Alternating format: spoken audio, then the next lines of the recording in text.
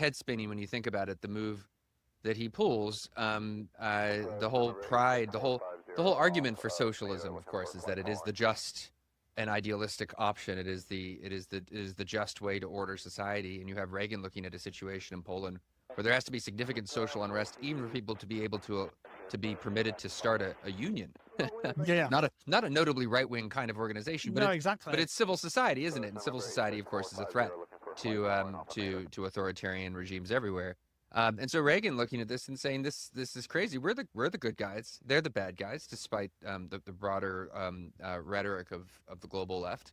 And I'm going to lean into that. I'm going to make that a major focus of American policy, for which the general response on the left was horror at hypocrisy and recklessness and warmongering. I mean, these were all epithets leveled at him. Yeah.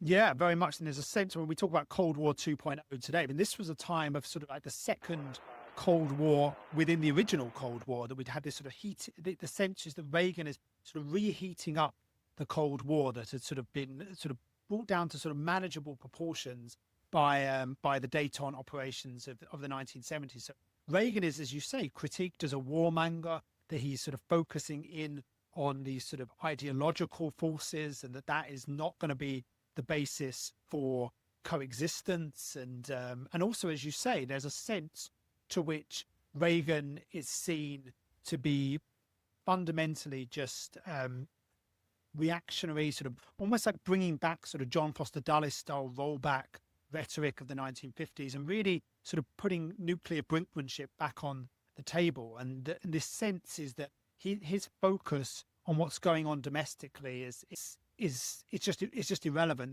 That it's a distraction, and that's, as I say, that's a critique from the left, but it's also a critique from the right. It's a critique also from like international relations scholars of this sort of neo-realist bent, who would say that what's going on within regimes is utterly irrelevant. They're black boxes. They interact in different ways, but actually the internal makeup of them is not so important, and the nature of their regime is not fundamentally important here. But Reagan's argument constantly had been that to understand the root of Soviet aggression in the world, you had to understand its internal system, and the only route to changing external aggression was internal change. Oh, that's an insight in some ways that goes all the way back to noted Our idealist 135 has been and detected. liberal foreign policy thinker George RR Kennan, 7220, 28,000 feet. who in his own realist way makes much the same point. So Ronald Reagan wins in 1980. This crisis is developing crisis for the Polish government is developing in Poland. And then things really come to a head. There's a coup late in 1981, right? Tell us how things develop into a real crisis. Yeah, so that's when General Jaruzelski, he intervenes. As I say, it's an internal coup. We now know from the records that Jaruzelski was extremely concerned about the rise of solidarity and was calling for Soviet intervention along the lines of what we had seen earlier in the Cold War, whether it was in Hungary in 1956 or in Czechoslovakia in 1968. He wants Soviet troops to come pouring across the border to put down this potential uprising and to squash solidarity. And the Soviets, actually partly influenced by pressure from the Reagan administration, the fact that they are already sort of economically struggling, they're concerned about sanctions on Moscow. They aren't willing to intervene militarily. But what Jaruzelski does is he increasingly sort of builds up the apparatus of repression against the Polish people, against solidarity. And it's at that point that he sort of declares martial law. The major leaders are thrown in prison, like Lech Walesa, the leader of Solidarity, and you get this severe and brutal crackdown with a number of people killed, but thousands and thousands who are imprisoned. And Poland really becomes far more repressive state as a result of this. And so Reagan is faced with this choice: do you? And it's as much a rhetorical choice as anything. He's aware that in '56 and in '68 there had been an expectation raised that the US may intervene on behalf of protesters, and also going back to the Yalta peace settlement at the end of the Second World War, the Poles felt that they'd been sold out by certain American promises that didn't come true. So he doesn't want to overpromise in this situation. But at the same time, he recognizes that the solidarity is so important. It's the first time, as Richard Pipes, his Soviet advisor, says, that we've had anything of this type emerge within the Soviet system. And we can't allow solidarity to die in the darkness. We need to keep it going, both for the interests of the Polish people, but more importantly, for American strategic interests as pressure on the Soviet Union. Well, tell us how Reagan calibrates that then. That is to say, you don't want to give false hope on the one hand. On the other hand, you do want to stand up for these people. On yet a third hand, you think there's a strategic value for the United States and the overall Cold War competition in standing up for solidarity. I mean, there are obvious echoes, even just as you answered that most recent question, to the current situation. The president saying last month that the protesters essentially should remember the names of the people who are murdering them in the streets. That some sort of reckoning is coming. So the Trump administration is sort of attempting its own calibration right now. Though I guess the big difference, right, is of course because of the nuclear standoff and the military situation of the Cold War. The military option that exists for the Trump administration today with Iran is certainly not an option, or at least not an option in the same way with Poland. So, but talk us through the deliberations, talk us through the National Security Council process and the actual balance that emerges from all of that. Yes, so there's discussions around sanctions and around economically, again, similar to today. I mean, this idea of this soul searching within the administration as whether this would hurt people. It was designed to help by putting in place economic pressure and trying to sort of weigh up the approach on this, and really what the decision is taken. And you see this in the fundamentals of Reagan's grand strategy, and quite a lot of the excellent new research done by people like William Bowden or Hal Brands on sort of Reagan's grand strategy demonstrates this, is that there's almost an armed diplomacy approach that the Reagan administration is going to take. They're in the middle of new nuclear negotiations. Reagan is fundamentally opposed to nuclear weapons. He has this deep horror of them, but at the same time combining this with this belief that you needed to support those who are resisting tyranny in the Soviet Union. And so he takes this approach, which is that he wants to ultimately negotiate with the Soviet Union on a nuclear basis, but you needed to essentially force them to the negotiating table where you have shown no illusions about the nature of their regime. And you see this within a whole range of Reagan national security documents of that era. So NSDD 75, I think, captures this really, really well. It's a national security doctrine that's put out by Bill Clark, the national security advisor. Richard Pipes plays a major role in this, the advisor on Soviet affairs. And it basically says that the US needs to work within the narrow limits available to us to undermine rule and help advance towards more pluralistic systems behind the Iron Curtain. And so this is prudent, it's pragmatic, but there's a clear ideological thrust to this. And affirming the superiority of the system is fundamentalist, using the bully pulpit. So we've talked about the cautiousness about Reagan's rhetoric, but he's also very clear in the Westminster address that he gives in London in 1982 that the Soviet Union and Marxist communism are on the ash heap of history. Again, we're talking about the sense of how much this alarmed people during the Cold War, this talk of an evil empire, this moral offensive, this ideological offensive that Reagan initiates is a big part of this. But we can talk about the other tools of his statecraft. But initially, the question is, do the negotiations continue? And then also, how do you rally other nations to support your policy on this when there's a lot of resistance among the Europeans, who Reagan calls chicken littles because they're unwilling to be sort of hardline on what's going on in Poland? And then what do you do to pull this out publicly that doesn't sort of get you over your skis, where you're promising too much, where you're very clear about the stakes that are there, the suppression of solidarity and the broad repression behind the Iron Curtain? Some elements of what you say, again, seem very familiar. The question of armed diplomacy. When we're recording this, we should say today, on Friday, February the 13th. So obviously on Saturday, February the 14th, everything could look different. But today, at least, I mean, armed diplomacy certainly seems to be the moment we are in terms of U.S.-Iran policy. Other things that you say don't seem particularly familiar. Maybe a little bit more with Iran, but certainly the general attitude today in the Trump administration. You just had the Undersecretary of Defense for Policy, Bridge Colby, out in Europe talking about we're not trying to strangle China. We're not, that is not. We are trying to maintain a favorable balance in the region. But my words, not Colby's. In other respects, we may wish China well. This is not fundamentally a question of the Chinese regime for us.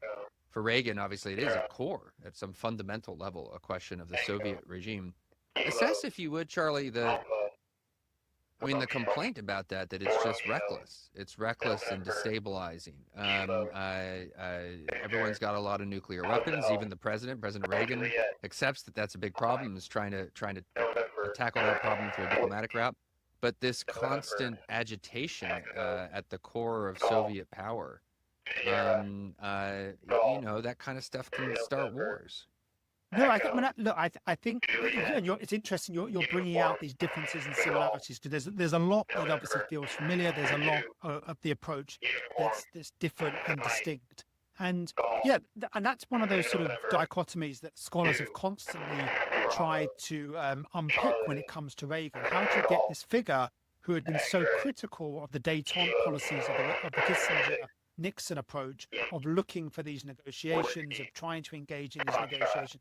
But then by the end of the 1980s, he's signing his own deals with the Soviets. And how does sort of the rhetoric of Reagan match with the reality? And I think there's a clear sense that this is sequencing, that actually you've got to be, his sense is that the Soviets really only get down to negotiations, as he puts it, before his last minute with Gorbachev, when you've shown no illusions about their system and the nature of what you're up against. And I think that's what Reagan is able to do with regards to his approach to this. I mean, from his perspective, it's actually far more reckless to just treat this revolutionary, revanchist regime as essentially just a normal actor, that you need to actually recognize it for what it is, to understand what its priorities are, and as a result, you can actually engage in better negotiations, but that certain pressure on it comes from the pressure within, and that economics is a big part of this. So if we're talking about the sort of similarities, there's certainly a sense that you are sort of strangling.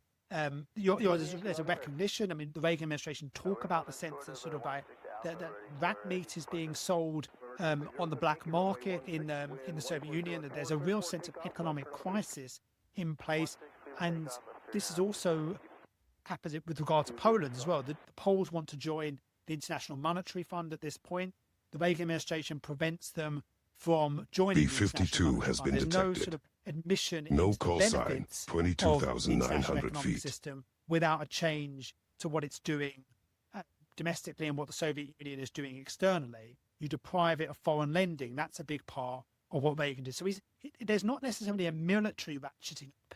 For him, this sort of prudent approach is like there's a limit to what we can do. We can't actually fundamentally transform this regime, but we can be very clear about the tools that we have at our disposal while keeping open always the arm to negotiation. So that's the way in which I think the Reagan administration would see themselves as sort of threading the needle on that critique that you mentioned. Well, let's talk about the administration as opposed to Reagan himself. I mean, there's some big personalities and famous figures involved in the formulation of these policies who are not Ronald Reagan. William Clark, the National Security Advisor, is one of them.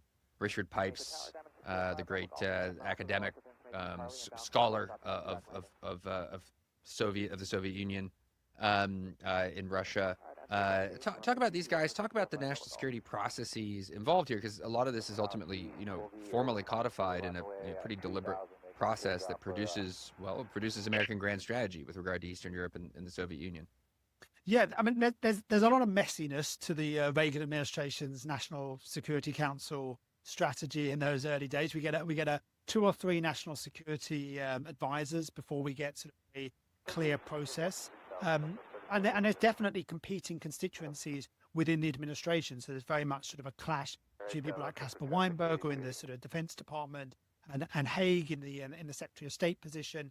And it's really not until about halfway through the Reagan administration, with George Shultz coming in as Secretary of State, that makes a big shift in the administration's policy and a far more sort of coherent approach. But in these early days, I think there is a clear sense of sort of translating into policy some of Reagan's own personal priorities. And Judge Bill Clark, who'd had this long personal relationship with Reagan, going back into his period as California governor, is a really important factor within this. And the president himself is absolutely seminal to this, and he's a critical figure. And Clark will say that for him, what he would constantly do after the rise of solidarity, he would bring almost every briefing back to the Soviet Empire, but particularly to Poland. And Clark says that he saw Poland as really the hub of the empire. And his feeling, as Clark will later put it,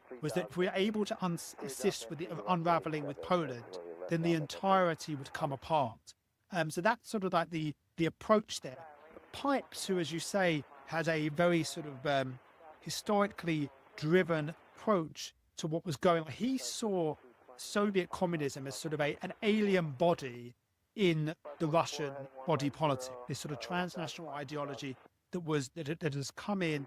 And as I say, that you can argue similarly about the situation with the Islamic Republic today, sort of an ideology that's come in from without and is sort of resisted by the nationalist forces within the state. So that's part of the way in which Pike sees it. But he also talks about this idea that the less hard cash the Soviets have, the less problems it can cause for us and our friends. So this sort of economic squeezing, this maximum pressure, if we want, for this earlier era, is about squeezing the economy. And that's mainly about preventing it from being able to sort of sponsor revolutions and violence overseas. But it's also about undermining it from within. So that's the sort of way in which these voices are sort of playing out here. And as I say, there are voices within the administration. Haig is very much a sort of a Kissingerian who's more on a sort of Dayton perspective. And there's big policy debates over this. And then, as I mentioned before, there's also debates within the wider Atlantic Alliance. Even someone who will become such a staunch Cold Warrior in the imagination as Margaret Thatcher is quite sceptical initially of Reagan's approach of being hardline in his rhetoric and what's going on in Poland. Let's fast forward a bit to the consequences of all this, and let's take upon ourselves, Charlie, the burden of demonstrating has what been actually detected. happens at the end of the 80s. bears some SNTRY connection 60, to all these events earlier in the 80s that you're 29,975 describing feet. right now, because quite a few years pass in which the Soviet Union remains intact. Depression in Poland continues. We're sanctioning the Poles. We're sanctioning the Soviet Union as a consequence of all of this stuff. We're providing some level of covert support, solidarity, though, as you outline in the paper, a lot less, for example, than we're supplying to the Mujahideen in Afghanistan. Certainly no armed or lethal support. But we're doing a lot. And then, Berlin Wall falls, a bunch of other stuff happens. What is the Polish part of that story, and what is the connection between what happens in Poland and American policy and what happens in Poland and, broadly speaking, with the USSR? Yeah, so as I say, I don't want to overstate what is intended. The idea, the Reagan administration don't necessarily believe, even when they're doing some of this stuff in the early parts of the 80s, that this is fundamentally going to sort of bring down the regime. This is almost regime change by accident to a certain extent, even though obviously their intention is to put pressure on the regime. But as you mentioned, the actual funding that comes for supporting solidarity is on a much lower level than, say, the $5 billion that's being spent to support the Mujahideen in Afghanistan, and it's less violent. QR Helpful is the name of the intelligence operations that are being run behind Polish lines to support solidarity. And their main element, as I mentioned at the outset, is just to keep solidarity going. Their sense is that actually keeping solidarity in play is going to be effective. They don't want it to fully collapse. So what they're doing is they're smuggling in reading material. In particular, they're also smuggling in communications systems to allow the opposition movements to remain in correspondence with each other. And it's about pressuring the Polish regime. Radio equipment is particularly crucial. There's also the role of sort of contraband material, as I mentioned, forbidden literature. There's the liaisons with the Pope on this as well, and to use Catholicism and religion as a wedge within Poland. And even though solidarity sort of drops as in terms of its numbers, it never achieves the 10 million that it has in the early 80s. It does keep going throughout this period. Walesa remains as a sort of pressure point on the regime, and ultimately, solidarity becomes the first non-communist government in Eastern Europe. At the end of the 1980s, it's at the forefront of this mass movement, and really, obviously, the most important factor within it. Reagan and the Reagan administration's policies are a help within this, but it only really changes when you get a new leader in the Soviet Union, in Mikhail Gorbachev, as someone who recognizes some of the economic problems that he's facing and needs to respond to them. Partly it's because Reagan had always wanted to negotiate. He famously says, with regard to the original sort of geriatric Soviet leaders there that are there when he first comes into office, I wanted to meet with them and negotiate, but they kept dying on me. I mean, there's that sense that Reagan has. And so Gorbachev he would have been willing to negotiate earlier, but Gorbachev does start to change things, but it's partly because of the pressure that's been put from without. It's the pressure that's been put within, so that Gorbachev has to recognize a move towards perestroika and glasnost. And Reagan will say, essentially, it's this clear-eyed sense that the Soviets are ultimately having to respond because the US had never sort of changed its position on the illegitimacy of the regime as a whole. So it's sort of an assist that the Reagan administration and strategy plays, keep solidarity in play so that when the situation changes behind the Iron Curtain, there's an opportunity for them to take advantage of it. But obviously it takes a reform-minded leader in the Kremlin to allow this to happen. But I think sometimes there's a desire to sort of completely reject Reagan's role within this. He's not obviously the primary factor in bringing about the transformation behind the Soviet Union, but he does play a very important role, and one which I think historians are starting to recognize more. So let's focus on parallels again, and particularly parallels between the existence of Gorbachev in the Soviet Union in the 80s and the non-existence of Gorbachev in Iran today. If anything, the sort of geriatric crack about the early 80s certainly applies. I actually don't know off the top of my head how old Khamenei is. He's 86, I think. 86. Yeah. 86. Well, there we go. And even more significant than the age, of course, is the question of resolve.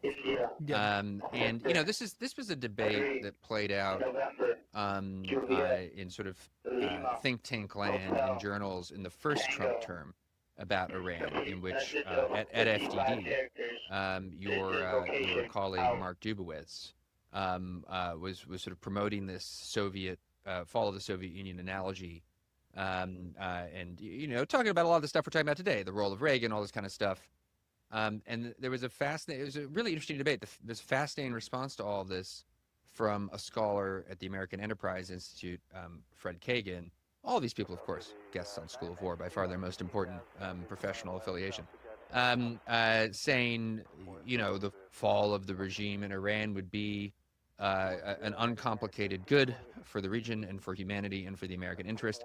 But let's not get ahead of ourselves. There's a reason why the Soviet Union fell, and that was at some level a kind of crisis of confidence within the Soviet elite, a sense within the Soviet elite and within Gorbachev's soul, sort of individually, that this wasn't working.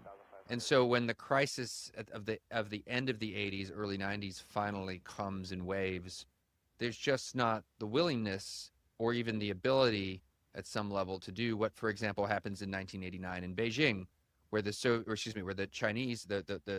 Chinese Communist Party faces a major challenge in Tiananmen Square, and what does it do? It guns everyone down. It commits mass murder. Our 135 has been and that's detected. pretty much that for a while. Snoop 26, well, even to this day, and we have 2,350 unfortunately plenty of evidence in Iran that the situation is perhaps closer to the situation in Beijing in '89 than the situation in the Eastern Bloc in '89.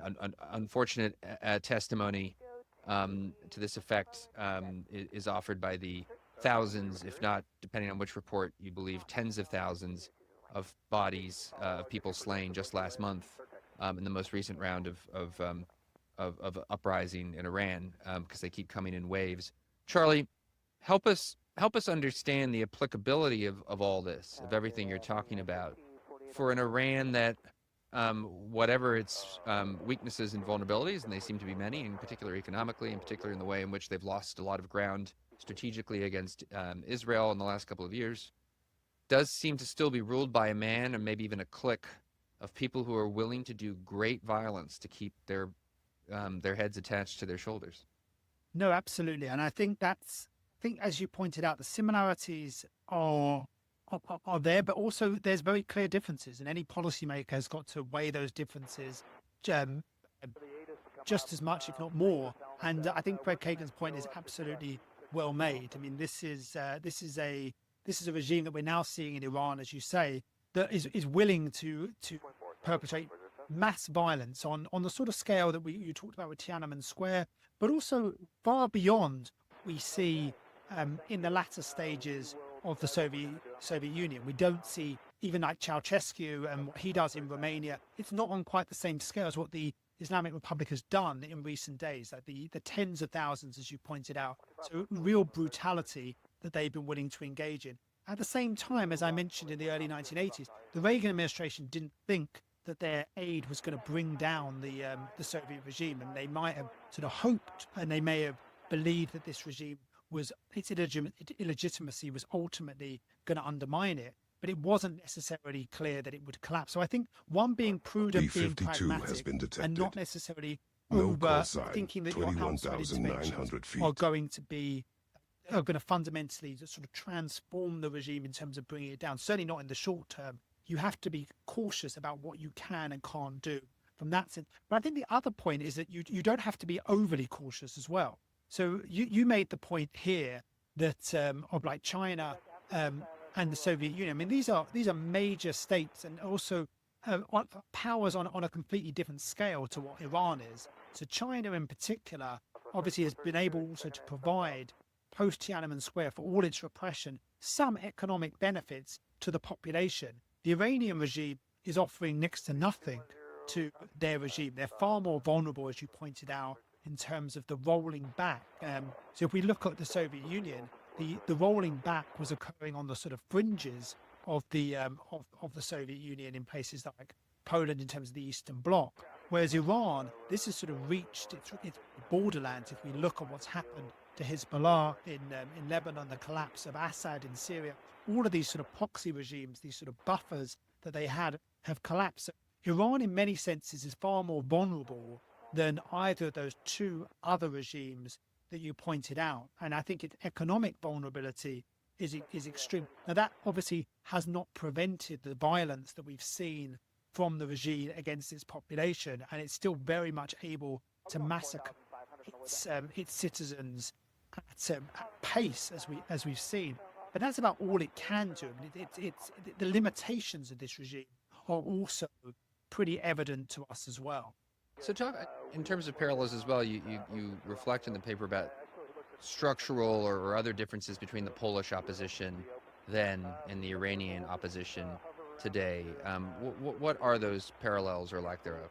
Yeah, I mean, I think we look at the regimes, obviously, there seems on the surface a number of similarities. There's obviously, these are revolutionary regimes with that are looking to overturn aspects of the order that they see as illegitimate. They export violence overseas to distract from failings at home.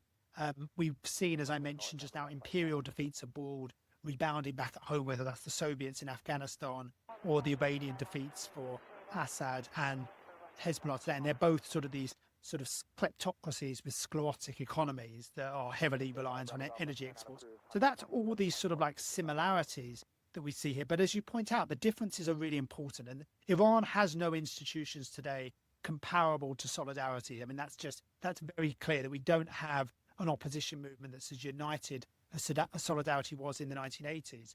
But I think Iranian history also shows us that leaders are not always necessary for the success of their revolutions. I mean, whether it's the 1906 constitutional revolution in Iran, which was led by multiple leaders, or even we've seen with recent revolutions, we don't have to go all the way back over a century to look at this, We saw it with the Green Revolution in 2009, where the figures like Karabi and Masari who come in are very much figureheads rather than necessarily leaders. So I think that is an important thing to bear in mind. And we obviously also have the role of diaspora leadership when it comes to Iran today. Maybe we can talk a little bit about that, about this sort of growing nostalgia that we've seen in Iran. Not necessarily, it's still not clear how widespread it is, but certainly for the Pahlavi dynasty, which is seen for all of its issues as being far less oppressive and brought about a greater measure of prosperity. And Iran was not at the epicenter of the region's wars at that time. So I think within that, we don't have a comparable institution in that sense, but we do have potential leaders who may emerge within this. And I think the other thing where, in terms of a very clear difference, is that Poland was very much subservient to the Soviet Empire, and while Iran gets support from other aspects of what of the sort of Krink alliance with China and Russia's support, there's far less control there than was the case with the Soviet Union and Poland. And I think what we see here is this sort of exposure of the sort of economic frailties of the regime, that the Soviet Union simply would not sort of step in to provide credit to risk undermining its own credit rating of the entire Eastern Bloc. And China has shown that even if it's reliant on oil from Iran, 90% of Iran's oil is going to China. China is not it's a very much a fair weather friend there. It's not willing to sort of step in and support the Iranian regime. It wasn't last summer with Operation Midnight Hammer, and it's not showing that much support now. So as a result, I think we're seeing, as much as there are differences, there's also a sense to which Iran, in some senses, is even more vulnerable than some of these analogies that we see. So yeah, I think this is. I would say that policymakers, if they're looking at these analogies, they should be looking at the analogy of the Soviet Union alongside a range of other analogies for trying to learn lessons about how you can potentially put pressure on these aggressive, authoritarian, revolutionary regimes that are fundamentally opposed to American interests. And obviously, as is clear, Iran, in terms of its ever since 1979, has been a challenge to the United States in the region. Its attacks and killings of American servicemen in the region, its exportation of violence beyond its borders, it remains a problem, however weak it might look now. So the sense of how you deal with this and how you use the internal fracture of the system within Iran, how you can put pressure on this regime to achieve American grand strategic objectives, remains a fundamental question. It's funny you mentioned the Pahlavi dynasty and the sort of new feature of Iranian unrest within the last few months, which is in previous rounds of arrest, this affection for the family of the deposed Shah was not nearly as much in evidence, where now it is. I mean, you see these videos of protesters chanting the name in the streets and all this kind of stuff. It's funny.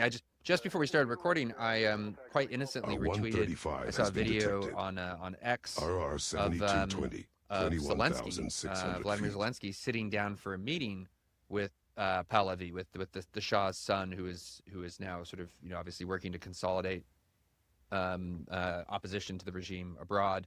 I didn't mean anything by this retweet. It just seemed like an interesting meeting. I was certainly not attempting to endorse any particular element of the Iranian opposition, but this led to a pretty dramatic exchange in the replies to the tweet between partisans for and partisans opposed to the Shah's family. How much of that was real and how much automated, I'm not in a position to discern, but it was striking and noticeable. So here. In the time we have left, you offered to, so please do talk about that dimension of things and what's notable about this, the nature of the exile opposition to Iran here in 2026. And then finally, Charlie, just give us, given the complexity of the situation and your, very good point that we should not just be, I feel like we need a word for this. I want monocausal, but for analogies. Yeah. Yeah, mononalogous. I don't know. That's a We'll good work one. on it. You We'll should, work on it. you should trademark that. That's yours. It's like trying to make fetch happen. I'm going to make mononalogous happen. But you know, we should when doing applied history, we should be broad-minded and try to use as many sources as we can that seem applicable. So, what would your prescription be, given the complexity of the situation? Yeah, no, it's a good point. I mean, one thing I would say is that emigre were able to play a really important role in Poland as well. I mean, it has to be remembered, and this is the best book on what happened in Poland in the 1980s is entitled "Empowering Revolution," and it's very clear whatever the propagandists for regimes say, whether that was in Moscow and Warsaw during the Cold War, whether in Tehran today, that these are indigenous organic movements. These are not being sort of like these are not just been created as by American intelligence operations. And what the US can do, it's very, very clear that these are by not intervening in any way on behalf of potentially treating the regime that's in power as the legitimate government with no recognition of the opposition. Non-intervention is a form of intervention in that sense. So what I would say with regard to this is that the US during the Cold War was able to sort of help empower the revolution in Poland, and it was partly through aiding not just the Poles on the ground, but also emigre figures who were able to provide support into Poland, whether that was smuggling in contraband material. And I think what we see today is that because of the nature of the repression within Iran, then emigre figures are going to be important in being able to amplify voices from without, and in terms of the work that they can do with those on the ground. I mean, obviously, they don't always have the experience of those on the ground, but there has to be some role for those Iranians outside the country, just because of the nature of the brutality of the crackdown that offers very little space for political organization that isn't suppressed. I think that's the role which at least the Shah's son has sort of presented himself in. That's sort of the way in which he's sort of modified his role, that he sees himself as sort of a gateway to a potential more sort of constitutional settlement within Iran, that this is not necessarily about the return of the monarchy and the Pahlavi dynasty. That's the way in which he's presented himself. Now, I don't think this is necessarily for me or for others to sort of talk about his significance and his hold on the Iranian population. We just don't know in terms of any sort of opinion polls within Iran. But as you say, it was striking to see the amount of support that was expressed on the streets. Whether this is how widespread this is, it's impossible to tell. But I think it does reflect this idea that actually the Islamic Republic has been such a monumental failure for the people of Iran. I mean, its economic degradation has been so profound. Economically, the Iranians were better off in the 1970s, without a doubt, than they are today.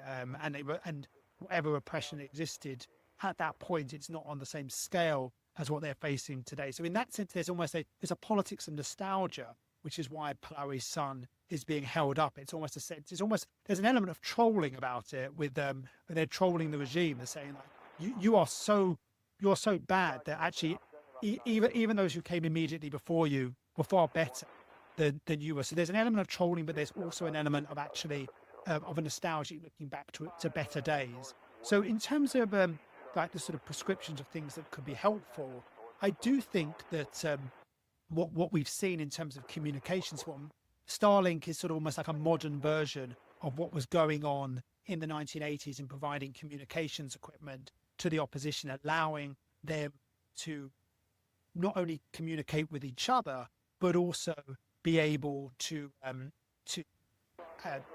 broadcast what was going on to the outside world. And I think that is a really important part of the support that can be provided from without.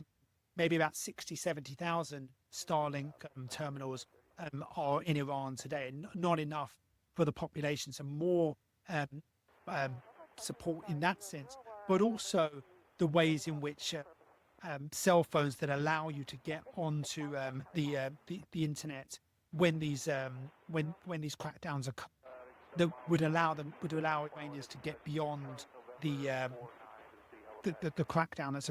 I think is really important. But also, I think sort of the same sort of thing occurred within the 1980s with sort of soft power institutions like Radio Free Europe and other aspects of communications. And we see that whenever there's a crisis in Iran, that people flock to international media rather than to the regime's outlets. So during the Iran-Israel war, traffic to Radio Free Europe's Instagram pages surged 344% at the beginning of the war.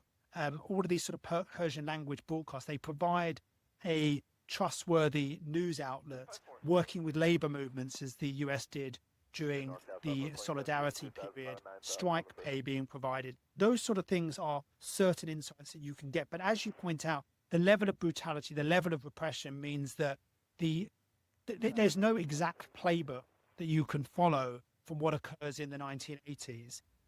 And it's in terms of the different policy tools at your disposal, the role of armed diplomacy, the role potentially of strikes may have to be considered. But this is a different sort of approach to what the US adopted in Poland. But even just these very prudent, pragmatic ways where you provide very modest means of support. What solidarity showed and the Reagan administration's policy showed was that even these very modest means of support can have quite explosive consequences within such repressive regimes. And I think what I would just finish on is this idea is that we tend to try and ignore often in international politics the nature of domestic regimes and that we have to negotiate with these regimes as they are.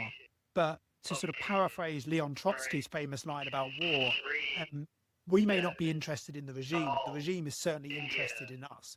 They're certainly looking to meddle in the West. They see everything through the prism of their revolutionary ideology, and unless we take them and understand them and the ideology that motivates them, then we're never actually going to be able to achieve our own objectives and interests when it comes to Iran.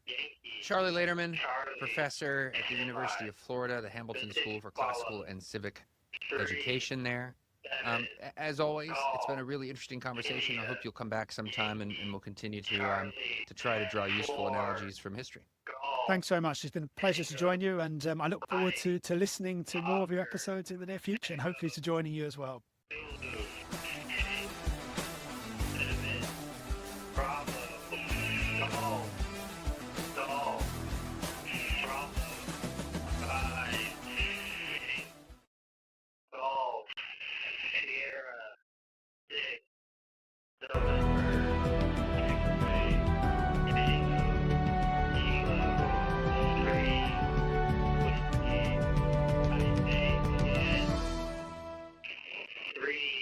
Welcome back to Tusi TV, ladies and gentlemen. This is your global news channel, Amaya Tusi, and today has been another rough day for the Islamic Republic of Iran as the Iranian Air Force had a bit of a whoopsie.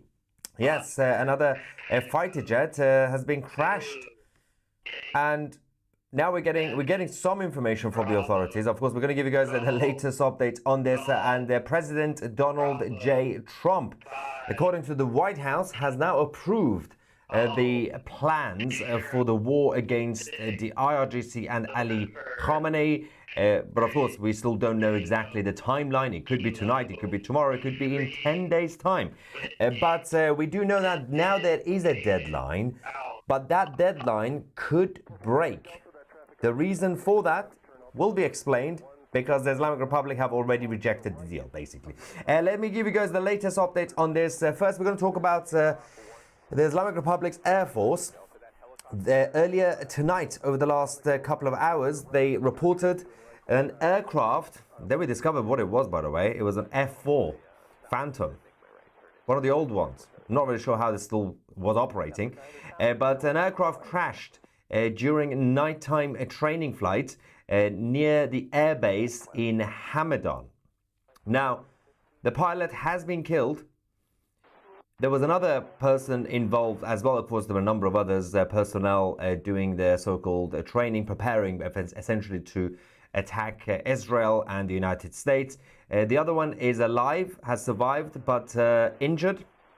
The aircraft, as I said, it was a F-4 Phantom fighter jets, and the Hamadan Air Base that you see in this photo is known to be the home of the F-4 fighter jets. Now, it is interesting that the Islamic Republic are still using these, considering it's not really the norm anymore. But one of the last few remaining that they had has gone a little bit boom boom. The pilot that we can now confirm has been dead. He was also the instructor of the combat crew training squadron. Mehdi Firuzmand has been killed in the crash in Hamadan.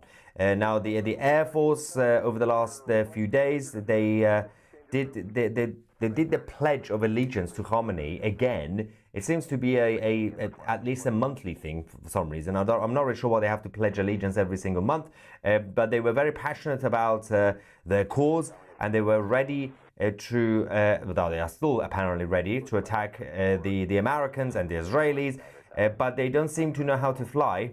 Even during their own training sessions. So I'm not sure if they can actually do anything against the Israeli Air Force or the United States. But we'll get back to this. We're getting some more information about the crash near Hamadan. Before we do that, let's talk about President Trump. Because earlier today, during the Board of Peace Summit, the previous live stream we showed you what he said, which was, again, repeating the same rhetoric that the Islamic Republic have about 10-15 days, we could make a deal or bad things will happen. On Air Force One, he gave his final ultimatum, the same thing that we had in June 2025. Let's go to the president. Please. Yeah. You said today on Iran, bad things will happen if Iran doesn't make really a bad deal. things. What will that I'm not going to talk to you about that. Okay, can you explain though, what is the goal if there is a U.S. military Well, we're strike? going to make a deal, or we're going to get a deal one way or the other. But with a military strike, is it to wipe out their nuclear I'm not going to talk to you about that, but we're either going to get a deal or it's going to be unfortunate for them. And you said today 10 days. Have you given them a deadline firm to make a deal? I would think that would be enough time, 10, 15 days, pretty much maximum. Mr. President, when you have the Board of Peace, obviously there's a lot of countries that you're trying to get on. What countries? Yeah, so 10-15 days, that is the deadline. Last time President Trump gave them 2 months. That was in the beginning of April, second week of April. And everybody forgot about that deadline because it was 2 months. And then suddenly, the second week of June, the attacks against the Islamic Republic started, and everyone was like, oh yeah, there was a deadline, we completely forgot about it. This time around, everybody's keeping a very close eye on this whole situation. So 10-15 days, essentially the end of E3 February, has been detected. but that might not even SNTRY happen. 60, The reason for this is 30,025 because feet. the Islamic Republic leadership have officially rejected the US demands over the zero enrichment of uranium, and they have said that we accept war instead. Now, President Trump has another plan to put more pressure on them to ensure that, I gave it a shot. I tried my best.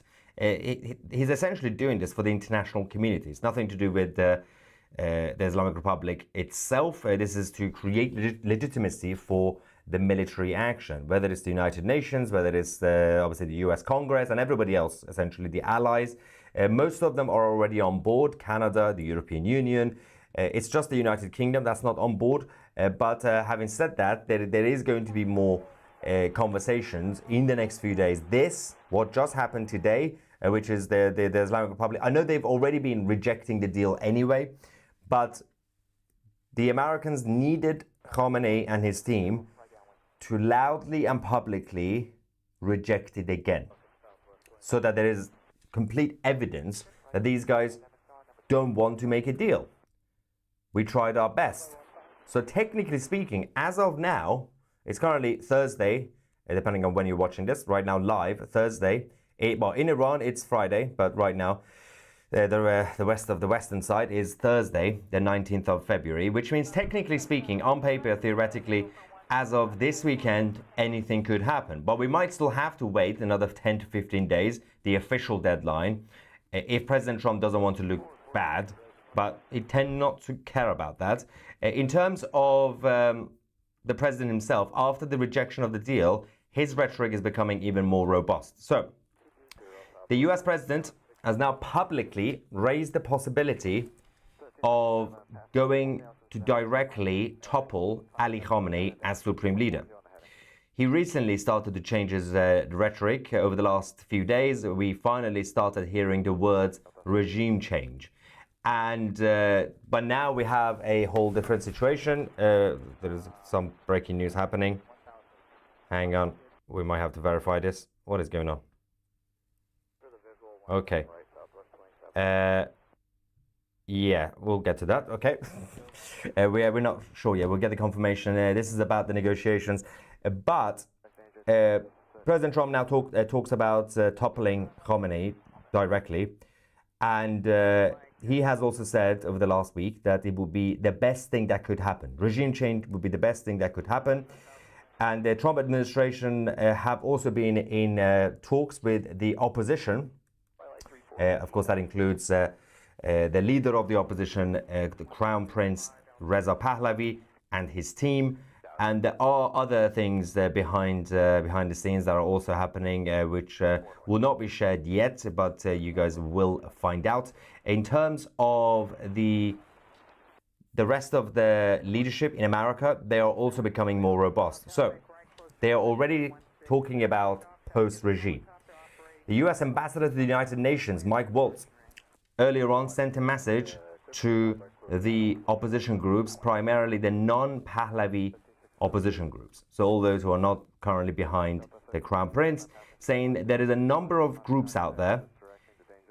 This is a time to unite. They would be wise to unite and present a viable option. But the regime has been trying to make sure that doesn't happen for so many years. And that's why they massacred so many of their people. So one of the main reasons, the way Mike Waltz talked about this, was to send a couple of messages. A couple of points. One, America has been watching what's going on in Iran and outside. We know exactly how the regime have been operating. Don't think that we don't know. Don't think we haven't done our homework. This is not 2003 Iraq with George W. Bush. We know exactly what's happening. We are even aware that the Islamic Republic have been trying their best over the last few decades to keep Iranians divided. But we can see that the Iranians are finally united, especially inside Iran. They've only been chanting one name, Reza Pahlavi. And so the message tonight from the American leadership is the rest of the opposition groups, it's time to unite. Now, of course, I hope that that doesn't necessarily include the MEK, because anybody else could unite, but not the MEK, because they are the enemy and they were the splinter group from the Islamic Revolution. We don't need them, and there's only like 12 of them anyway. It doesn't really matter. But the rest of the leadership, the rest of the opposition are already uniting behind the Crown Prince anyway. It's been going on slowly for the past couple of years, definitely the last year or so. But in terms of the other side, because it's not just the Americans, we also have the Israelis, and the Prime Minister in Israel sent a very robust message, because according to the Israeli intelligence, the possibility of a preemptive attack by Tehran on Israel is actually becoming more likely than ever before. Until now, even I've been saying I can't see a scenario where the Islamic regime are stupid enough to do a preemptive attack. I also said that that is the most logical option for them, but I'm not really sure if they do go with logic. The reason for that is because if they know that the Americans and the Israelis are coming in, it's best to have the upper hand, because they really care about damaging Tel Aviv and other places in Israel, so you have to hit first. But I didn't really think that they would be brave enough to do it. According to the Prime Minister in Israel, the intelligence suggests that that could actually happen. So he said, if the Ayatollahs make a mistake and attack us, they will experience a response that they cannot even imagine. Let's go to Bibi.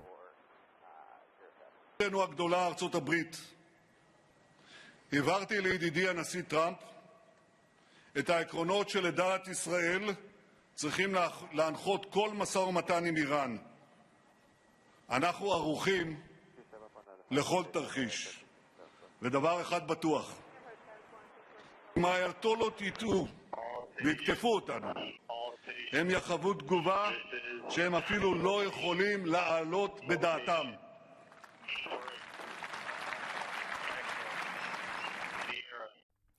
Although the auto-translation didn't spell Ayatollah properly, but that happens. But more is coming from the White House, which makes you wonder that they already have their plan anyway, and they're not releasing all the details because you don't do that in any conflicts, in any sort of military operation, but they are basically self-leaking some of it to create, to do expectation management, basically, which I'll get to in a second. Kemal says, tuk-tuk, and Greta Thunberg, the world's biggest diva, I don't know why. How are these events still flying? Oh, the Phantoms. There are not many of them left, by the way. Naftali Bennett exposed Tuk-Tuk's lies. It's irrelevant to the topic. Once Iran's missiles are gone, they are finished. Yeah, but these are the biggest, that's the biggest threat. It's not the drones, it's not anything else, not the fighter jets, they can't even fly them. It's mostly the ballistic missiles. If you destroy the launchers, then they are completely gone. And the leadership will find out and they will go into hiding or they will leave the country. It shouldn't take that long, but obviously they're finding the locations, which I'm assuming the last few weeks, that's been the job of the intelligence, both the Americans and the Israelis, that they should now be monitoring everything on the ground. Now, let's talk about the self-leak by the White House.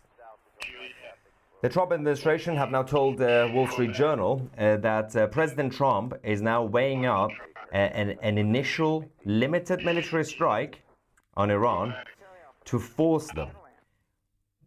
This is the first step that they say that would be designed to pressure Tehran. But if it falls short, a full-scale attack would happen if the Islamic Republic retaliates. So I now kind of feel sorry for the Islamic regime, because the reason for this is because they've already said that, and they should technically say, from their perspective, if they get attacked, they're going to have to retaliate, right? That's normal, right? It doesn't matter how evil they are. President Trump basically says, so what we're going to do first, we're going to do a few strikes, and we need you to just stay quiet and just take it for no reason, right? Just take it. If you retaliate, then we're going to come and invade. Obviously, they're going to retaliate. They're not going to just stay quiet. The White House says the opening assault, which if authorized, could come within days. It would target a few military and government buildings.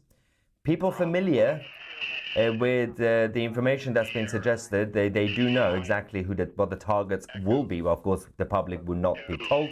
If the Islamic Republic still refuse, after they lose their military sites and government buildings, not really sure why they should, well, they should just surrender for no reason. And if they refuse to comply with President Trump, and his directive will be to end the regime. There will be a broad campaign against all facilities and toppling the leadership, the supreme leader of Iran. So they basically said, until now we've been saying, we are going to take action, we're going to take action. But here's some sort of teaser of what we mean when we say we're going to take military action. So we're going to hit you, you should just not do anything. And then obviously die. But if you try not to die, then we're gonna kill you. It's a lose-lose scenario. So obviously, if I were the Islamic Republic, I would sit down and say, we're gonna have to hit Israel now. We're gonna have to. There's no other option. We're gonna also have to try to target, although to be fair, I think if I were the Islamic Republic, I wouldn't say we need to hit Israel and the US bases. I would say just hit Israel, not the US bases. Because if you also hit the US bases, first you have to multitask. Also, you'll be much more vulnerable because you don't have to just deal with the Israelis retaliating, you also have to deal with the Americans. They are cornered, they are fully trapped, and we're not really sure exactly what they will choose to do. Earlier today, we also got some information from neighboring countries. As you guys know, Armenia and Azerbaijan have been the hotspot over the last few weeks. Of course, the two countries that don't necessarily like each other. Somehow, President Trump decided to have a conversation with both of them and make both of them to have a conversation with each other. Suddenly, both Azerbaijan and Armenia, that are right on top of Iran, right next door, border, are now military hubs for the United States. So they can easily penetrate the Iranian territory without worrying about the Arabs. Genius move. But earlier today, a car exploded outside the US Embassy in Armenia. Now, the emergency crew obviously got there, and the authorities are still investigating the incident. We're not sure if this is just a coincidence, but people did say that this was not a fault. This was an actual explosion.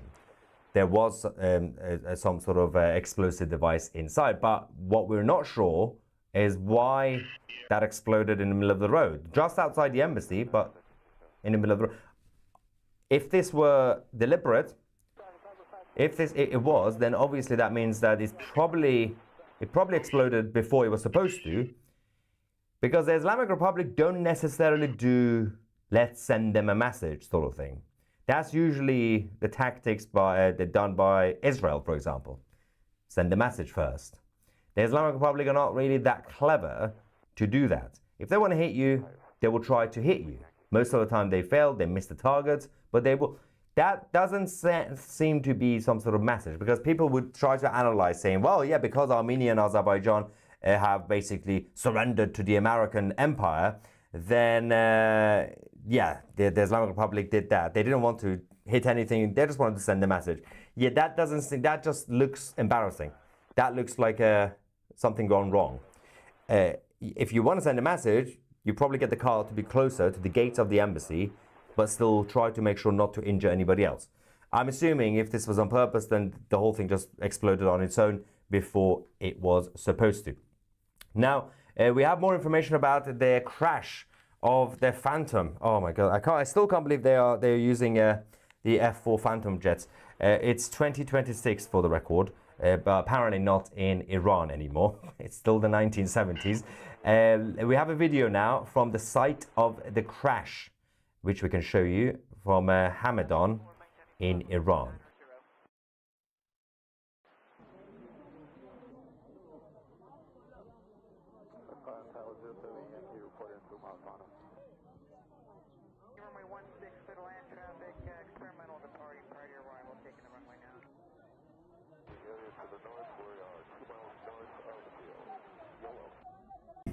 I mean, you can barely see it, but I just about saw some sort of ambulance or whatever it was. The fact that they are crashing before the war has even started. The fact that this happened during a training. I mean, yeah. If I were the enemies of the Islamic Republic, I would be absolutely terrified. They are also not too quiet about diplomacy, in case you don't know. Tehran have gone to cry to the United Nations and beg them for help. But what they've done is they decided to bark like a crazy dog instead. So this is a letter that has been sent to the United Nations Secretary General, essentially saying that if Iran is attacked, all bases, facilities and assets of the hostile force in the region, the Americans, would constitute legitimate targets in the context of Iran's defensive response. The United States would bear full and direct responsibility for any unpredictable and uncontrolled consequences. Okay. This doesn't really do anything because, again, in defense of the Islamic Republic, they don't really have any power to go and influence the Security Council at the UN. So this is the best they can do. Just write a letter with very, very boring design and branding, the header, that is not good. That is terrible. That is very 1997. But okay, that's the header they decided to use. But we also have more videos from inside Iran. The memorials continue, and there is a video from a memorial of Ali Faraji. His father made a speech, and he said that he used to be he's a veteran, he's an army veteran. He used to be in the IRGC or Sepah back in the day when he was young. And he said, I only want to say this, that I was part of the IRGC, I was a war veteran. And if they could do this to my child, then basically they could do much worse to everybody else. And he sent a message to everybody in Iran, just keep going till the end. Let's go with English subtitles. فقط میخوام اینو بگم من اینکه یه سپاهی بودم یه جانباز بودم این بلا رو سر بچه‌م آوردن تا آخر خط رو برین دیگه بدین شیشه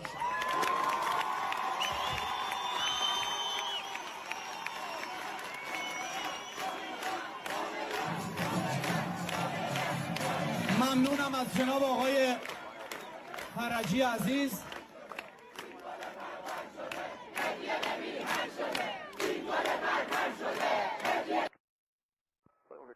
Yeah, essentially, the people started chanting "honorable, honorable," obviously addressing the father, and then they said that this beautiful soul who sacrificed his life, sacrificed it for the homeland, for Iran. Some more reaction. Trump won't act during the Olympics. You're a nutter, Philip.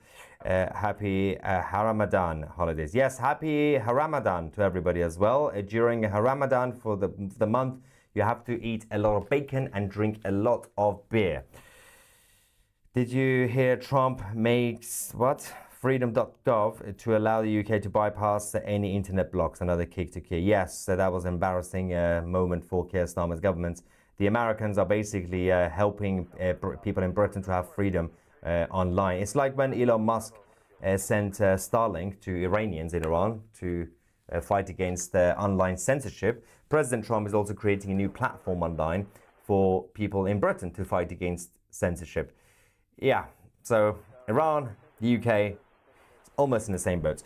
We also have more bad news, unfortunately, for the Islamic leadership of Iran, because it's been another whoopsie day.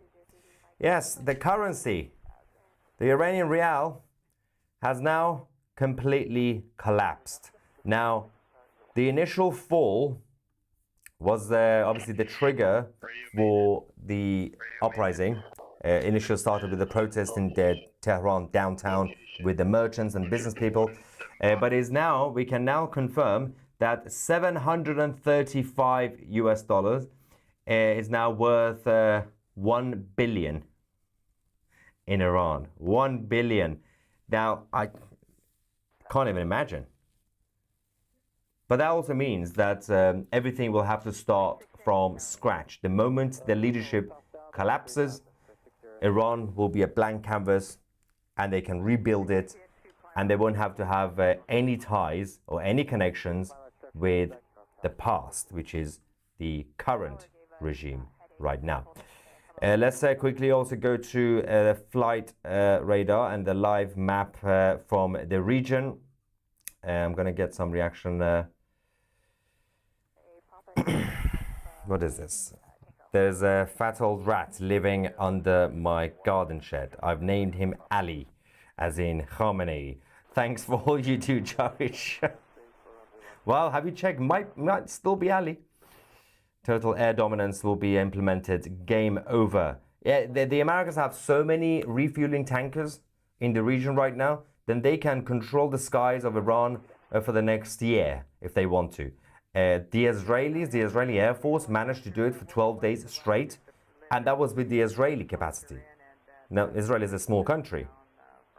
The Americans, it's slightly larger, and the military in the US, slightly larger. So, yeah, don't mess with the US. Pray for American servicemen, innocence and victory, absolutely. We have faith in the brilliant Americans. They are professional, and they will be very smooth in this operation. one of the biggest things that I did mention last time as well, when the American servicemen and women were put at risk, was in places where the Americans were forced to stay, whether it was Afghanistan or Iraq. Because, Afghanistan itself was always a desert. It was a mess anyway, before the war and after the war. Iraq became a mess because the Americans didn't do their homework in 2003. They didn't even check to find out about the split between the Shias and the Muslims. The Iraqis celebrated the fall of Saddam. Thank you, America. We love you. Then 2 days later, they started shooting at each other. And the Americans were confused, like, what is going on here? So they were like, well, we have to stay here. And that made it dangerous for a lot of the American soldiers because their bases kept getting attacked. When American boots were on the ground for a long time, yes, there were a lot of terrorist attacks. And that's the only situation where the American soldiers could be at risk.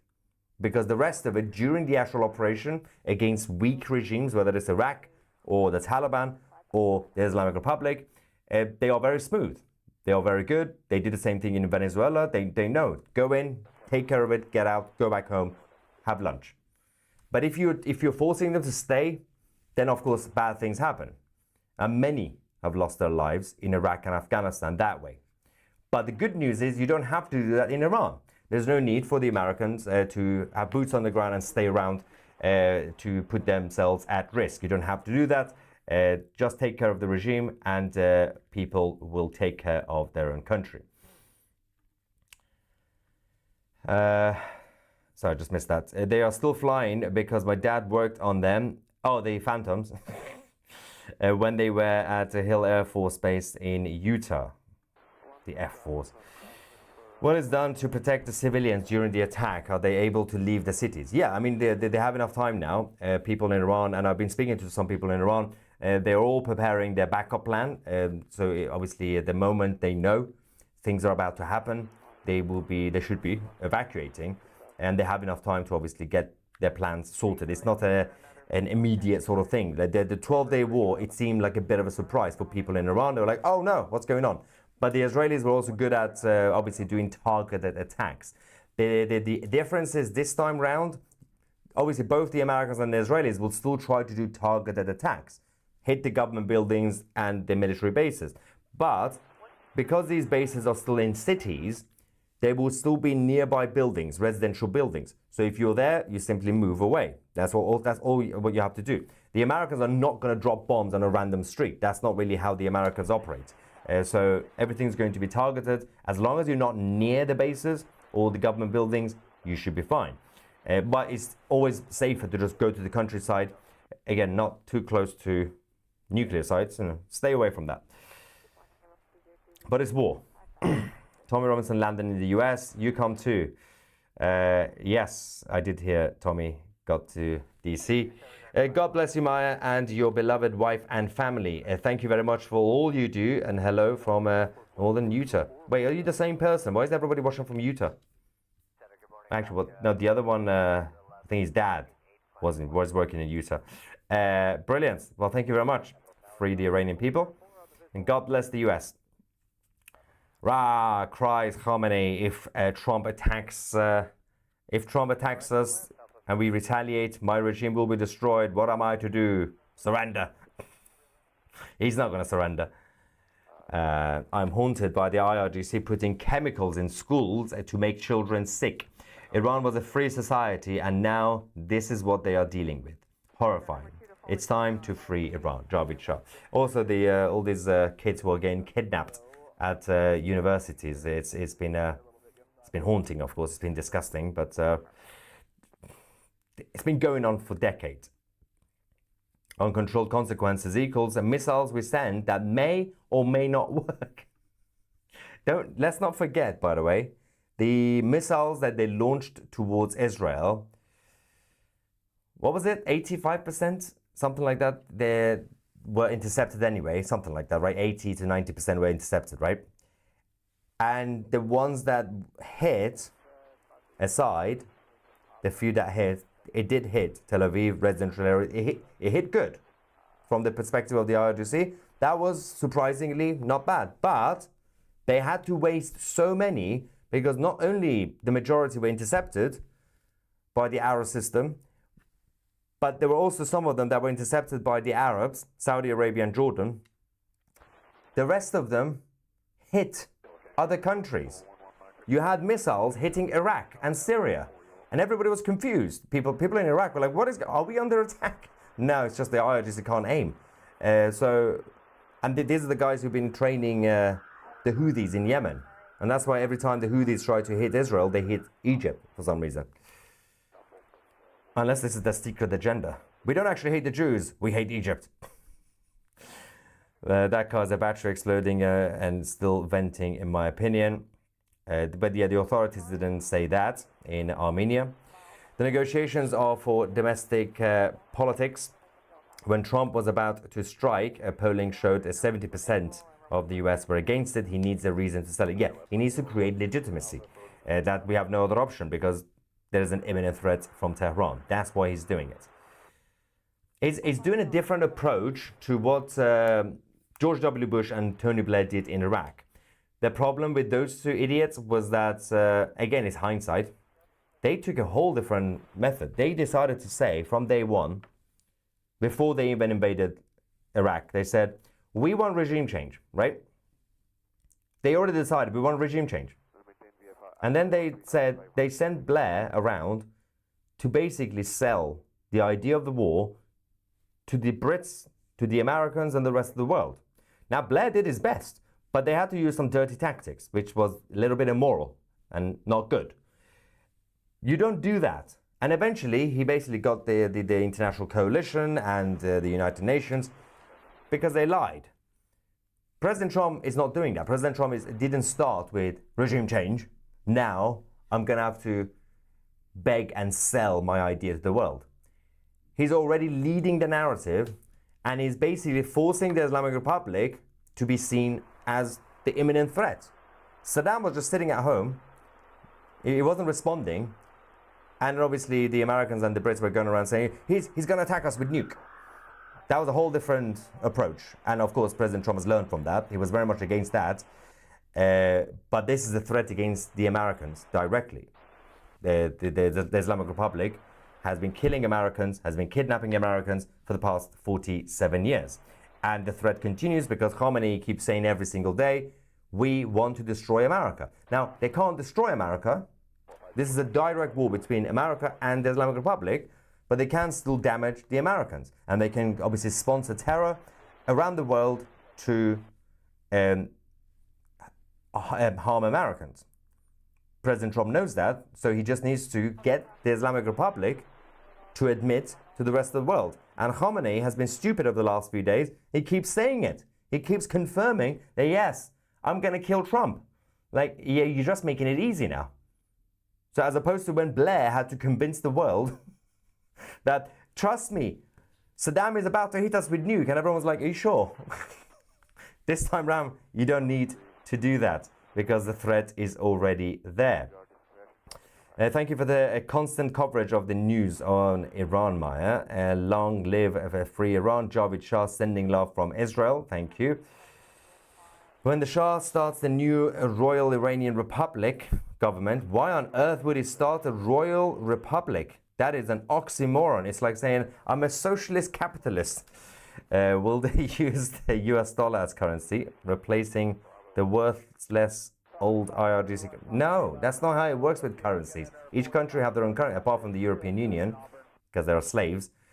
You still have your own currency, you just fix your currency to make it better. That's how it works with monetary systems. But also, you can't have royal and republic in the same system. That makes absolutely no sense. You either have republic or you'll have monarchy, which will be ideally constitutional monarchy with parliamentary democracy. Yeah, if you have a republic, you can't have a king. Doesn't really work. So yeah, they won't have to have.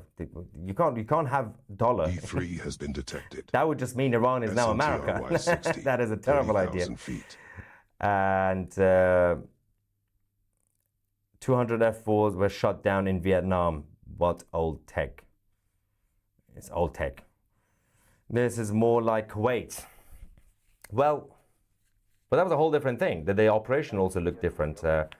Anyway, where I was at the airport in '91, There is a ready charter coordinates leadership. Many Americans are skittish. They only know the post 9/11 misadventure. Yeah, on that issue, yes.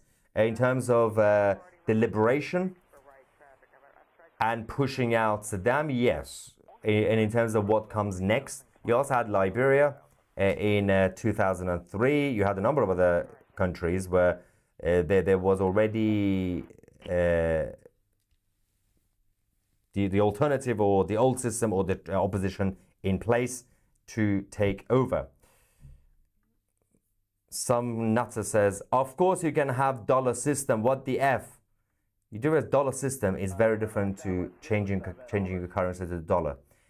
Essentially, most of the world operates based on the dollar system, if you want to call it the dollar system. Yeah, and I'm still very much in favor of that. If we moved on from the gold standards, I'd rather have this than the digital currencies that are being proposed by Xi Jinping and Vladimir Putin as part of BRICS. Because BRICS was supposed to be fighting against the dollar by doing decentralization of currency. But then they decided, oh, it's not a good idea. Let's also do a centralized currency model like the dollar, but we'll do it central bank digital currency. That's going to go well, Xi Jinping. Yeah. But yes, everything should be based on the dollar because the dollar empire still is supreme, unless you want to bring back the gold standards, you know. Yeah, you don't really want to, you don't need to change the currency of the country because that just means that Iran will be part of America. There's no need for that. Do you notice how we are building up your cash reserves here? Hopefully you are using it for your travel and future safety concerns. Restaurant. Yeah, this doesn't really go to my pocket, unfortunately. Well, half of it goes to YouTube. The other half goes to our 2CTV team that are helping me. My dad was exiled in 1979 and settled in Texas. I've just retired from the US military, but I want to go back. Thank you, 2C, for the updates. Prayers for my family in Iran. Thank you so much, Texas Shajari. Irrational regime gets corruption. They are not necessarily, the thing about delusion is, oh my God, look at, someone says, this channel is an echo chamber, not news. You do realize, hang on, I'll get back to that comment. The news part, or news or not news part, is this, what you're seeing, right? What you're referring to, echo chamber or not echo chamber, is the live chat and the comment section. It's a public platform, anybody could access YouTube, right? That's not really in my control. That's up to you guys, whether you want to create an echo chamber or not. The news part, or not news, is this. That's up to me. I'm not in charge of the live chat. But also considering that we have so many people right now in the live chat attacking me, attacking the Jews, attacking Reza Pahlavi, attacking Iranians, and attacking America and the dollar, not really sure you can call that an echo chamber. We also have a lot of trolls. So I don't think you know what echo chamber means. Yeah. But yeah, in the irrational regime, when it comes to delusion getting peak delusion, the issue with that is that you're no longer lying to the rest of the world. The regime in Iran, they're not just doing propaganda. They've lied so much to themselves that they believe their own lies. See? Doogie, whatever his name is, says fake news. See, he doesn't agree. That means it's not an echo chamber. He's retarded, but he proves my point that this is not an echo chamber. Anyway, from the river to the sea, Iran will be free. Ali will be sharing a cell with Mandelson. Ooh, I feel sorry for Khomeini. He's going to get touched by Peter Mandelson. We should do bets. How long it will take for the US, Israel to achieve air superiority over Iran versus last June? I would say 15 minutes. I would say instantly. They would just go in. Somebody says in the live chat, why don't you have moderators? Because I do not believe in moderation. I believe in free speech supremacy. I'm a free speech absolutist. And anybody should be able to say whatever they want. Obviously, if you commit a crime, if you incite violence, then you're going to be in trouble with the police. But that's why this is the only channel that we don't believe in moderators. Say whatever you want to say. If your feelings are hurt, there is a button you could press on the usernames and you could block them. See? It's called self-serving. It's basically like a buffet of hate comments. And to see what's happening with the small Jewish community there in Iran, I haven't seen anything IGN of them since this started. Love you. We don't really see or hear much from them in general, even months ago, years ago, decades ago. They're just keeping quiet. Most of them have left anyway. But yeah, there's not much to report from that. You should tell people how YouTube takes 30% of these donations and how to donate better with less taxation. Just saying PayPal as such. No, we don't believe in donations either. What we believe in on 2CTV is free market capitalism. I don't want to take your money because that's a terrible, terrible idea. I believe in giving something back. And the best way to do that is for you to become a member of 2CTV Plus. That's not the joint button you see on YouTube. That's not controlled by us. That's YouTube and Google. You go directly on 2c.tv or just scan the QR code. 2c.tv, you get full access to our premium content, interviews, documentaries, chat forum, obviously the exclusive chat forum that we have, our private Discord server. If you want to talk to like-minded people throughout the day, do that. Obviously, that's different to the live chat on YouTube. This whole 2CTV Plus thing is different to YouTube. It's the full access to the whole streaming platform. You can also download the 2CTV app. If you're using it on your phone, the best thing is the app. If you're on a computer, use the browser, 2c.tv. Become a member there, and of course, you will be supporting our team, and you get something out of it, because this is not a charity. I am not Hamas. I'm much worse than that. But yes, John is right. Yeah, YouTube does take 30%. It's free market. There are more of us. Oh my God, people from Utah. How many of you are from Utah watching then, you think? It's like I'm being watched by Utah. Slightly scared. Is Amazon missile delivery finished? I think, but yeah, but there's still some fighter jets left that are on their way to the Middle East. Troll in the chat. Yeah, there's like 5 million of them right now. 10-15 days time frame including, yeah, I mean that's the technical deadline, but anything could happen before that. According to the White House, limited airstrike could start within days. Echo chamber, are you all happy about Iran getting freed? Hell no. And money talks. America is the best. America is back. Eat it. Someone is not all that smart. Is it one of the trolls? Probably. That comeback. Which comeback? I got a lot of good comebacks. I was going to make it dirty, but it's only Thursday. I'll make it dirty on Friday. Just like the US military will do on Khamenei's bunker. Yeah, I think the car bomber in Armenia forgot to change the tone zone on the time zone on the timer.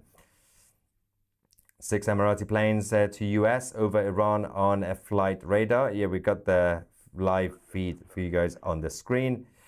Mr. Tusi, are you wearing new aftershave? Is it Burn Dead Armani? Not bad. Not bad. Come on, guys. Anyway, oh my God, we got so many Americans. Ohio. We got another Utah. Michigan. Wow. Manchester. But is that UK Manchester or the US Manchester? Also, Americans keep stealing the British names. It's so bad.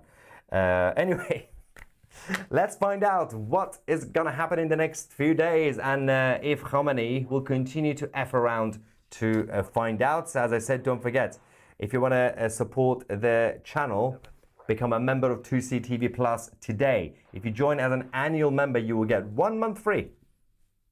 Go to 2c.tv or scan the QR code. Thank you so much for watching. I'm Maya 2C, and we are the media.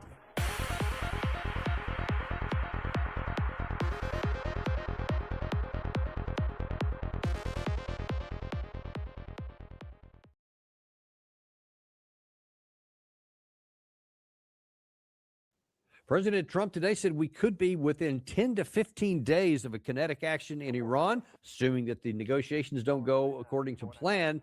But then Keir Starmer says, yeah, well, you may not be using any of our bases to get it done.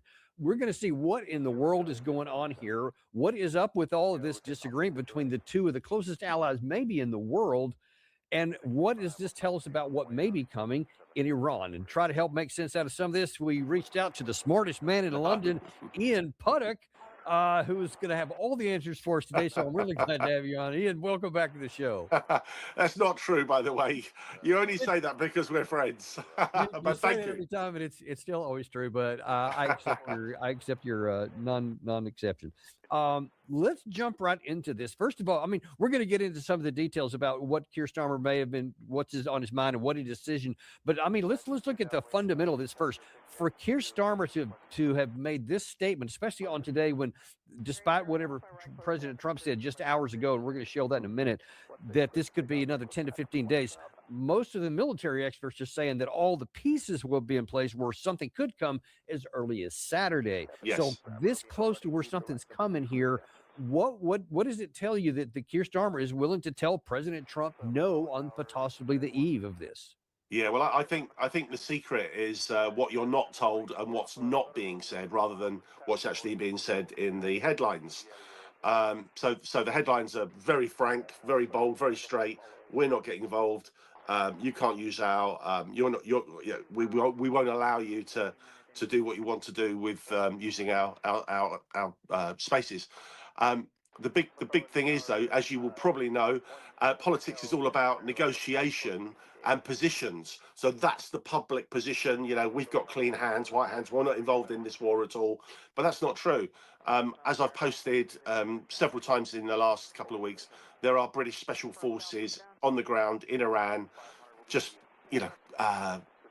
gathering data, information, targeting information.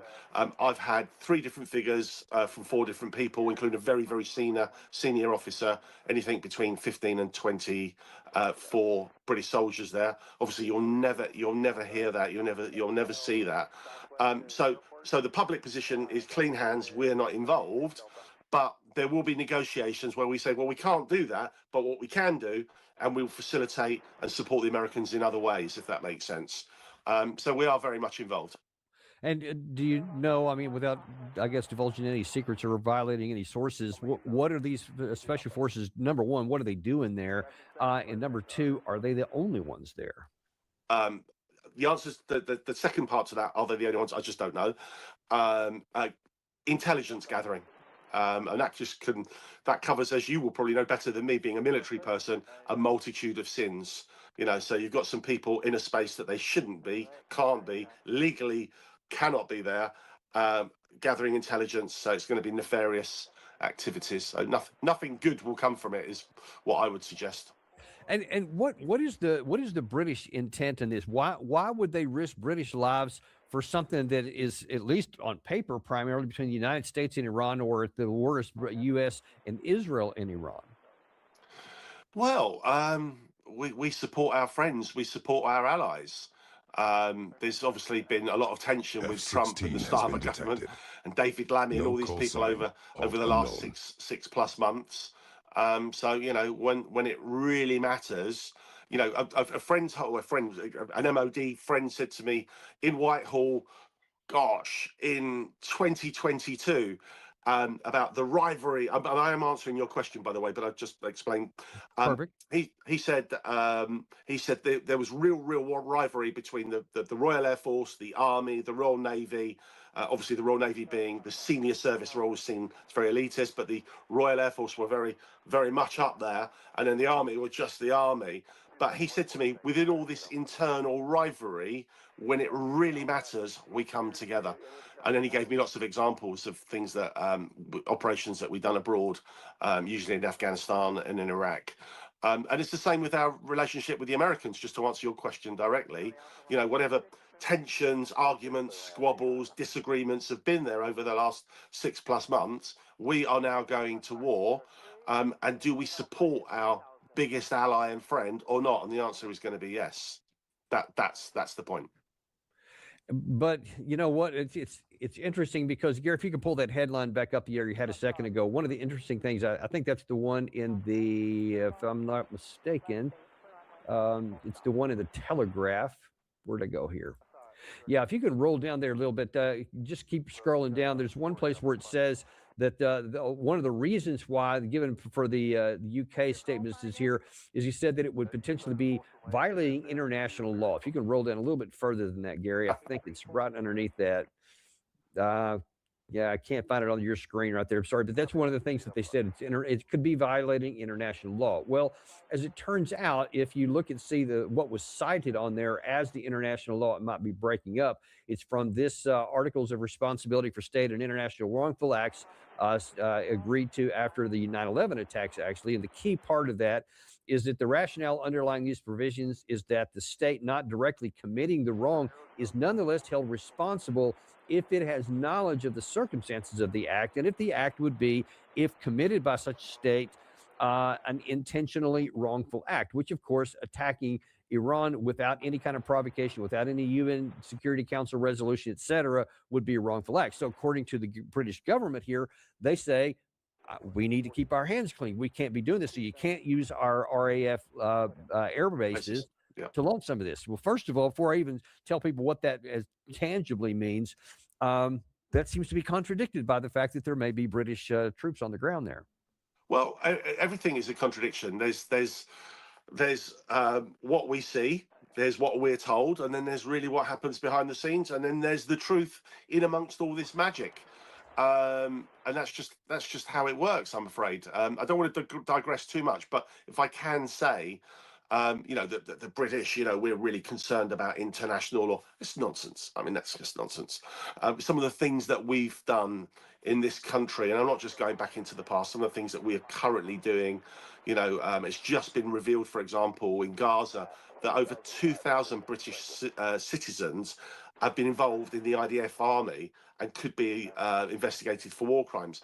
And the Israeli government has obviously been looking at the legal aspects of that. So, there's a genocide there. I know there's people that say that's not happening. I get that. But something so serious, and we have this veneer of whiteness that we're clean, we just wouldn't we wouldn't violate the law, we uphold the law. It's just nonsense. It's just not true. It's just not true.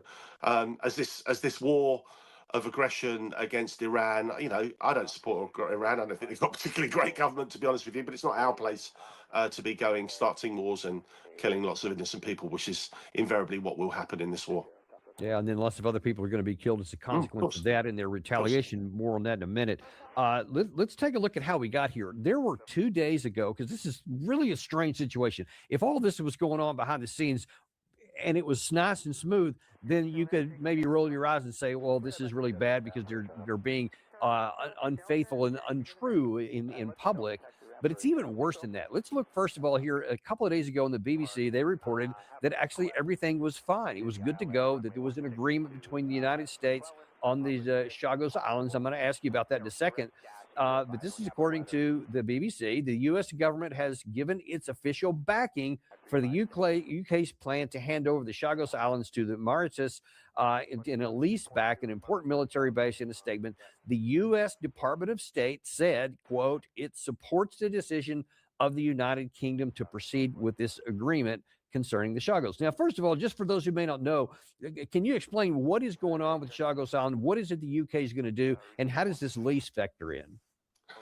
Well, it's been ongoing for a very long time, and we've been promising to hand it back to the indigenous people for a long time, and that time is now.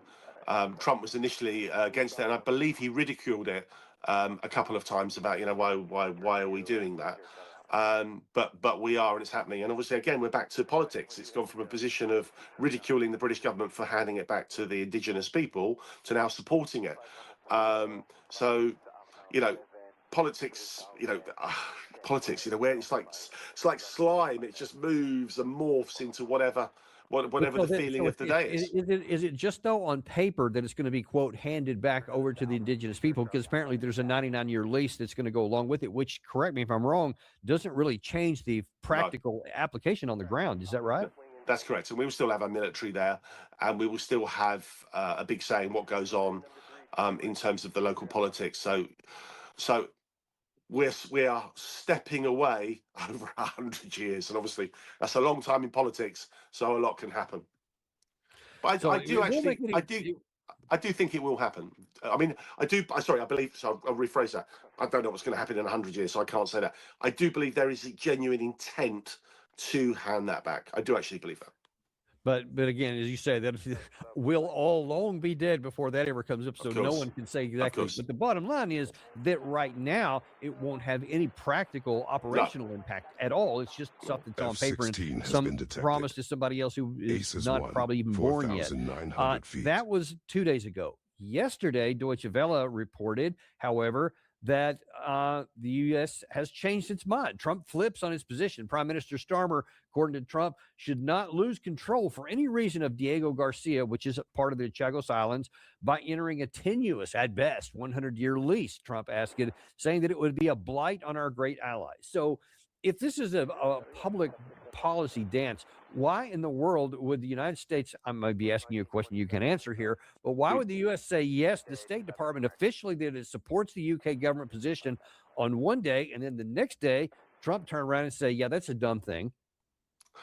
You're right. I Is can't this answer coordinated that. with the UK? That better question. Yeah. I mean, I really can't answer that.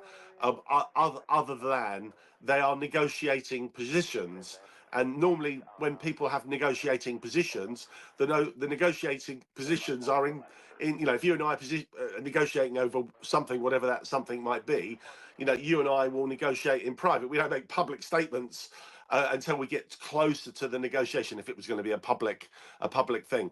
But obviously, with all the things that go on, and Trump just speaks his mind and shouts stuff out without sometimes thinking. You just don't know what side of the bed he got out on in the morning. Sometimes with Trump, I think. True enough, and let's look at some of the practical implications. If that issue with the Chagos Island wouldn't actually change anything materially, Keir Starmer's comments today could, though. Here's a combination of what President Trump said on his Truth Social, which is getting a lot of energy now. And I want to point out here that highlighted part, especially at the beginning. It said, should Iran decide not to make a deal, it may be necessary for the United States to use Diego Garcia and the airfield located at Fairford in order to eradicate a potential attack by a highly unstable and dangerous regime. That's where RAF Fairford is, right there. It's on the left side of London on this map right here. But apparently that's what, according to Trump, is something we would need if we're going to operate, especially a sustained operation, a campaign against Iran. But so here's the question. If London is really working with Washington here, especially Starmer and Trump, and this weird behind the scenes doing things with special operations on the ground right now, why would they deny an actual operational in substantial change? Because that would be a stop. If we can't use any RAF bases in this, and I understand actually Diego Garcia, apparently that would not apply. We would still be able to use Diego Garcia, as I have discovered a minute ago, but not being able to use some of the RAF bases, isn't that a damned if you do, damned if you don't, or a situation where I'm helping you with one hand and hurting you with the other from the UK side? Well, they're hypocrites, aren't they? So, as I said, this white veneer of, we can't do it international law, we can't support this, all this kind of nonsense.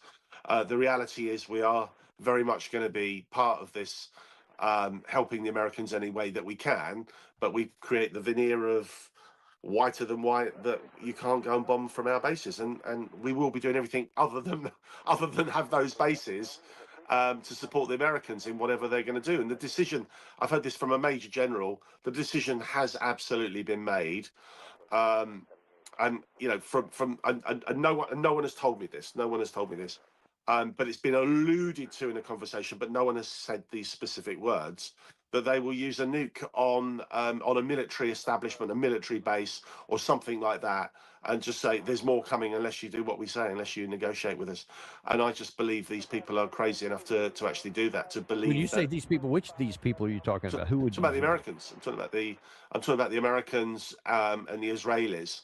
To say that there's more of this coming, unless I don't believe they're going to bomb Tehran and all this kind of stuff with nukes or anything. I don't believe that for one moment. But I believe that they will hit a military base big time and just say there's more coming. And did whether this was an alluded to situation or not, I mean, what was the rationale behind that? Because according to all this combat power we've got in the region, which is a profound amount, we've not had this much power since the 2003 war against Iraq. It's that long since this much air and sea power have been assembled in one place Obviously the ground components is absent from this. But if we have that much air power, missile power, why would anyone even be thinking about resorting to nuclear weapons? When you say this much power, what does that exactly mean? So there's a lot of kit there. There's a lot of technology. There's a lot of hardware.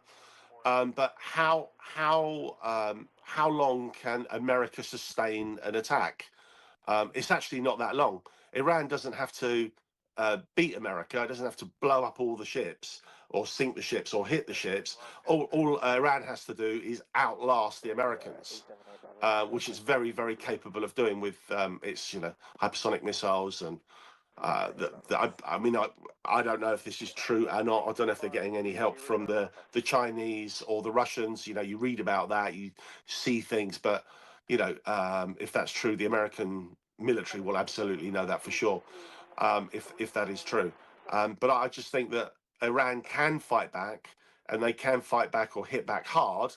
So all they have to do is outlast the Americans. B-52 and the has been Americans, detected. how long can they last with all their No military call power sign, there? 19,000 feet. 2 weeks? Yeah, 2 weeks? I think most of my assessment is that we could for 2 weeks have an almost F-16 has nonstop been kind of detected. big Aces 2, strike, etc. But we could maintain it for a 16,400 long time. We have I think like 150 C-17, C-5 transport ships, transport planes that we could continue ferrying back and forth missiles to keep things going, and especially missiles for air power. The ships could go back and reload if they need to. Diego Garcia, some other places like that, depending on if they get hit or not. But they have that capacity. That's the point. So we could just drag this on for a long time. But maybe the bigger question, though, is not how long can we get missiles, but how many missiles do we have? Because I could see a situation where if Iran does what you suggested, just outlast us and doesn't give in, that it's either that or you're going to lose.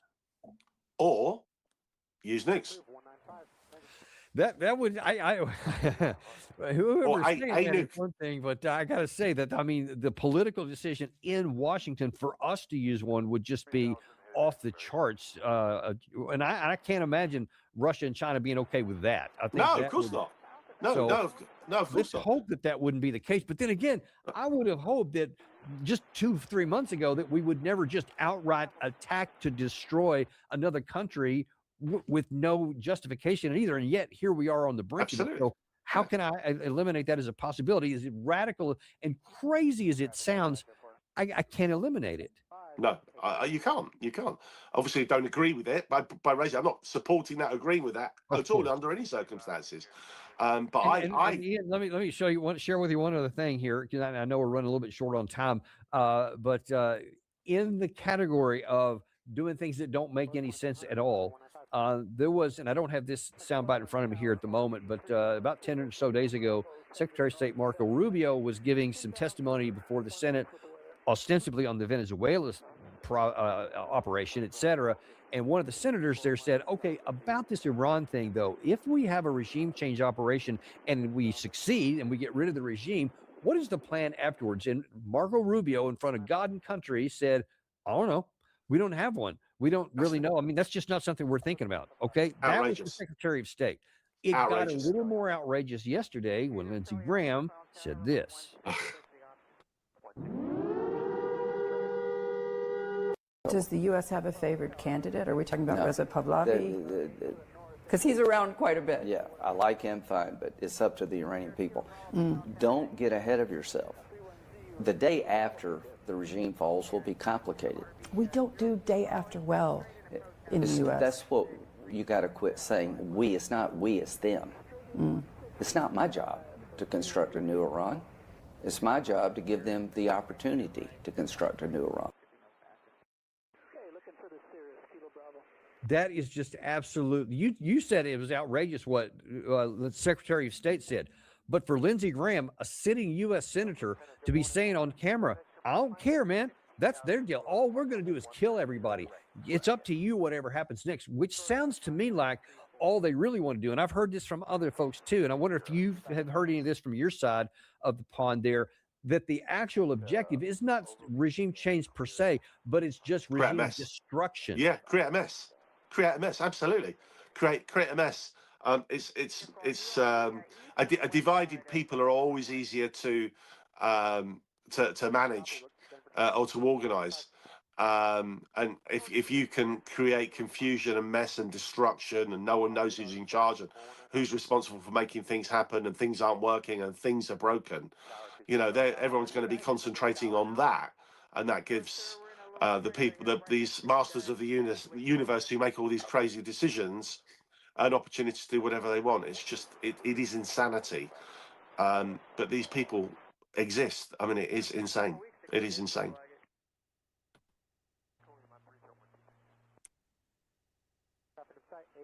Everything that we see with all that combat power around turns into something here. E3 has been detected. I mean, how is Britain going to handle this? Because you can't keep it hidden forever. What these things are going on there, and if we don't let us, use the RAF bases, whatever, and things continue to go bad, will the UK ever finally say, especially if it starts getting really ugly, and if anybody's talking about, these kinds of issues with the nuclear weapons being used, for example, I still hope that that's just a radical claim that's not in truth. But whatever the government at UK may be doing, what about the people in Great Britain? I mean, are they going to be okay with this kind of stuff? Well, it's like anything. It's all about information control, which is what I was saying at the sort of the outset of our discussion. Just with Gaza, 2,000 Britons have been fighting for the IDF. Most people just simply don't know that. They would be appalled if they knew that, but they just don't. It's not in the mainstream. You won't see that on the BBC or Sky News or any of the big channels. So it is information control. And whatever we're up to in Iran, will that come out at some point? It always does. It just does. It's just human nature. People like to talk. But as it stands at the moment, I mean, I know lots of people that support the war. A good friend of mine said to me, a personal friend of mine, said they've killed, this is the Iranian government, they've killed 80,000 protesters, was just machine gunning all these people. And, based on absolutely nothing. Based on nothing. Are they killing people? The answer is yes. By their own accounts, they said yes, about 3,000 something, but they have provided a by name description of who has fallen to include their police folks. So apparently they are very transparent about who's died. But I have not seen any concurrent claim about those who said, I hadn't seen 80, but I've seen 30. That's used routinely here on American television with no evidence itself. But it just builds up a lot of anger and hatred toward the government because it's accepted as true, I guess. Of course, if that was happening in North Korea, would we go and if Kim Il-jong was killing 3,000, 5,000, 30,000 or 50,000, 80,000 people of his own civilians, would we be invading there? No, it's got nukes, so we wouldn't do it. So in all this, righteous anger that we have to defend and go in and help is on the way, we would, that help is on the way is only for certain people. It's not for mankind per se. Yeah, you and me both know it's not about helping anybody. It's all about creating destruction for the case of Benjamin Netanyahu and nobody else. This is not an American national interest. It's not in British national interest. Absolutely definitely not. It's not in the regional national interest at all, except for one state. And that's just a fact. And I don't care if anybody likes it or accepts it. It is a fact. And it's just a fact. It is. And until we start an indisputable fact. An indisputable fact. It is. And it's not hard to figure out here. It's not hidden. No. Well, listen, I'm afraid we got to keep it short here today because I've got to go on another LBC radio, actually, to talk about this same topic here. Excellent. So, I'll be looking at more on that in a minute. But I really appreciate you coming in on short notice and helping us understand this. Pleasure. Really has been illuminated and scary if some of your information turns out to be true. Yeah, I pray that I'm wrong. I pray that I'm wrong. Well, we'll have to add to that one as well. Thank you very much. But in any case, we appreciate you and we appreciate you guys. Be sure and like and subscribe if you haven't. We'll look forward to seeing you tomorrow on the Daniel Davis Deep Dive. Cheers, Kettle.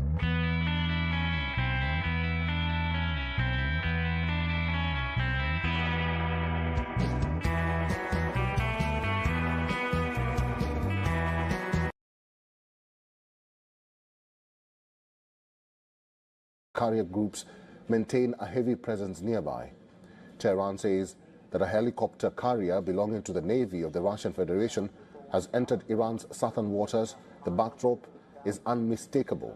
The U.S. has surged its naval presence in the wider region amid heightened pressure on Tehran. President Trump has deployed major assets, including carrier strike groups, to press Iran during tense indirect nuclear talks. The proximity of Russian and Iranian drills to an American carrier group is sending ripples through global strategic circles. Analysts see it as more than routine training. It is a signal of cooperation at sea, a message to a world watching the balance of power in West Asia and even beyond. The atmosphere in the region has shifted from tension to a hair-trigger alert. By embedding Russian assets into the Iranian defense perimeter, Moscow is creating a strategic shield. Earlier, Iranian media had announced that Tehran had fired live missiles towards the Strait of Hormuz. The missiles were fired as part of a maritime military exercise by Iran. Now, according to Iranian media reports, the war games, the duration of which is not specified, aim to prepare the Islamic Revolutionary Guard Corps for potential security and military threats in the strait. This follows U.S. deployment of large... 2,300 climbing to 5,500, heading to Kessel, student pilot solo.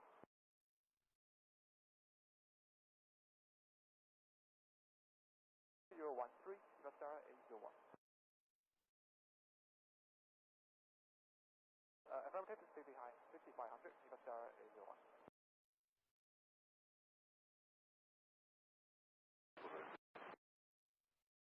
Departed Mayfair, 3,000 climbing to 3,500.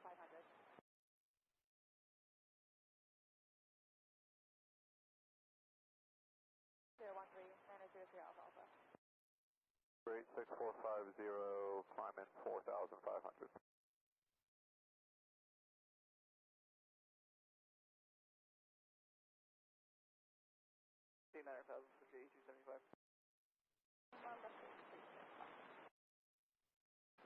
For space, and I've got a tanker aircraft bearing down on you from the northeast. Y360 is 602 close. Your Niners, you can bring it straight to the numbers for my 16, clear to land. I will direct the numbers 16, clear to land. Look at that drive I got here. He's about 2.5 miles north. He's in a right turn. I'm going to bring him in behind you.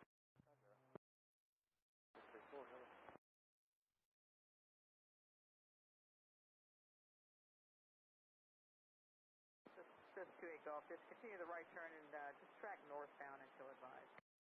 Track northbound, 602 close.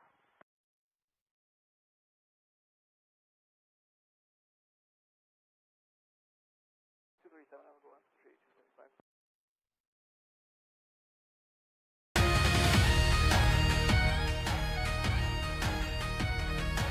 B-52 has been detected. No call sign, alt unknown.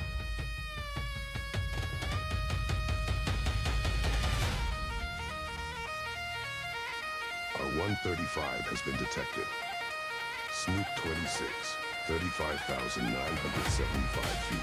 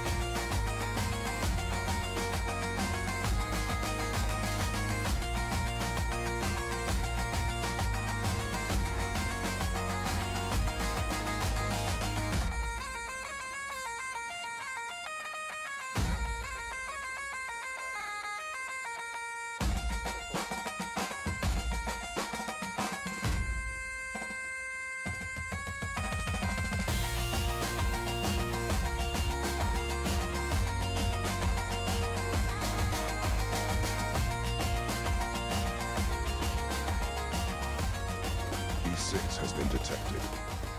No call sign, 1,500 feet.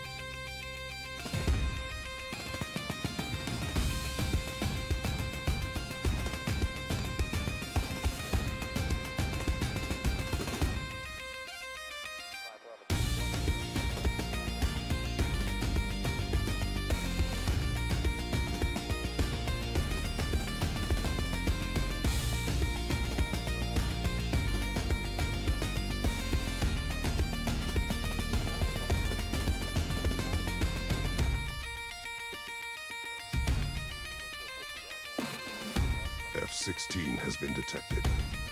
Aces 1, 20,300 feet.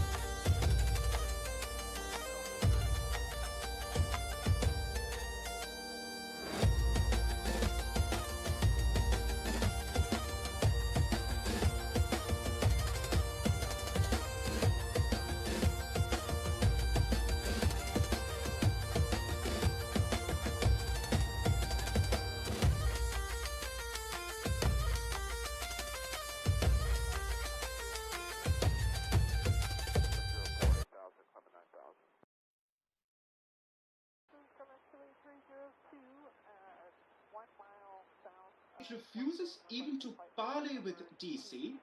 And that obviously is Iran's weakness, because if you don't talk directly to Trump, but through intermediaries, precious little can be achieved.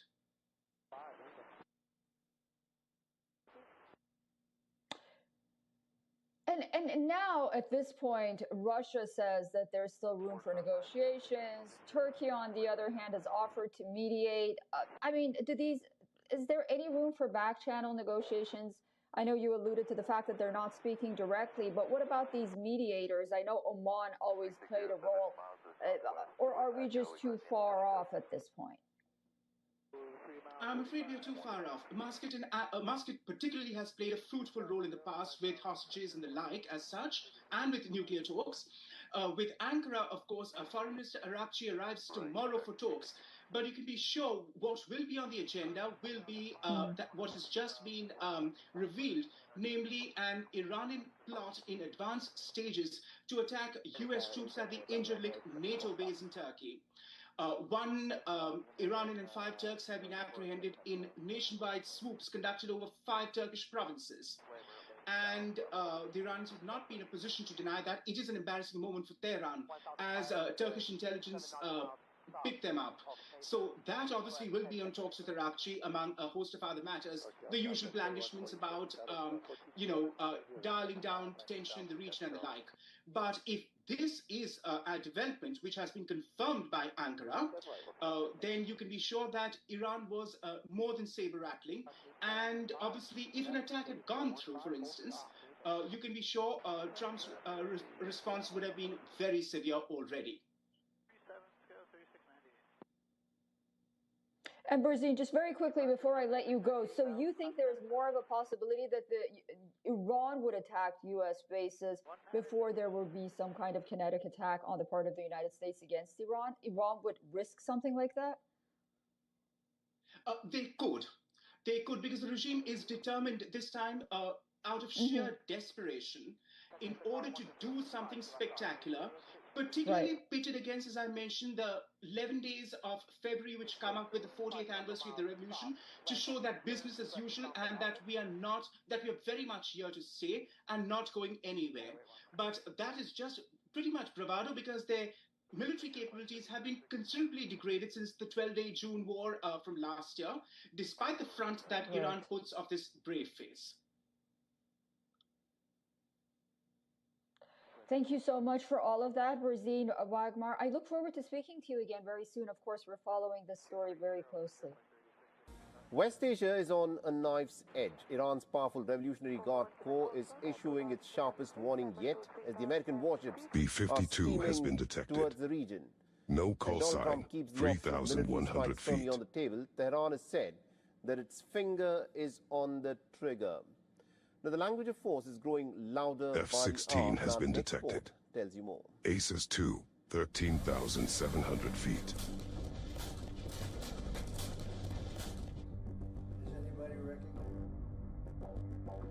Iran's Islamic Revolutionary Guard Corps, the same force that led the deadly crackdown on the recent nationwide protests, is now signaling full military readiness.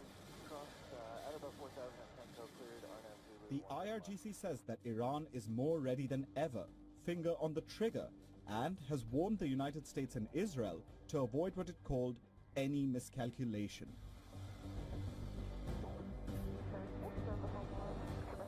All this is unfolding as U.S. naval forces surge towards West Asia. U.S. President Donald Trump has confirmed that a massive American fleet is heading in Iran's direction. The fleet includes the aircraft carrier, the USS Abraham Lincoln, and multiple destroyers, with another aircraft carrier, the USS George H.W. Bush, now at sea from the Atlantic. Trump insists that he prefers to avoid war, but made it clear that force is very much an option. Where do things stand with Iran? You've got sizable military assets. You know, we have a lot of ships going that direction, just in case. We have a big flotilla going in that direction. And we'll see what happens. We have a big force going toward Iran. I'd rather not see anything happen, but we're watching them very closely. At the same time, Washington is turning up pressure on multiple fronts. A new Pentagon National Defense Strategy calls on U.S. allies to take greater responsibility for their own security. It reasserts American dominance in the Western Hemisphere and warns that Iran, despite recent setbacks, could try to pursue a nuclear weapon again. The document praises Israel as a model ally and signals that it could be further empowered to defend itself. Adding to the tension, the head of the U.S. Central Command, Admiral Brad Cooper, was reportedly in Israel for high-level meetings this weekend, even as official confirmation remains absent. Some Iranians say that Donald Trump is using psychological warfare. Trump's actions and threats is a psychological warfare. They like to play with people's thoughts and soul because he has said this many times and has not acted on it, and we have not seen any action from him. Iran, meanwhile, says that it has taken note of the U.S. military buildup and is operating on high alert. Tehran says that any attack in any form would be treated as an act of all-out war and met with the strongest possible response. For now, both sides are talking about negotiations, about deterrence, and about red lines. But with warships moving, warnings flying, and tempers flaring after a bloody internal crackdown, the question is no longer whether tensions are high. Bureau Report, WION, World is One.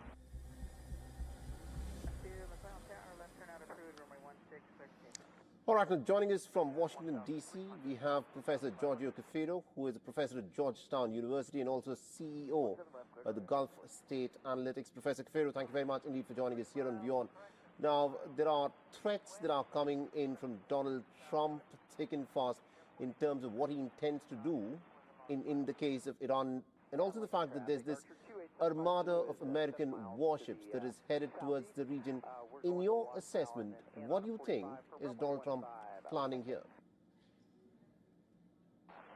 Well, thank you for having me back on your program. Great to be with you as always. I think Trump is definitely trying to intensify the pressure, and I think he certainly wants to intimidate Iran and scare the leadership in Tehran into thinking that he could and would wage a very intense series of military strikes that take out many E3 has been detected. Facilities that the state SNTRY 60, uses 30,025 not only internally, feet. but also for its projection of power abroad. The question, though, is whether or not Trump is actually serious about this or whether his bluff is going to be called. I think that clearly there are some important actors in the region, countries such as Saudi Arabia, Oman, Qatar, and Turkey, that have been working very hard to convince the Trump administration that it is wise to avoid the path of military escalation and to take diplomatic off-ramps. Right. So far, they have been successful this year in terms of preventing Trump from taking military action. But Donald Trump, as an unpredictable leader, is always difficult to predict, and it remains to be seen what decision he ends up making. But I think what Trump is trying to do is to get the message out to Iran that a very intense strike may be imminent. Right. Now, something that's baffling a lot of people who've been watching this region closely is earlier Donald Trump had said that the American weapons are locked and loaded, and if Iran were to crack down on the protesters, then the Americans could get involved militarily. But now the protests have practically petered out in Iran. So what is the premise that Donald Trump perhaps would give if he wants to have some kind of a military showdown with Iran? It's a really good question. There may be multiple premises to a U.S. military strike against Iran. Trump put himself into a little bit of a box last year when he claimed, despite the assessments of the intelligence agencies here in the United States, that his military strikes in June 2025 wiped out the Iranian nuclear program. So I think possibly it'll be under the guise of eliminating Iran's missile capabilities that would be the justification for strike, or it could be the punishment of protesters, or it could be a number of things. Interesting. We'll have to wait and E6 watch has been what detected. actually happens in, No in call this case. sign. The Alt American unknown. military armada moves closer to Iran. Thank you very much indeed, Professor Cafero, for joining us with our perspective there. Thank you. Tensions between Washington and Tehran surges to a new level. President Trump has softened his language on military action, even as he keeps pressure on Iran.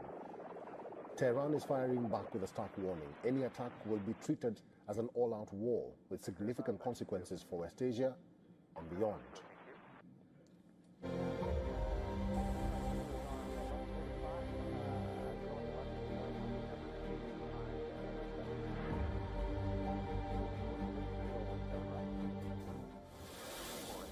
American warships are ready to strike. The Iranian army is on high alert, ready to respond. The fuse in West Asia is burning short. The streets of Tehran are full of ominous warnings to the Americans. While one says we don't want war with the US, another shows coffins in American flags with a dire warning. US carriers prowl the seas, F-35s locked and loaded. President Donald Trump says that Iran is talking to the US and hinted at a deal to avoid the use of military strikes. Saudi Arabia's defense minister reportedly said that if the U.S. backs off a strike, that will only embolden Iran. And what's your reaction to that, sir? Well, some people think that, and some people don't. If you could make a negotiated deal that would be satisfactory with no nuclear weapons, they should do that. But I don't know that they will, but they are talking to us. Seriously talking to us. Trump added that US allies in West Asia are not being told of plans for possible strikes due to security reasons. He has threatened to intervene in Iran in the wake of a deadly crackdown on anti-government protests.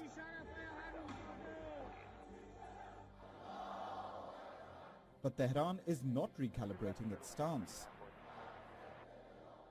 Iran's Supreme Leader, Ayatollah Ali Khamenei, warns that any US military strike would trigger a regional war, asserting that Tehran would deliver a firm blow to any attacker, while insisting that it does not seek to initiate conflict. When you hear them talking about war, saying things like, we'll come with this plane or that plane and do this or that, it's nothing new. The Americans have threatened us repeatedly in the past, saying all options are on the table, which includes the option of war. They've always said these things. Similarly, this person constantly claims they've brought warships, but the Iranian nation shall not be intimidated by these things. Senior Iranian officials have echoed that sentiment, saying that Iran will treat any attack, limited or otherwise, as a full-scale war and respond accordingly.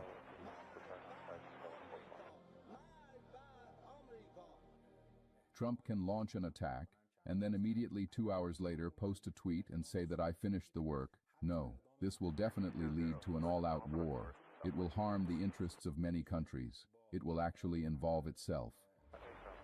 Tehran, meanwhile, has said that it is ready for nuclear talks if its missile and defense capabilities are not on the agenda. This clash of signals, Trump's attempts to temper language while keeping military options visible, and Iran's vow to respond fiercely to any aggression has driven confusion and concern across capitals. Bureau Report, WION, World is One. We earlier spoke to Mr. Giorgio Cafiero. He's a professor at the Georgetown University and also CEO of Gulf State Analytics. This is what he told us. Well, no doubt. There's obviously a tremendous amount of pressure that the Trump administration is, and also some other Western countries are trying to put on Iran right now. I think the White House seeks to intimidate Iran and to have this intimidation lead to the Islamic Republic coming to the negotiating table and making huge concessions that meet the maximalist B-52 demands has been detected. of the Trump administration. No call sign. No doubt Iran 23,100 obviously feet. feels as if the U.S. is bullying it, and I think while Iran is open to diplomacy with the West, Iran wants Our to definitely 135 send has out been a strong detected. message that Snoop while it is willing 26, to negotiate, it is not going to do 36,025 so from a feet. position of weakness And I think this is where we're at right now.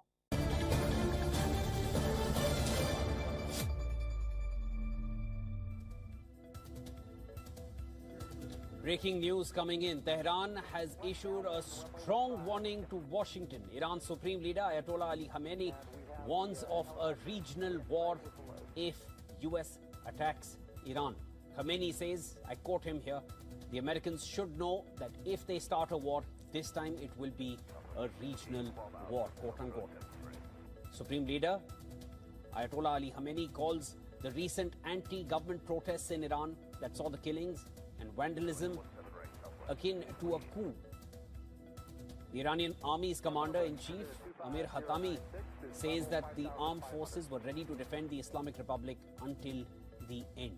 These harsh statements from Tehran come as US President Trump confirmed the two sides were talking while keeping the threat of an attack in the foreground as the military presence of the US around Iran continues to increase. Washington has deployed warships led by the USS Abraham Lincoln aircraft carrier off Iran's shores after Trump threatened to intervene in the wake of Tehran's deadly crackdown on anti-government protests. It remains unclear whether Trump will use force. He's repeatedly said Iran wants to negotiate and has brought up Tehran's nuclear program as another issue he wants to see resolved. Iran had planned a live-fire military drill for today and Monday in the strategic Strait of Hormuz, the narrow mouth of the Persian Gulf, through which a fifth of all oil traded around the world passes. The US military's Central Command had warned against threatening American warships or aircraft during the drill or disrupting commercial traffic. Breaking news coming in at this hour, viewers. Tehran has issued a strong warning to Washington. Iran's Supreme Leader has said that there are risks of a regional war if US attacks Iran. US President Donald Trump has laid options for Iran as Washington ramps up military muscle in the Middle East. Tehran is signaling resistance. It is deploying a fresh arsenal of drones with thousands of American troops within Iran's missile range. The Gulf is turning into a flashpoint that could ignite far beyond the region. Here's more.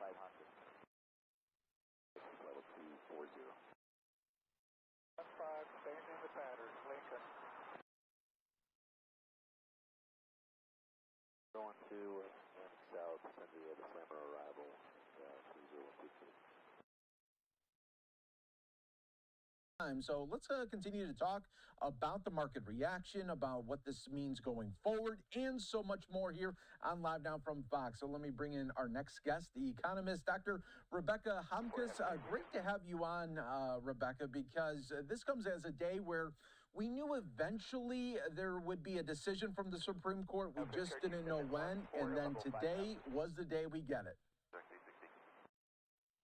Would likely come relatively soon as they just had their winter break, so many of us were bracing for today. But we did get the decision that many expected today. You know, maybe some of the wording in the verdict was a bit different, maybe the exact vote was a bit different, but I'd say roughly as the market and most folks who have been watching this topic did expect over the past couple of months.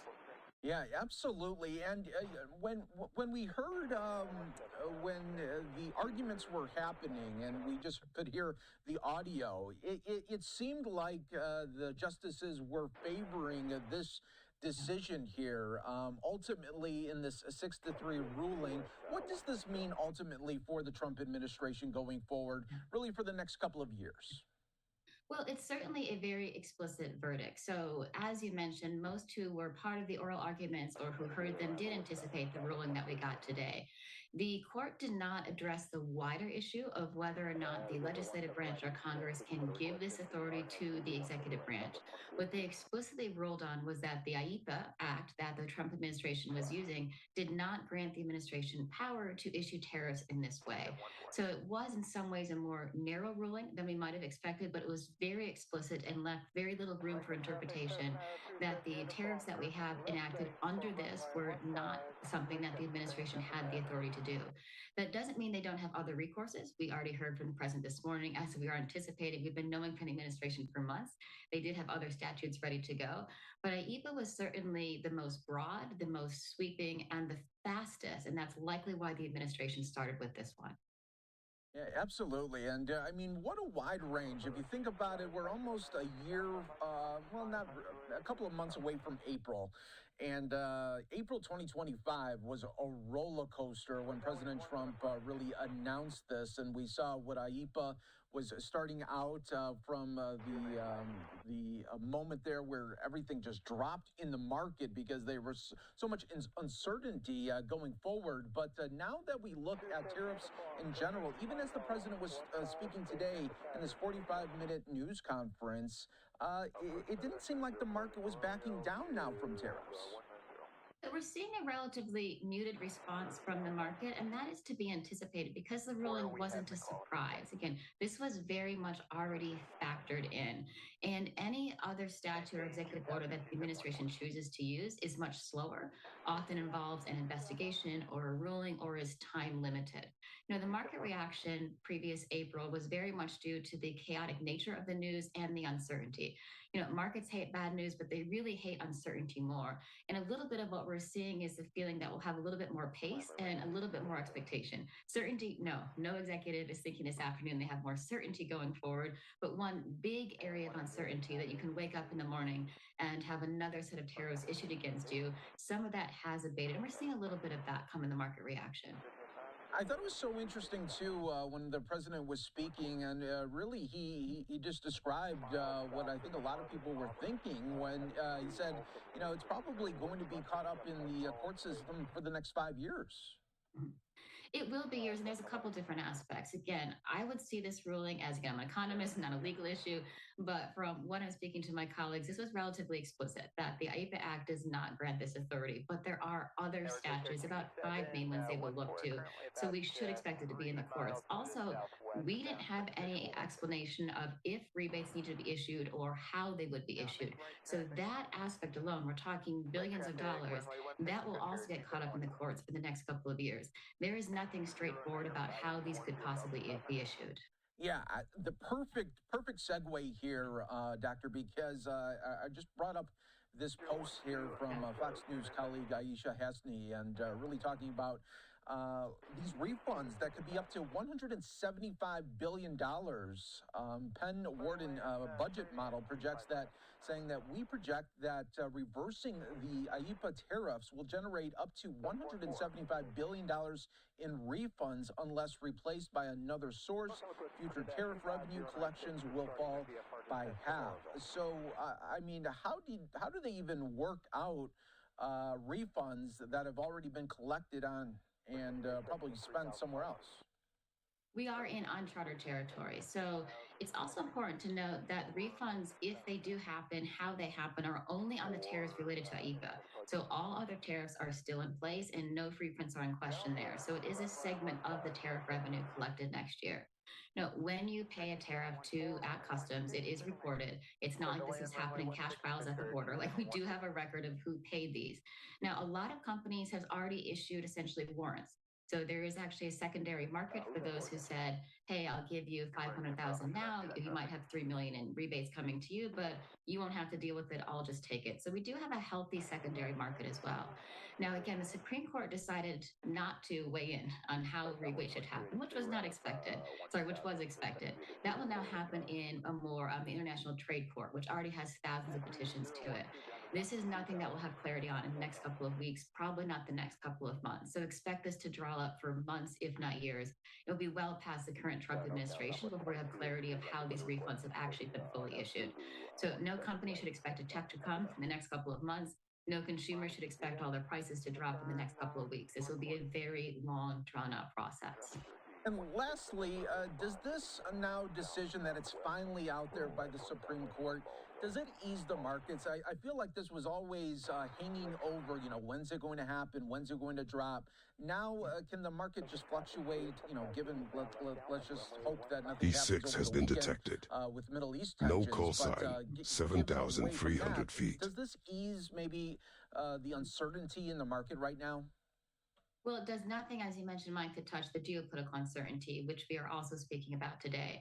It doesn't address all the economic uncertainty. We had a very poor Q4 GDP read come out, which has been buried in all this news. So in some ways, the administration did get a bit of a favor from the ruling happening today.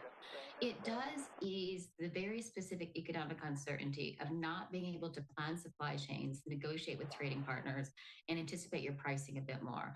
Any other tariffs that happen will have to be limited by industry or by a trading partner, and again, often with an investigation. So it does take away, which was a very big overhang of executives last year, is again, any week this could change. And it was been very difficult to deal with that uncertainty on a day-to-day basis. That has, for some part, been taken away, because this ruling was quite explicit that broad, sweeping tariffs on any country, any industry at any time were not in the remit of the executive branch. Yeah, it's going to be really fascinating to see just how everything moves forward here. But Dr. Rebecca Hopkins, thanks so much for joining us here on Live Now from Fox, giving us a great breakdown of what happened today and maybe what to expect a little bit later on. We always appreciate it. My pleasure, Mike. Have a good one. You too. Take care. Have a good weekend. All right, everyone, let's continue on here on Live Now from Fox. We do have the Treasury Secretary speaking live, speaking on the economy, tariffs, as well as Trump accounts. Let's listen in. You'll be getting this lump sum, and at age 64, you want to take it out, whether it's $5,000, $10,000 from just the original thousand and compounding. You use it to start a business, purchase a car, part of a home down payment. Because I have a Mortgage Bankers Association in the other day, and they said that they have a mortgage application and don't finish it. One of the biggest impediments is $2,000. Wow. That families can't do the $2,000, whether it's for title insurance or some other payment. So I think that these things can be leveraged. Look forward to working with you all. And again, financial literacy has been one of our family's charitable endeavors over the past 10 years, so this is kind of a dream for me. Well, thank you for coming. You're doing a great job, and appreciate coming down.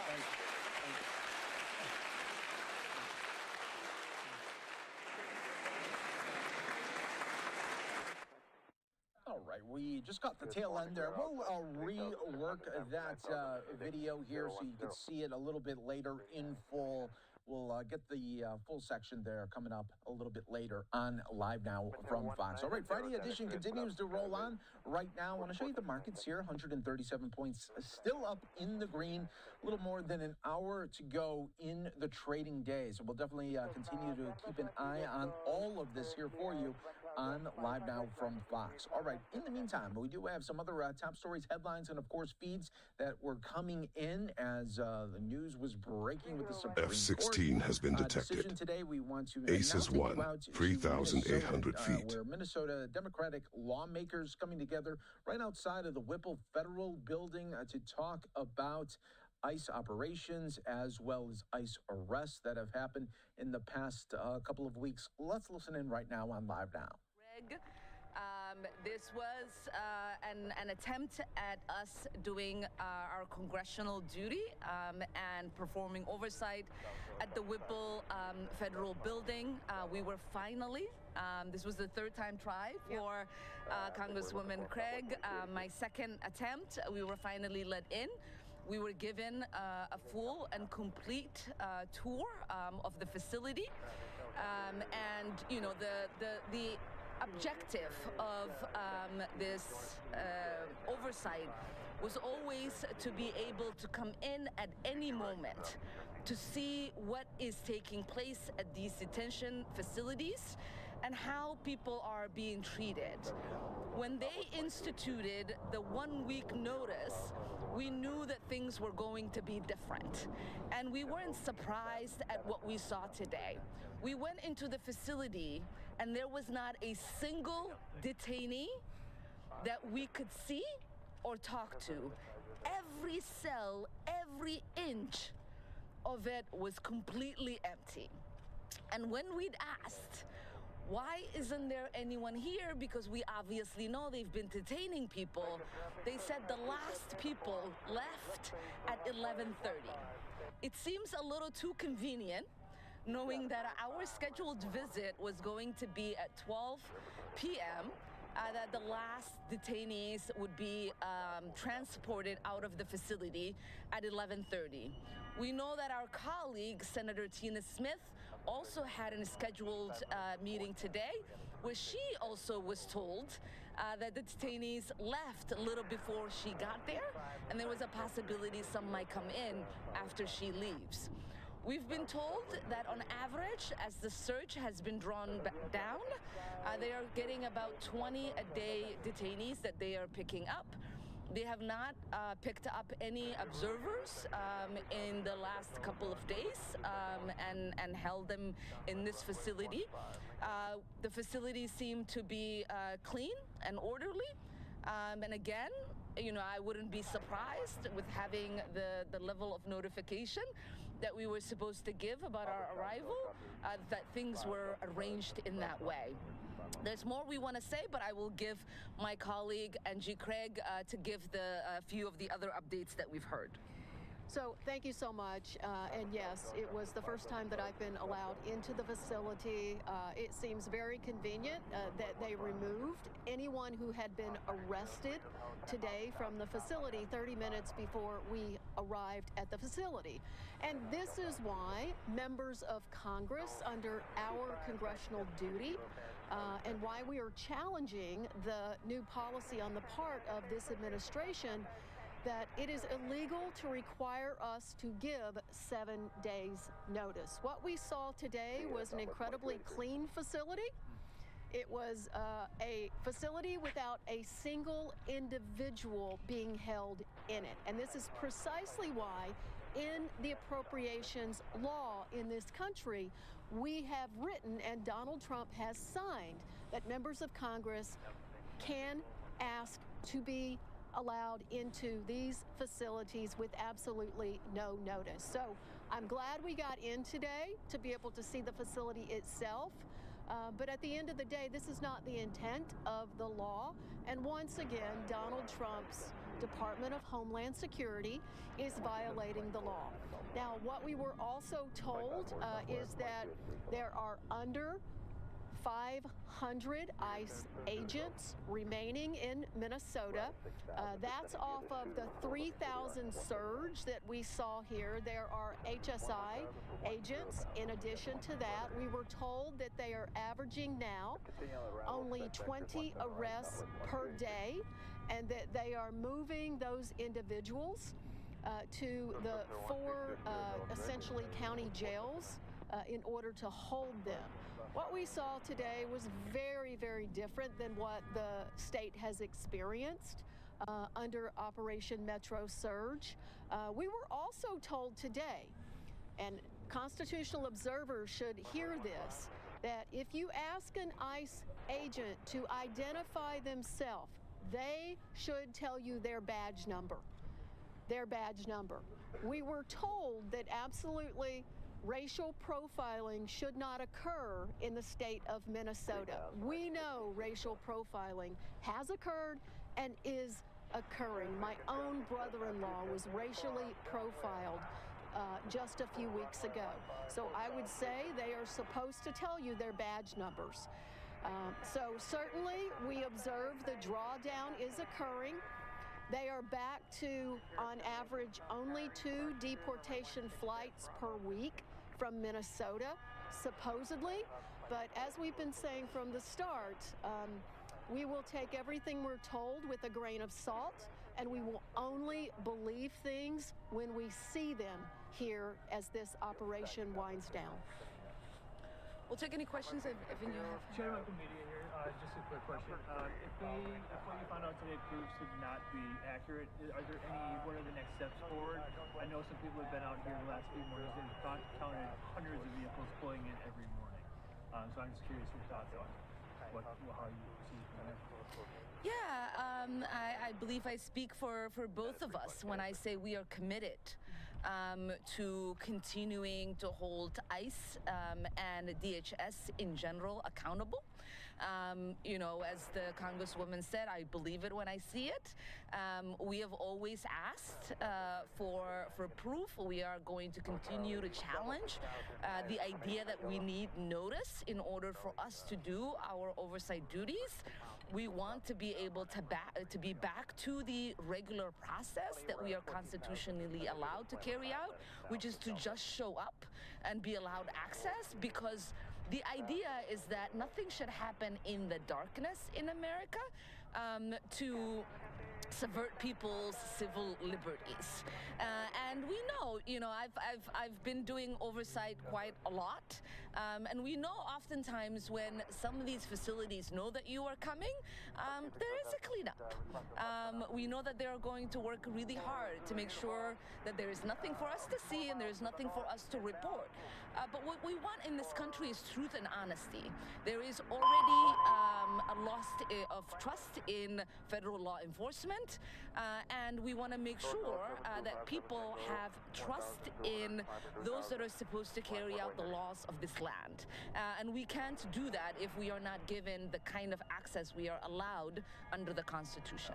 I would just also add that I think based on what we saw today, we'll be asking the Department of Homeland Security to provide in writing what they told us verbally today, just to make sure that we have all of these things covered.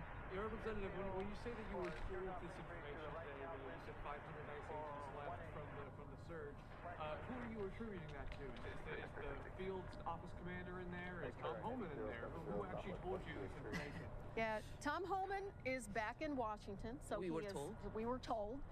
He's no longer here, so the acting director was here today, and he gave us this particular information. I hear that Homan made some remarks about the timeline for the drawdown, perhaps earlier today. The acting director would not verify that the director would not actually verify that information to us.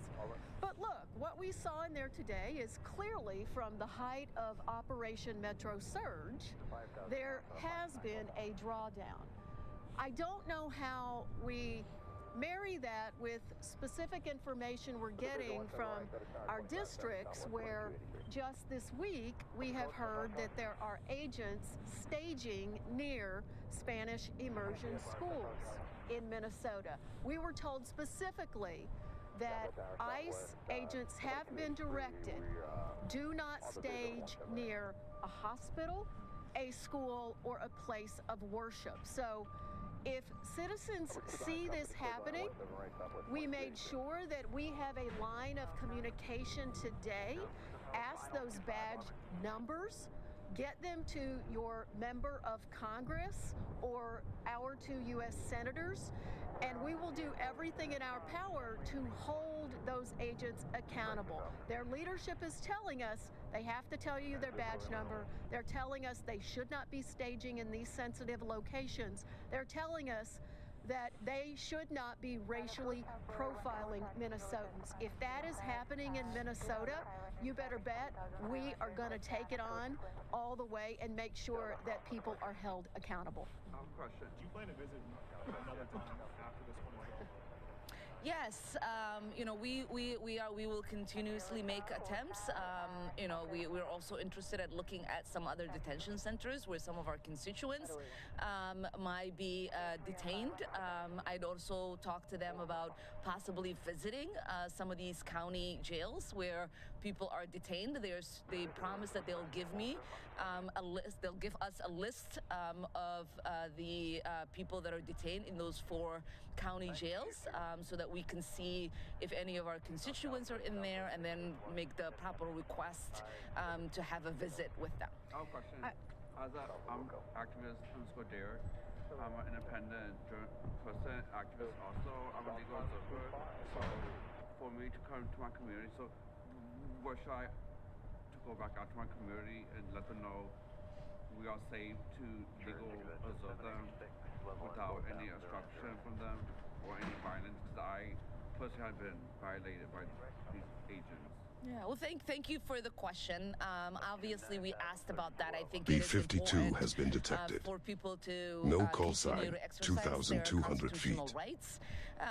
You know, we do not want the people to engage with ICE or Border Patrol in any sort of violent way. We want everybody to remain safe. So if you are able and want to observe and record them from a distance so that you are able to get that information in case they are acting unlawfully, that is something that we should all continue to do to keep one another safe. What they've told us is that they want us to help them make sure that accountability is carried out. They told us to let them know if people are witnessing folks staging at hospitals, schools, and places of worship. They also told us that, you know, the door-to-door, the randomness of, you know, multiple masked agents with paramilitary weapon is not something that we should be seeing. So if you are observing that, E3 has been detected. and reach out to our offices SNTRY so that 60, we can 28,975 feet. If you interact with an ICE agent and they are refusing to provide their badge number, please record that interaction, document that interaction, let us know. Because we were frank with them about the fact that, you know, there hasn't been accountability for the lawlessness that we have been seeing. There hasn't been transparency from these federal law agents in us understanding who you are and what, you know, you're doing in our communities and why are we being terrorized. You know, they objected to the idea that people have been disappeared. We explained to them, you know, it is our job when, you know, community members cannot be located for us to look at the ICE locator and see if people are in there. And there's been, you know, many a times when we look and we can't find any of them. When we reach out to ICE's office or HSI and ask them, you know, can you give us information? They send us to their liaisons in Washington, D.C. That is not how normal operations used to take place here. That is not the standard in which they interact with congressional offices. And we were very frank about that. And they told us they do agree that is not the way things are supposed to happen. And they are very much interested going forward in going back to regular conduct. And we will hold them accountable to that. The tone they are using, right, is very different than the height of Operation Metro Surge. Yeah. But are the actions they're using different? And so that's what, as a community, we have to continue to hold them accountable. And we made it absolutely clear under no uncertain premise that they need to completely draw down from Minnesota, that until these agents stop targeting and terrorizing our neighbors, that we are going to keep coming back.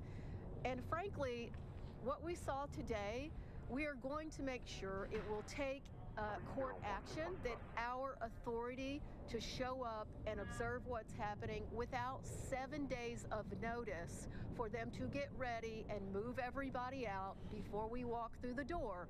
We're not going to stop until those rights, because they are responsibilities, are restored to members of Congress. Thank you all. Really quickly, is there a kitchen facility on site here?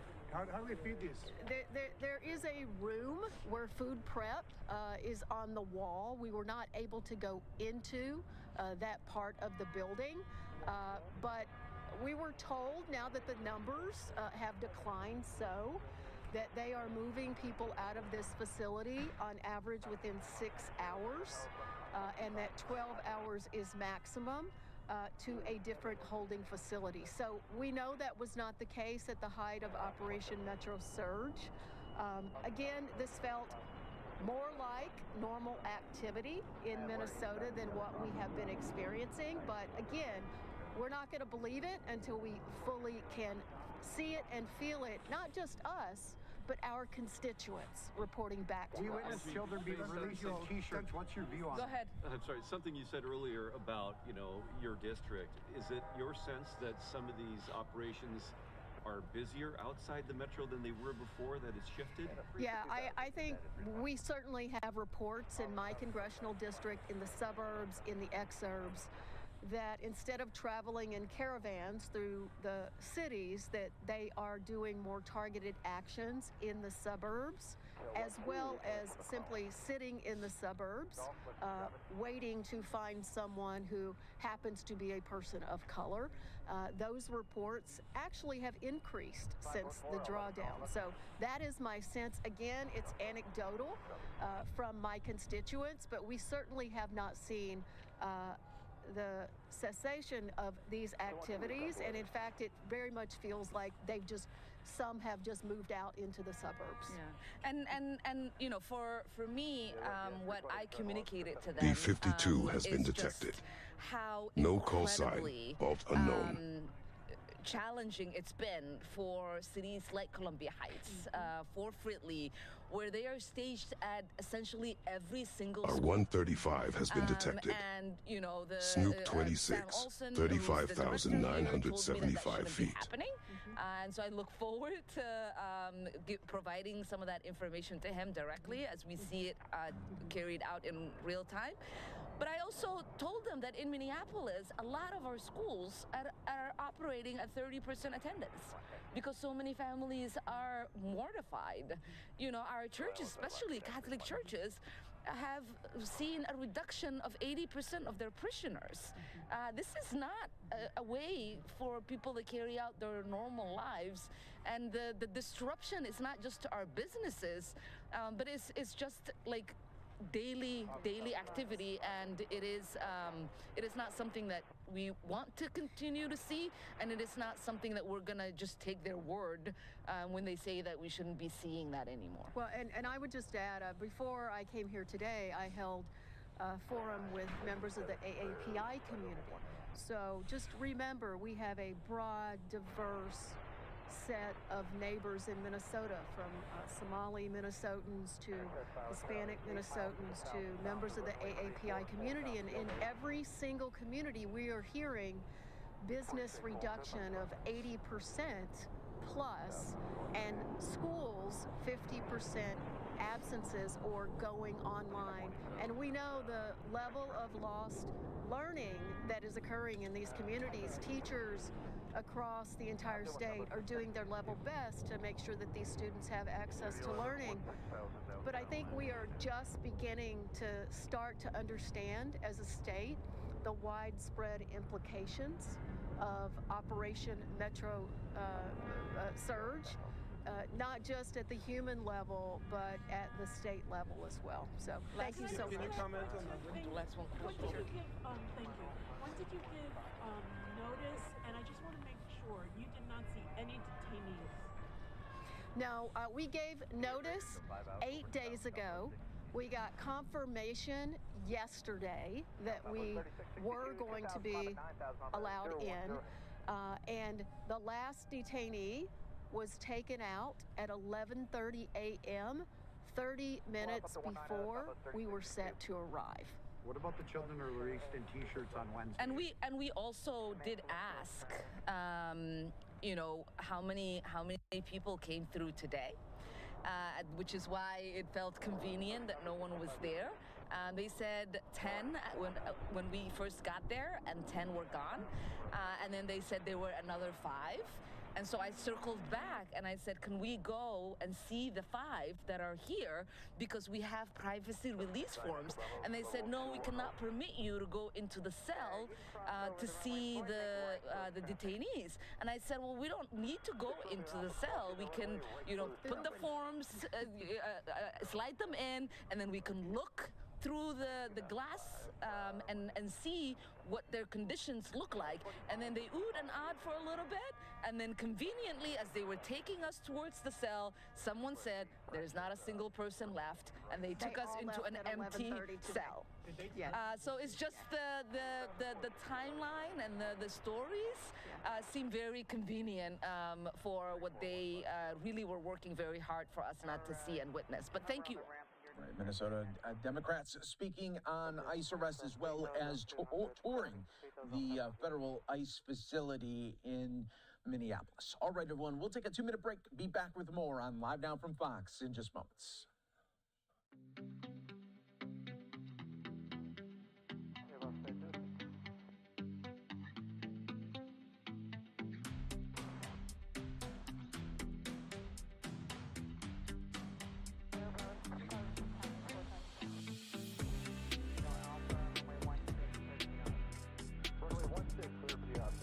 B-52 has been detected. No call sign, 20,000 feet.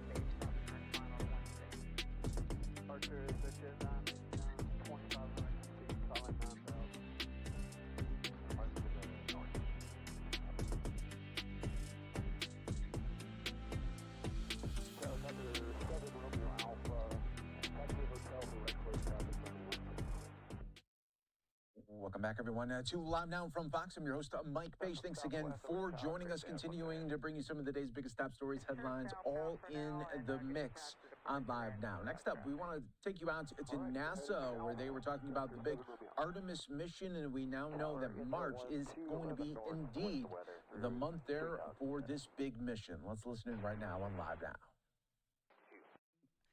Availability, the later launch periods, in particular, I guess it would be 20, launch period 20 that opens on April 30th and beyond. We'll certainly take that comment seriously and take a look at there's still a lot of analyses that has to go into those, and so the 3 launch periods that we released are the ones that have been analyzed most closely, where we understand the constraints. We've talked before about all the various parameters that can impact the launch availability, including the thermal state of Orion, eclipses, communications constraints, the heat shield that we've talked about previously. And so there's a lot of analyses that need to go into determining exactly which of those dates have appropriate launch windows or launch windows within those periods. So when those are ready, we'll make sure we get the additional periods out. But if we're lucky, maybe we won't need those. Okay, we'll take one more on the phone. Micah Maidenberg, Wall Street Journal, and then we'll go to the room again. Micah, go ahead. Hey, good morning. Has the team conducted any analysis of the impact, if any, the weather may have had on the vehicles or ground systems? We've got the Chinook.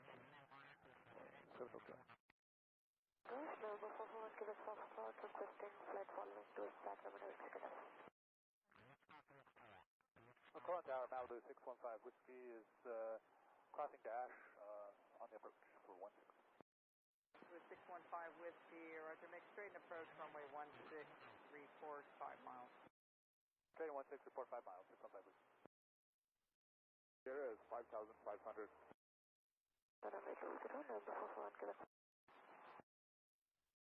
Extend downwind to follow King Air. Extending downwind, looking for traffic, 7 Romeo Alpha. 07 Yankee. 1,500. Fingers plant Alpha. We're just above this right now and requesting the RNAV runway 22 at Mesa. We got the weather.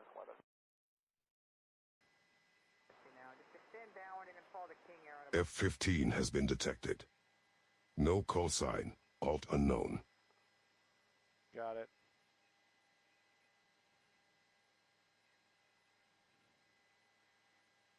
Gabriel. Well, it wasn't like I didn't know we were on YouTube. I just kind of assumed we were. You're probably like, why is this guy so unprofessional? Because you got to be careful now. Oh, yeah. Right 190, Central Established, cleared harbor, 122 right back. Number 2, clear land runway 16, 7 Romeo. Paintball. Romeo Alpha, you're inside of a Malibu that's on about a 10-mile final. I wonder if that single shot was the guy, for some reason, taking himself out. Because they said only one shot was fired. Yeah. Well, yeah, they got two in custody. One, no issues, and the other one, there's your drone. Oh, I wonder if he's going to fly through the window. You think that's why they broke the windows? Turn about 2-mile final. 615 Whiskey, Roger, number 2, looking for the traffic, and we're about 5.5 miles out. Weather, 5347. Inbound, full stop. 321 McClellan Tower, enter left base, runway 16, report 3 miles. Left base 16, report 3 miles, east beach 1. Twitching. 5 Whiskey, the Chinook in sight. 3315, after the go, out of Mesa, 267. Clear land, 5 Whiskey. 60, down to 2,000, okay, needed.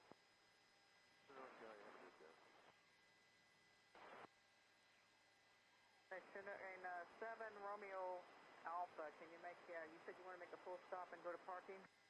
Hey, firm, we can go direct if you'd like. You can't sidestep to Alpha, just overfly Alpha, air taxi to parking. All right, sidestepping Alpha to parking. 7 Romeo Alpha, thank you. 26 Alpha. Do you want to meet across the field? Sir, 12 affirmative, make left road traffic, please. Left traffic 16 until 12, thank you.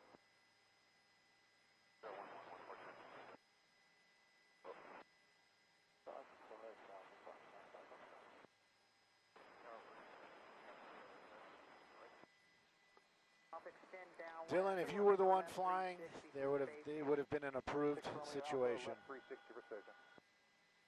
67 Delta 7.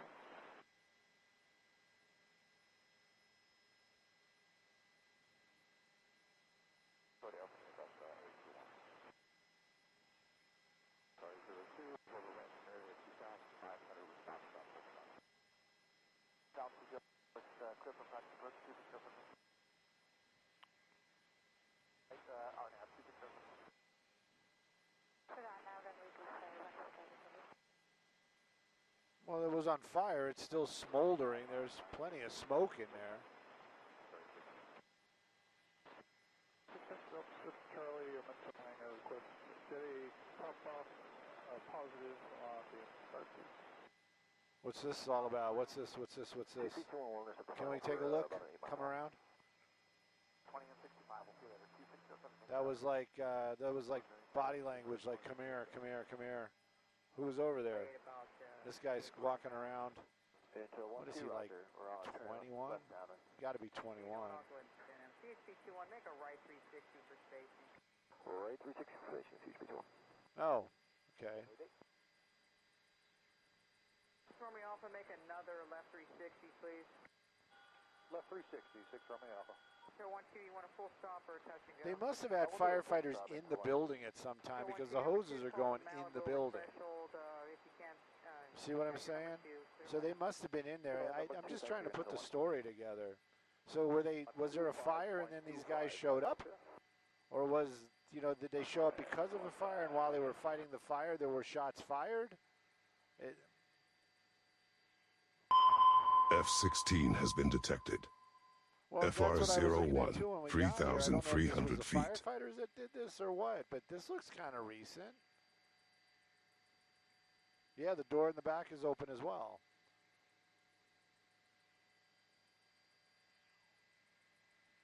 And I'd say the two buildings are connected because this is probably the warehouse for the store.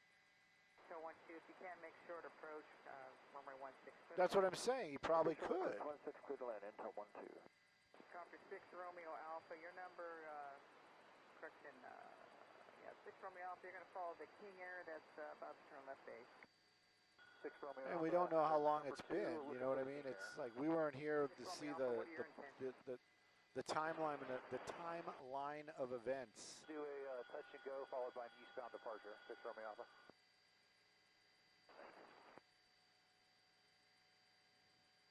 Well, that was the other thing too. I was wondering if these painted things were actually windows, and why aren't they breaking the bottom windows?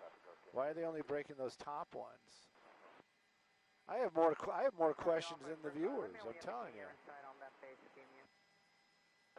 That's what I was thinking too.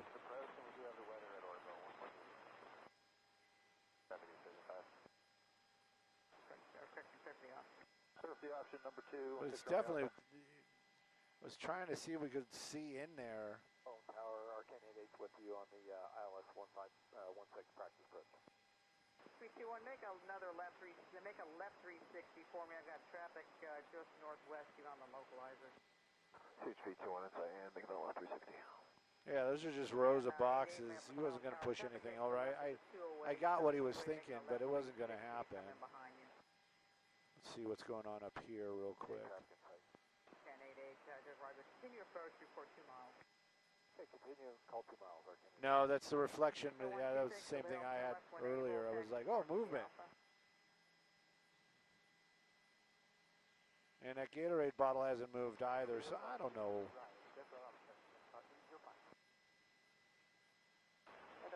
Approach Cherokee 89er Yankee Bravo, CFR request. 2-1 rather. You can continue the left turn. Let me know when you have. Well, where'd the drone go? Did it land already? Because 2 miles northwest here. 2-3-2-1, real quick. Just southwest.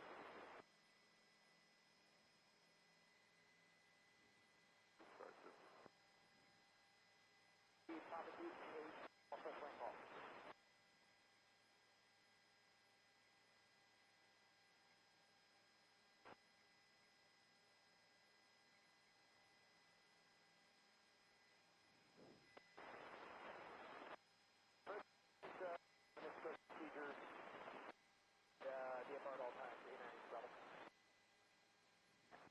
Number 2, quick land 1632.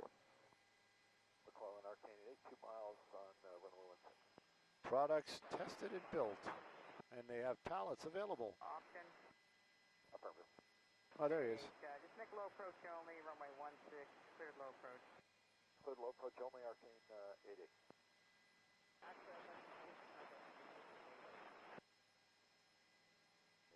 You didn't yell at him, did you? Alpha, you said you want eastbound departure? Hey, firm, left turn if able, eastbound. 6 Romeo Alpha. 6 Romeo Alpha, east departure approved, left turn out approved. Oh. Departure approved, 6 Romeo Alpha. I don't know if I cleared you, number 2, runway 16, for the land. About 4500, west. Isn't that weird how that happens?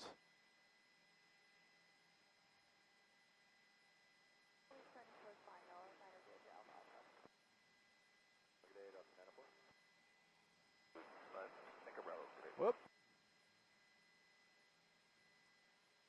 Week after, I believe. Where's he going? Time to 86 Charlie. We're 5 miles south west of Coop. We're going to pick up the Sackey Jack runway 2 VOR, our RVR practice approach at Coop. Coming 9,000.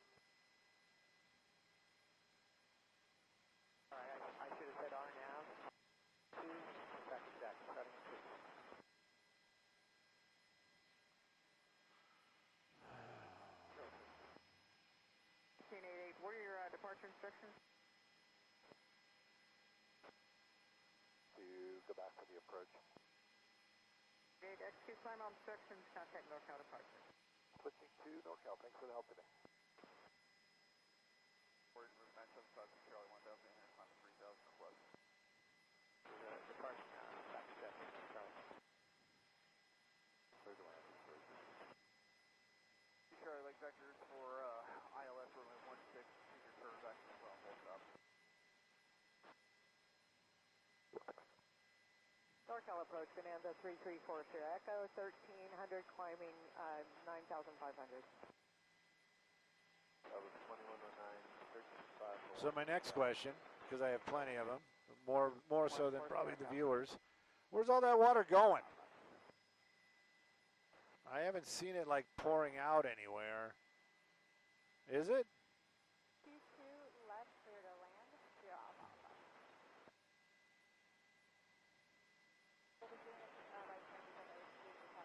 So you're saying it's like pouring out the back of the warehouse into the alley?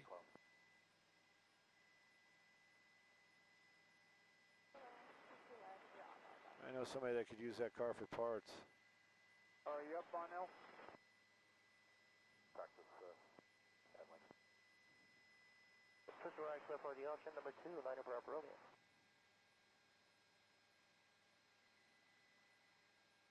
Director Ozzy, put the turn holding and we'll let you know once we have the weather arcade. I have no idea. Okay, cleared option number 3, I'll make a request left cross on departure. 975 Charlie, we're looking to do the procedure turn, so if we can have direct McClellan and we can descend back down to 2,500 for weather. Right exit Delta, taxi jet service. Go for the jet services, each go. Beyonce.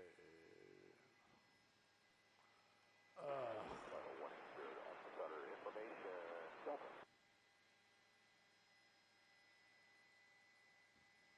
All right, let's shut that water down for a little bit.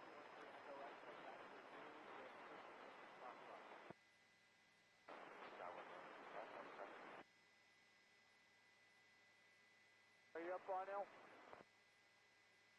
Oh, they did move them. That's not cool. See if we can get 75. They were cool at the corner. Now all of a sudden they're not? Yeah.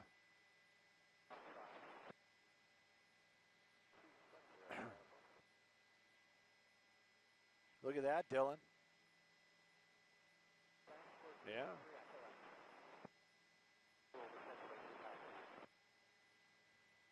I wonder if the V up on the top stands for volts. Volts.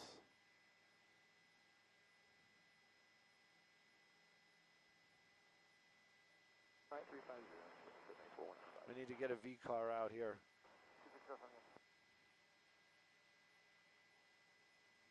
Yep. Can somebody bring an extension cord?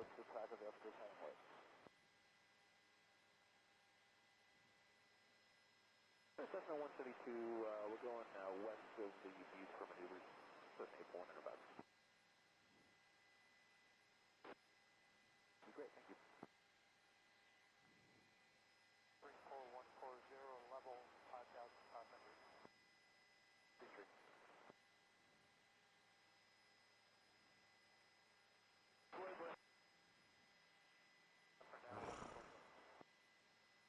Center November 324, Mike Golf.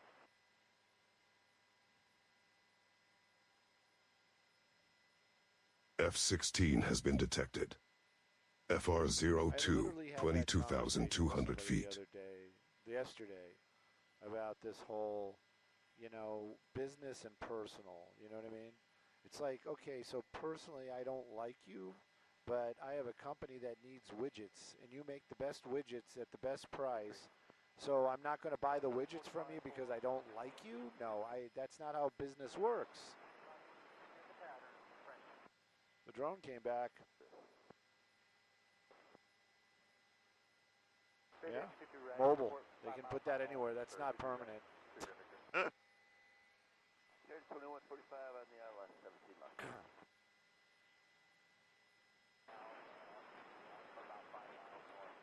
Yeah.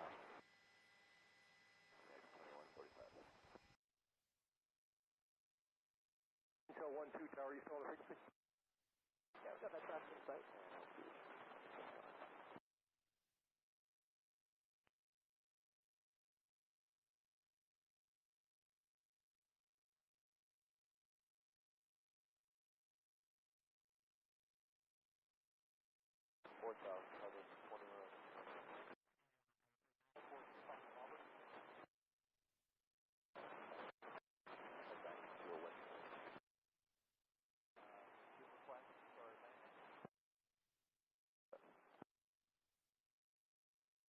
It's 240 on the heading, and then direct point for southwest 3633. Airfield following right down to the right.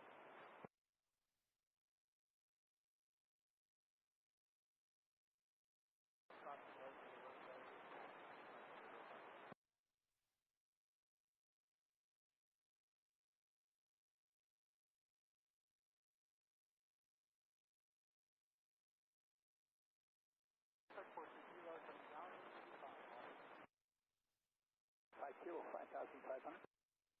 West South Divided. Range chance for rejoin. Very, very good. Final one, we can do it. Auburn traffic, helicopter 3C.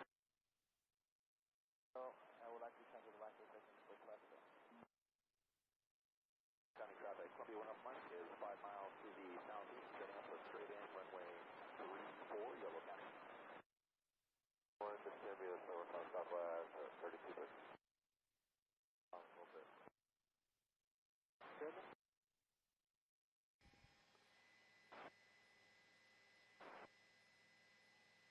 3.7, 4 Sierra Echo, have a good day. Yeah. That. West, southwest, you're going to join left down for runway 32 for the 45.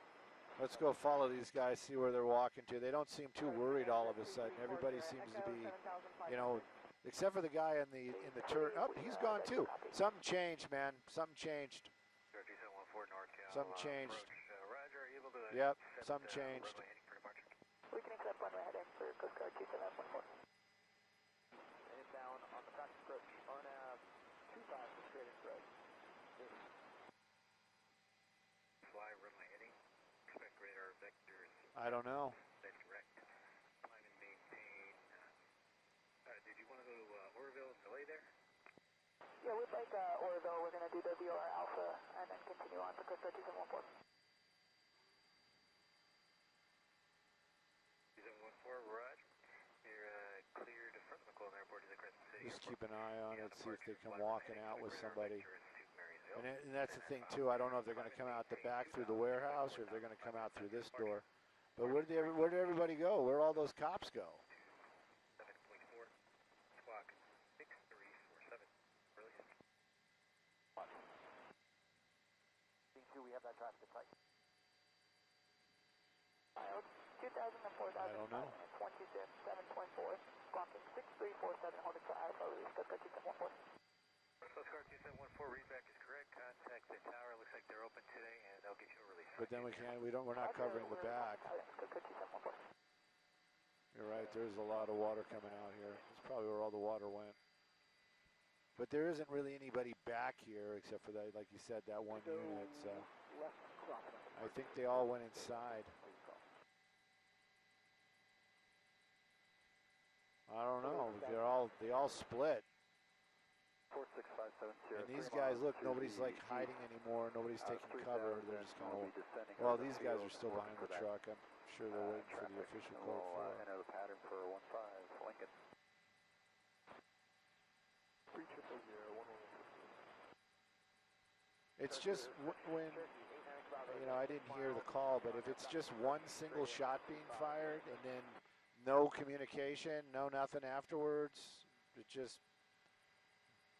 Yeah, it's Achman's razor. The simplest answer is usually the most correct.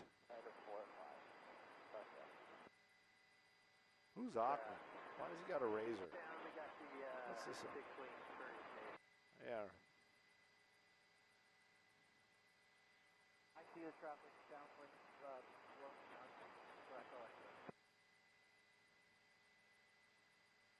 07 Yankee, while we have your attention, can we get the ILS into McClellan for a full stop? And now they got like civilians standing over there hanging out. 125.4 for 7 Charlie Delta 9.6 to send via the stutter. We have Delta request there, PZ the 179. Pass down, headed for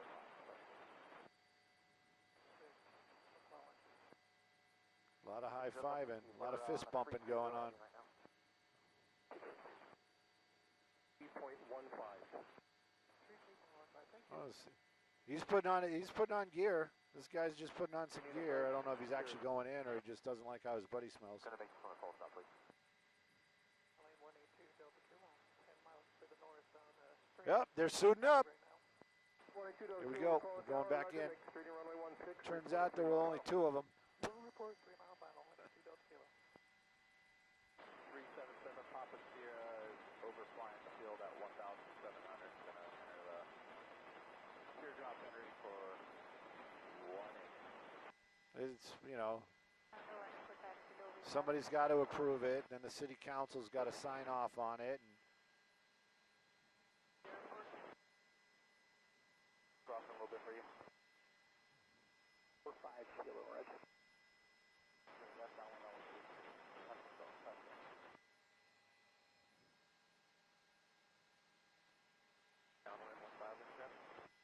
the crazy stuff that SWAT has, that they don't really talk about too much and is also kind of quote-unquote declassified. Dude, they have things where they can actually hear heartbeats inside of a building. And, no, they do. Yeah, through walls and stuff, so they know where the suspect is. Just heartbeats. B-52 has been detected. No call sign, 23,100 feet.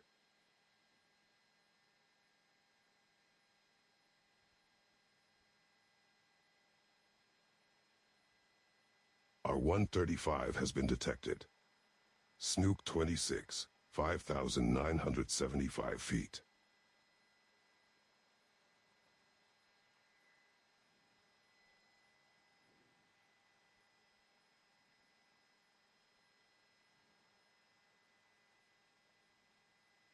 Man, these guys are, look at this, look at all those, they're ready to take people into custody there. Yeah. Probably got a deal off of Amazon. Just load it up, makes it look good. Have a couple extras. Are you guys going in or not? You suited up. Yeah.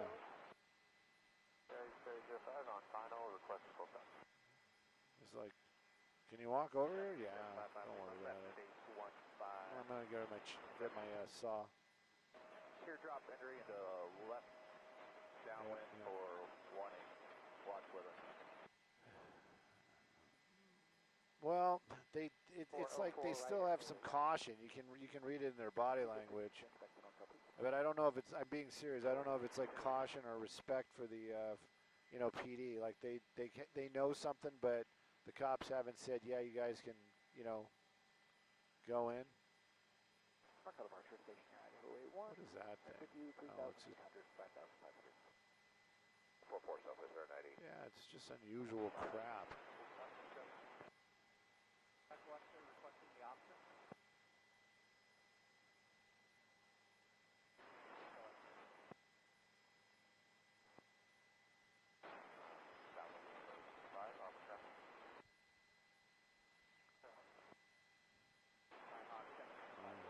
Important people are here, that's for sure. But it's their backup ship, isn't it? I wonder if that's their mid-shift helicopter. Who's calling me? Northeast and bound for the southeast hangar. We've been trying to get a hold of you. 200 basic. IFB's down. Yeah, no kidding. 1 after.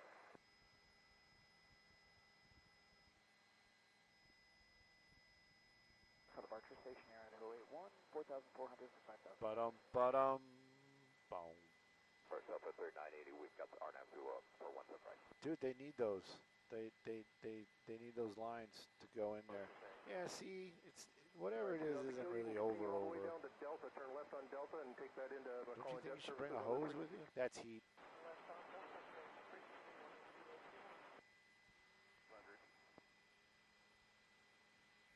Talking about heat, I have a feeling that's what he was using right there. Yeah, I think they need all clear from the PD to actually make entry again, but it looked like they were suiting up. Upper 3045, 8.4 descent of view the shooter. We have Delta request RNAV Zulu right. Yeah, it does.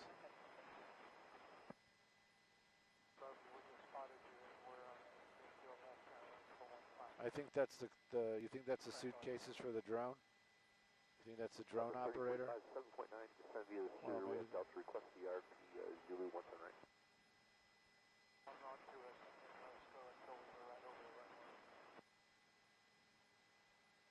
For the visuals, Delta 3045. Well, they're all accounted for. That's the guy with the shield. This guy's back. No, that's a different dude. No, that's the same guy. Yeah, maybe they were just setting up some sort of plan. Maybe they were like in a huddle. Oh, come on! Did those firefighters go in and we didn't even see them? This is getting a little. B-52 has been detected. No hose. No call sign. 7,500 feet.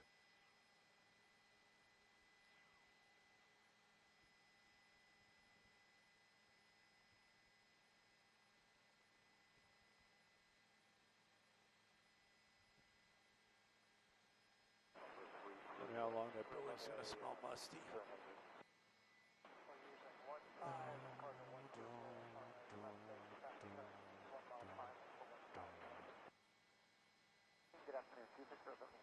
Oh man, we're gonna miss them breaking some more windows. They got a breaching tool. Let's go back around front. Oh no, he's just covering this guy. Oh, they're just collecting their gear. That's really what they're doing. The fire department's just collecting their gear. So what's he got the breaching tool for?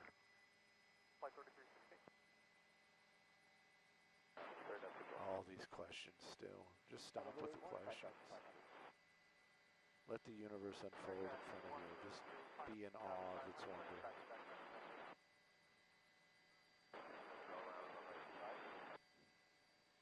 Times for departing traffic, landing on the southeast ramp at your own risk, wind 130 at trees.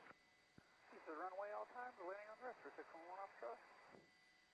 Fire record, heading 040. Miles for the left 45, runway 25, off.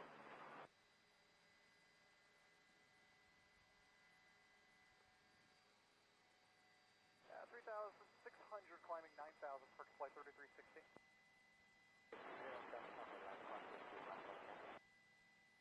7 Yankee is 3 miles.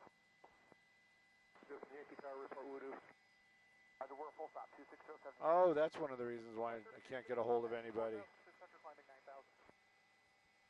We have no internet. 1.8 for 9,000.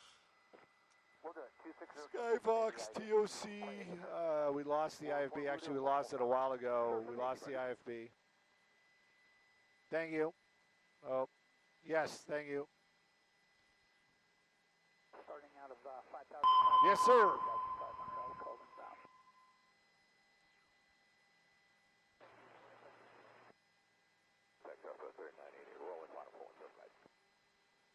So 366 Romeo Alpha is 14 miles to the northeast, inbound for full stop landing on the closed runway. That was 1828, 3.5 for 9,000. 4311 is 8.2, 4,000 double. 4,000, southeast of me. 2 on the RNF for 17 right.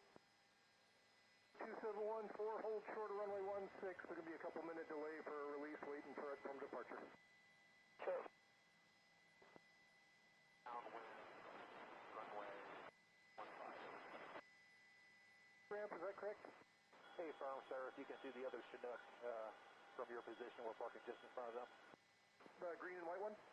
Correct, yes. Okay, 6 Romeo Alpha, continue inbound, remain east to runway 16 at all times, and give me a call when you're about a mile out. We'll call you 1 mile, remaining east of 16, 6 Romeo Alpha. Disregard your report, runway 16, wind 150 at tree, cleared to land. Runway 16, 2607. Oh, crap. We stopped rolling somewhere along the way. Climbing 9,000 feet, let's go to 2,500, heading 040.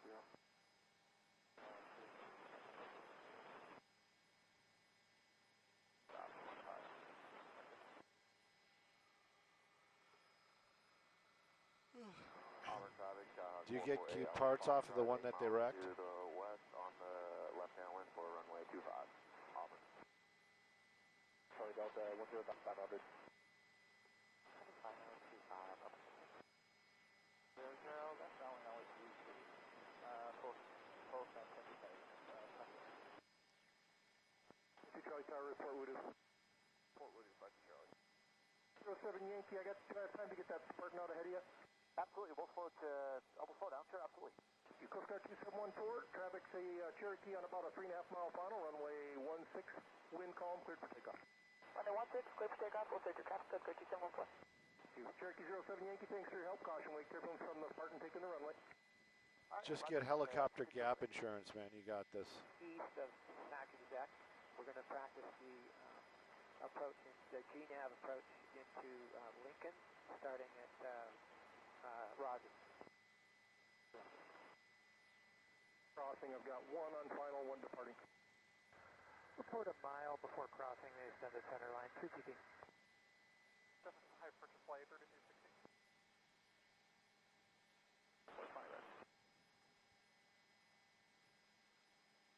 Look, I'm all about American vehicles. Oh, here we go, here's a shot, here's a shot.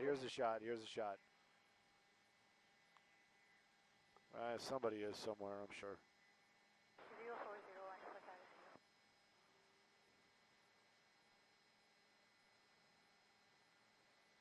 Full stop at Lincoln. Well, the door's open, but I think he's taking it because they don't know if there's closed doors inside, like maybe he barricaded himself in an office. Expect a straight in on the approach to Lincoln, H Charlie. That second guy right there is the Aaron in the group. You hear it, look at it, he's like talking to right, he's like, look, this is what you got to do.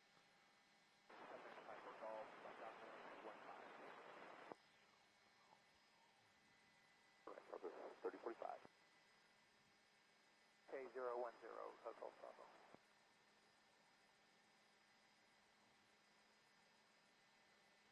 There you go, let's go on into the tower. I was the one there. There's one. Contact tower, have a good day. Chris Jack 103. The shield in the back was a little obvious, I'm sorry. Extended center line, runway 16 to the southwest. Yep. And it was nighttime, and maybe we hang on. Coast Guard 2714.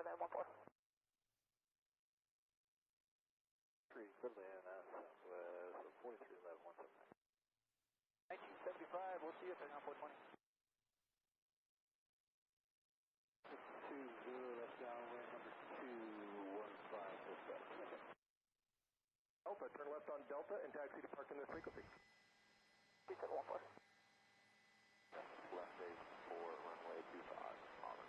Oh, I got connection.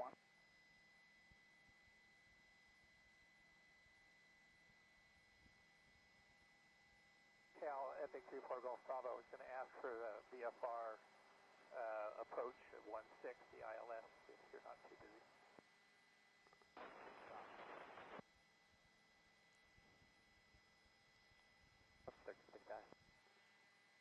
Wow. Hang on, I got to mute my mic.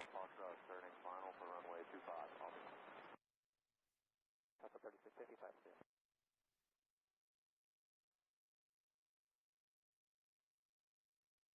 Wait now in a sec for Coast Guard 2714. Downwind, 15 minutes up. Not ours. For 9,000, scale with 3006. Alpha Insight, remain east to runway 16, landing over on the southeast ramp will be at your own risk. remaining east of 16, landing at the southeast ramp at owner risk. And if able, we'd like to make this approach over Alpha and then sidestep at the end. That's on Delta, I'm sure that's what you're going to do anyway, and helicopter pass behind you. Oh, that would be cool, wouldn't it? They'd be so tired, though. Wind calm. Approved as requested. 6 Romeo Alpha, thanks.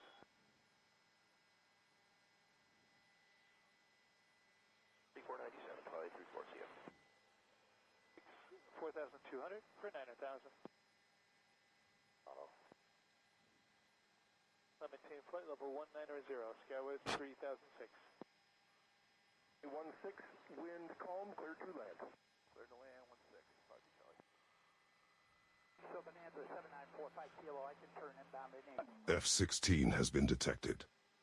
FR-01, 16,600 feet.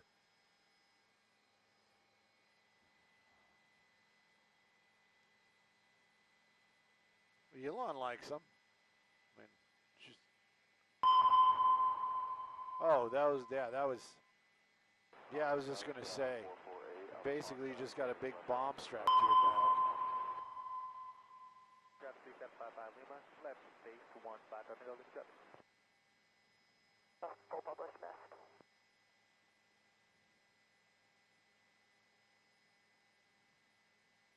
Coast Guard 2714, see ya. 6,299er for exit 547, and any ride reports on the way in today?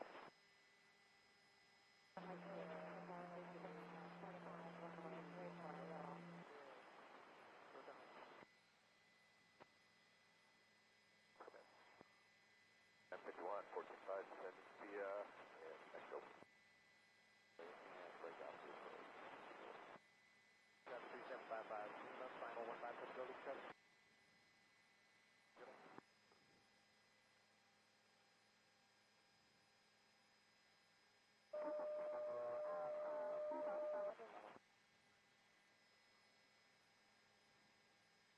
They cut you off if that was for 45 kilo on that down. 010, altitude 3,500, requesting your ILS 17 left into But, you know what? via vectors and alternate airspace Sacramento requesting.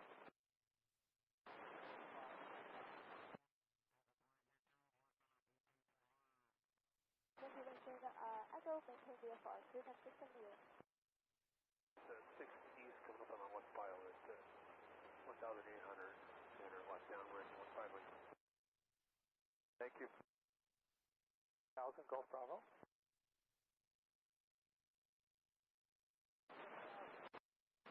F-35 has been detected. No call sign, 8,000 feet.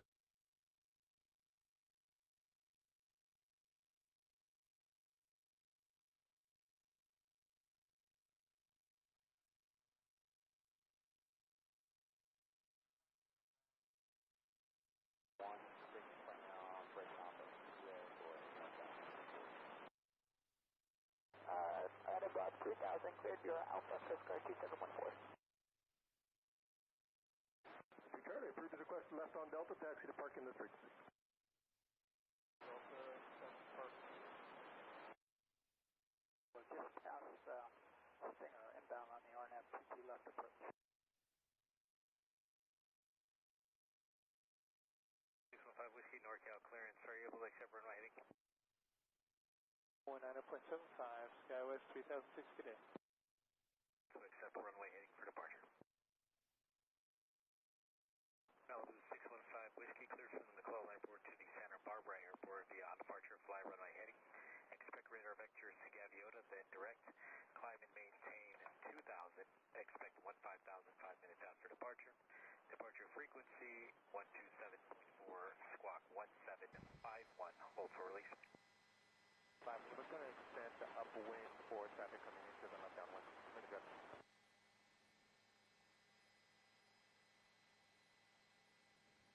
Go cleared, LS 17 right, southwestern and Pino. 215 Whiskey, just verifying departure, maintain 2,000, expect 15,000, 5 minutes after departure. Pressure What was that one vehicle they had there towards the end? There was the Cheetah or something like that, that like super heavily armed, like literally could drive over an IED. Yeah, yes. 3-4 Golf Bravo down to 350. They got the crazy big tires all around and.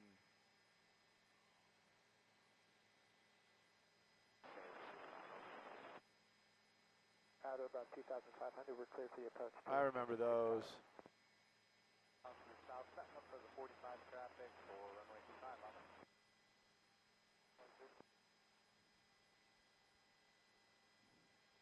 Let's go to the right just a little bit, so this guy will come out the back.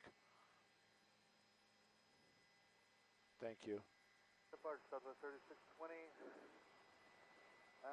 Leaving 1900 on the Foothill 3. Yeah, that's what I'm saying. It's like, that's what they're doing right now, is they're probably in there clearing the rooms, and then they have to go. Maybe they don't have a dog. I'm being serious. It's a small department. Yeah, they should have made that call when they started. Sheriff's Department probably be more of the lean. I don't think they have one. They'd probably be here if they had a dog.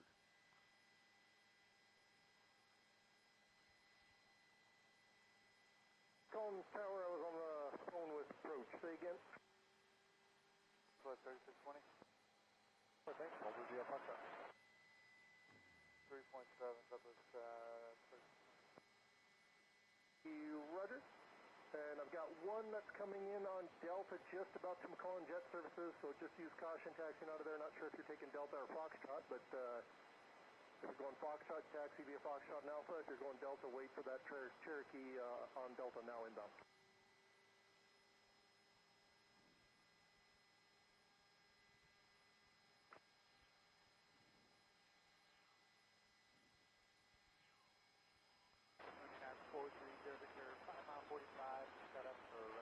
Did you say coffee taxes?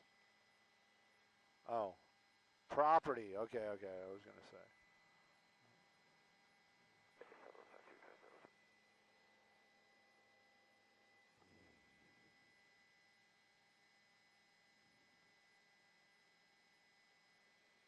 Golf Bravo. That's working really well. I heard somebody was actually proud of that the other day, like they were talking about how like we're oil free in California, or we're on our way to be oil free. I'm just like, it's nothing to cheer on.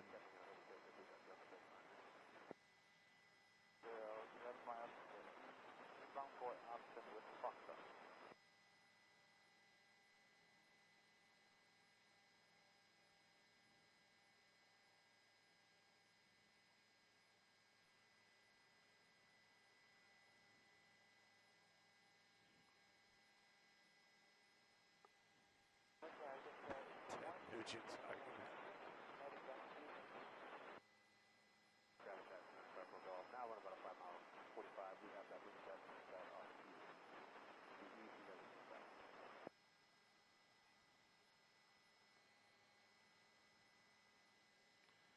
Right.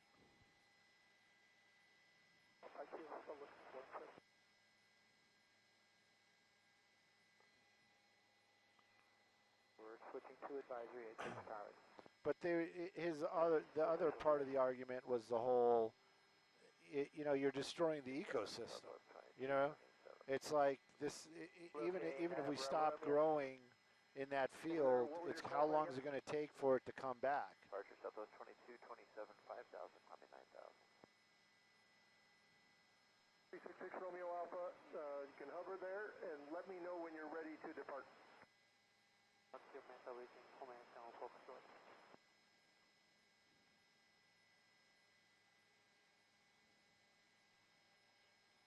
75 Southwest 3620.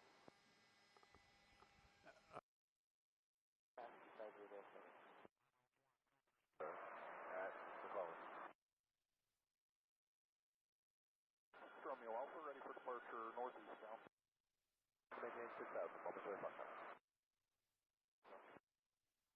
Hunter. A departure from there will be a drone risk on left downwind departure. F-16 has been detected. FR-02, 15,300 feet.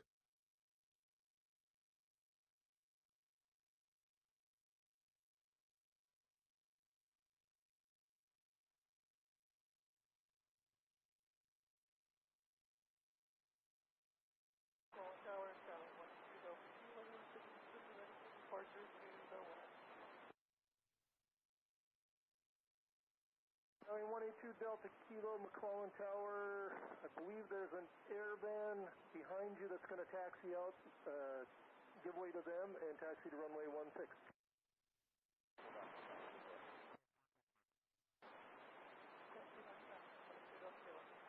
They're on the move right behind you, I believe. McClellan Tower, Epic 34 Golf Bravo, 1500. 34 Golf Bravo Tower, runway 16, wind calm, clear to land. Clear to land, 16 Golf Bravo. 286 Charlie, we are entering the down right for runway 17.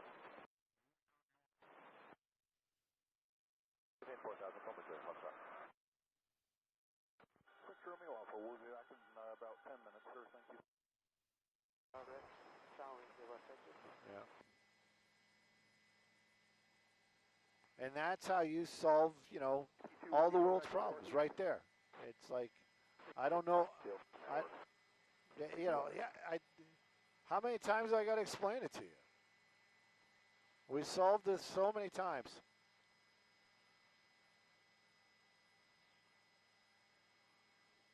What is that thing? Or is that just part of the door? Oh, no. It's a giant screwdriver and a mini sledgehammer. And a breaching tool. November 615 Whiskey, are you going to be doing a run-up at the end? 15 Whiskey, Roger, hold short for now, traffic on final, and I got to This guy's has been dismissed. November 55661, Cessna 172 is about 8 miles to the north of the airport, coming in for a landing runway 16, Kilo Southwest 51 on LS 171. Huh? Clear land, Southwest 51. All right. I guess so.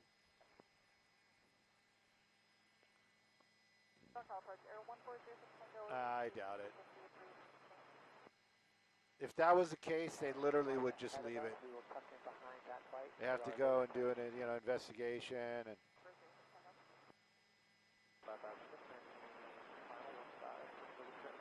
That's the universal for turn on the hose. Yep. There we go. Oh, it's wet water. It's foamy. It's probably because they got all those boxes and wood stuff in it. E3 has been detected. No call sign, 3,075 feet. One hand line. We're going in.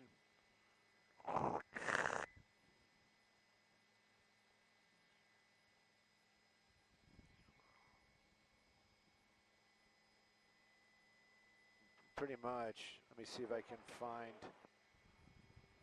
LA County. Maybe we can hear these guys talking there. We were going to give it another 10 miles before we start our descent. 157 Charlie Delta. We need to get these reprogrammed. Our county stuff is all outdated.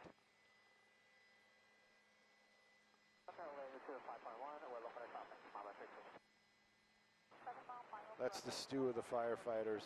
Yeah, you guys got your masks and everything on? Okay, I'm just going to take my crap off. If I fall down, carry me out. Yeah. 615 Whiskey, runway 16, wind calm, cleared for takeoff. That's actually kind of creepy up there in the window. I just saw that.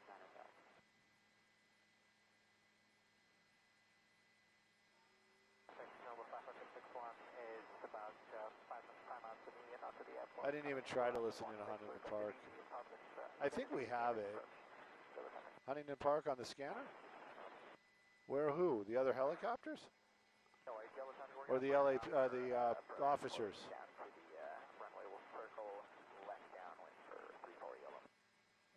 don't know. 5 miles to the east. I like pass through the east part of They're letting us get an exclusive. Just be thankful.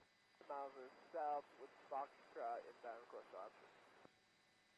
Now and shouldn't be affected, but let me know you're about a mile up. All right, that's them. Hang on. Course approved, 887 Charlie Delta. Something about the search. Hang on. Yeah, can you repeat that? Because hang on.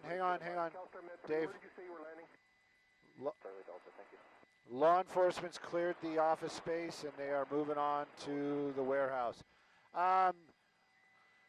It's Friday. We have fuel till about 2 o'clock, Dave. Let me find out for real.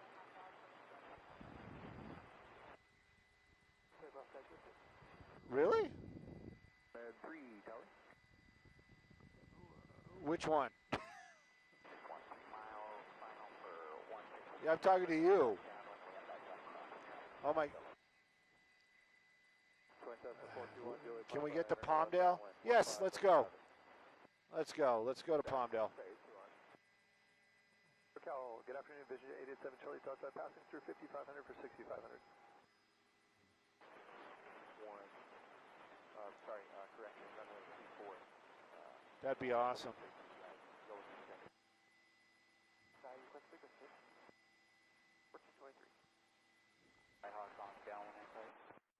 Yeah, I see. You're right below it. So I'm gonna go. You guys go ahead and land first. I'm gonna go long here. Okay. That's great.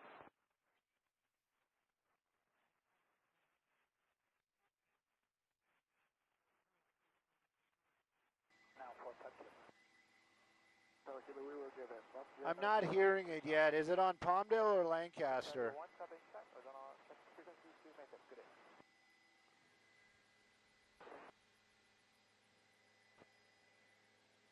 You were wondering where 7 went. Now you know. 703, there's traffic just over the upwind end, runway 16 there, and a right turn out to the west, and you can cross the extended center. Because I got Santa Clarita Palmdale, I'm not hearing anything. I mean, we're kind of far from it. Approach Hammer 14 Charlie Kilo will like to request the VOR for runway 02 at KSAC, data vectors, and... Change approved. If you want to fly following from NorCal approach, it's 127.4. Good day. 274. I like that. Let's do that.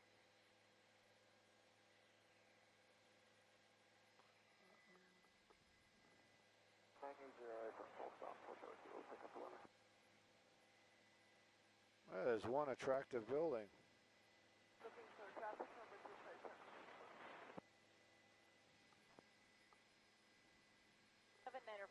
American. Oh, it's on the freeway? Sure. Even better. NorCal, Skyline 182 Delta Kilo, VFR request. Chan would be on the 14. Maybe he's heading towards us. That'll be awesome.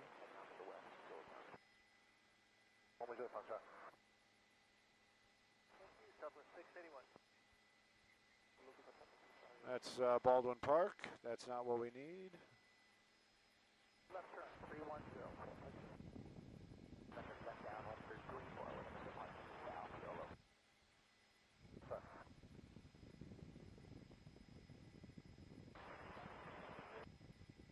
American 1677, 157, climbing flight level 190. Roger, thank you. November 11, Juliet Foxtrot, McCall and Tower, Roger. There it is. Got it. Wind calm, clear to land. Moderate traffic, speeds at 70. It's on scan 2. I don't know where it is, but you can hear it on scan 2. 3 miles southwest of McClellan at 1,600. Like to get flight following to Half Moon Bay Hotel and Alpha Foxtrot.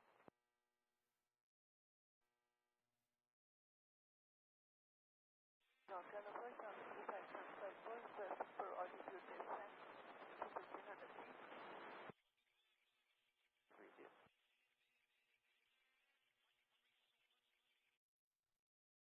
Center to 1423, 12-9, climbing level 190.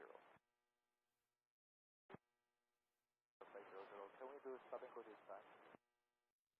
400. 390, level 1423.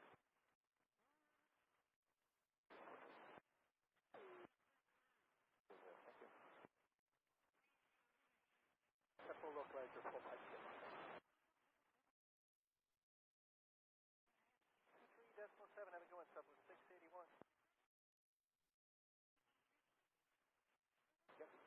Coast Tower, taxi back to runway. That's how you want. Niner 1000. 200, cruise altitude 4,500. What's our head to? One left cross, 115, got it. 979, 1.6 up to 9,000. But Niner 75, American 1677. Here, 220 and 2,500. 55, up down, 115. How do you pronounce this departure? Now that makes perfect sense. Gonna try.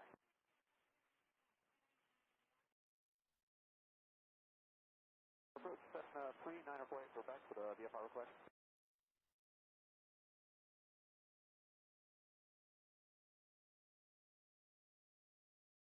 Left, G2 left approach at Mather, 45 kilometers. 625, thanks for the help, Delta Kilo. Cessna 3948 goes back about 2-3 miles southwest of around 3,000. Let's do some practice approaches in the area. Island Yankee at Mather on now to Mohawk if possible. 332 maintain VFR 3948 Quebec.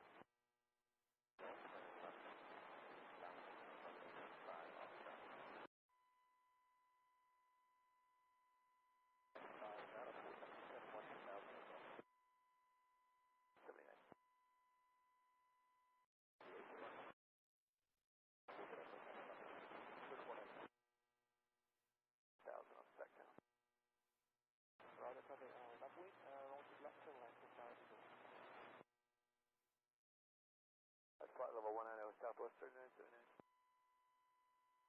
Over 615 Whiskey, 6,700, climb 9,000.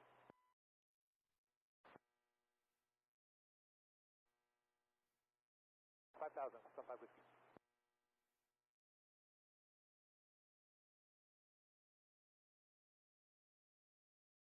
Approach, Skyhawk 737 Golf, Lima departed Auburn, requesting traffic advisory. Yes, 3946.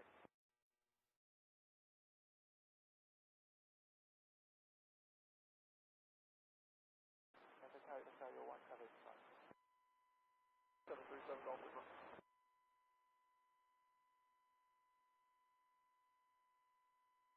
Switching tower, taxi on the way out. Thanks. 37 Golf Lima.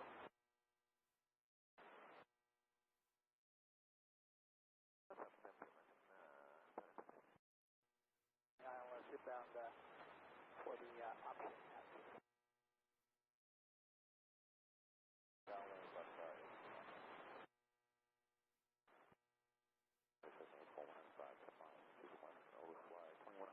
Right, two drop. Left down. Flying for airworks, climbing to probably 4.5.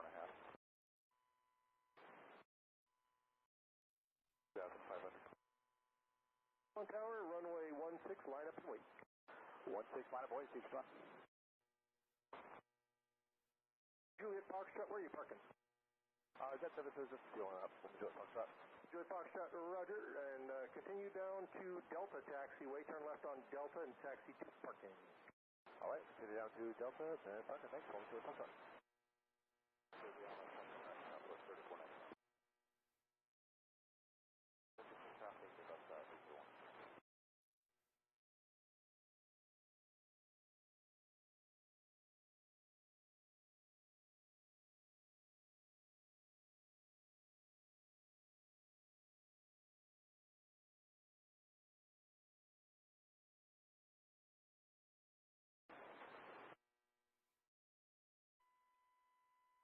Approach is Warrior 2933 Alpha, targeting from Mather, climbing through 1,500 to 5,500.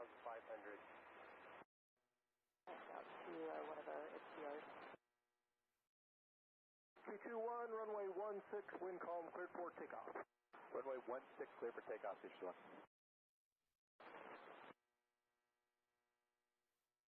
2795 Southwest, 3979. AO Southwest 3979, 13.7 for flight level 190.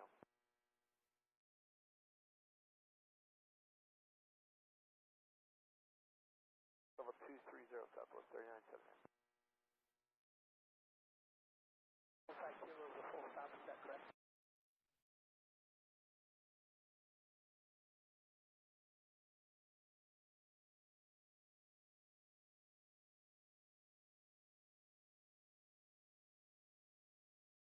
No counterpart, yes, 5927.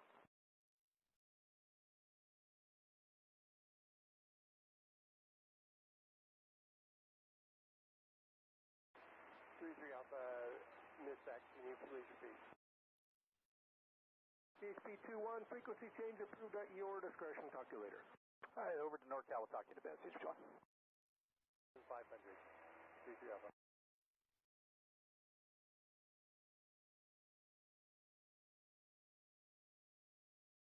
Quebec 3904, Quebec. Center Parker, thanks for your help today. You guys have a good day.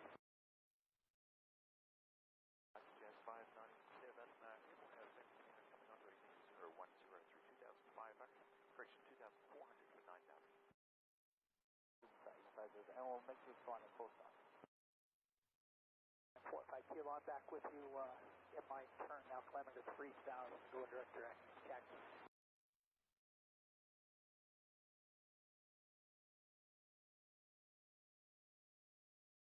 Station 3009, 45 kilo, thanks. Traffic 115, I'm on the west, over 5100 by teardrop, and on the 45 left down, 115 left. 09er, we're just off McCall into the south about a mile. 1,300, climbing 2,500. B-52 has been detected. No call sign. Alt unknown.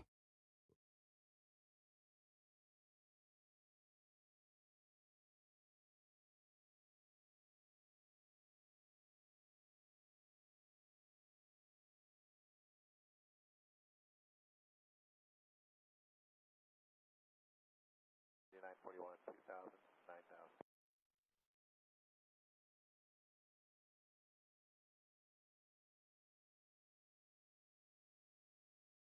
One tower, heavy helicopter, November 366, Romeo Alpha, 10 miles to the northeast, inbound for landing. Near hotel, just on the south side by the other green and blue and white Chinook. Request to air taxi over Alpha inbound to the ramp. 366 Romeo Alpha Tower, roger. You can plan on that. Just continue inbound. They'd advise me about a mile out.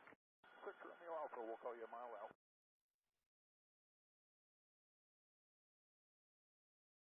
Ma'am, airwork, and then when it gets closer to Franklin, we're going to cancel VFR and do some landings over there. Procedure 1. For the loader, if you got it.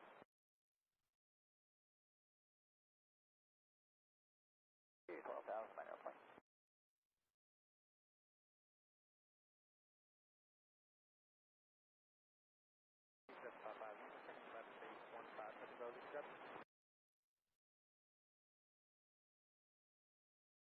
And for Quebec.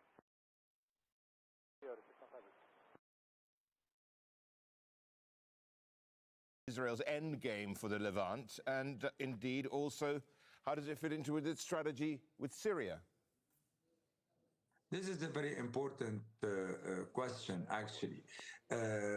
Israel so far is trying to establish kind of buffer zone in South Syria and South Lebanon at the border with Israel, at the detriment of Syria sovereignty and Lebanon sovereignty. The same thing they are trying to establish in Gaza, practically below, behind the yellow line. It's not.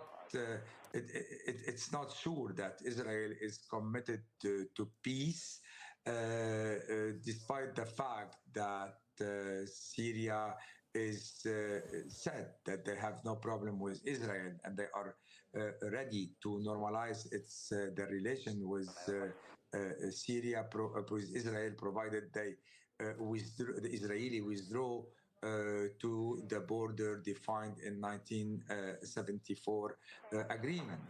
And Lebanon is in direct negotiation with Israel, but still Israel is keeping 5 outposts inside Lebanon, and this is a breach of Lebanon sovereignty.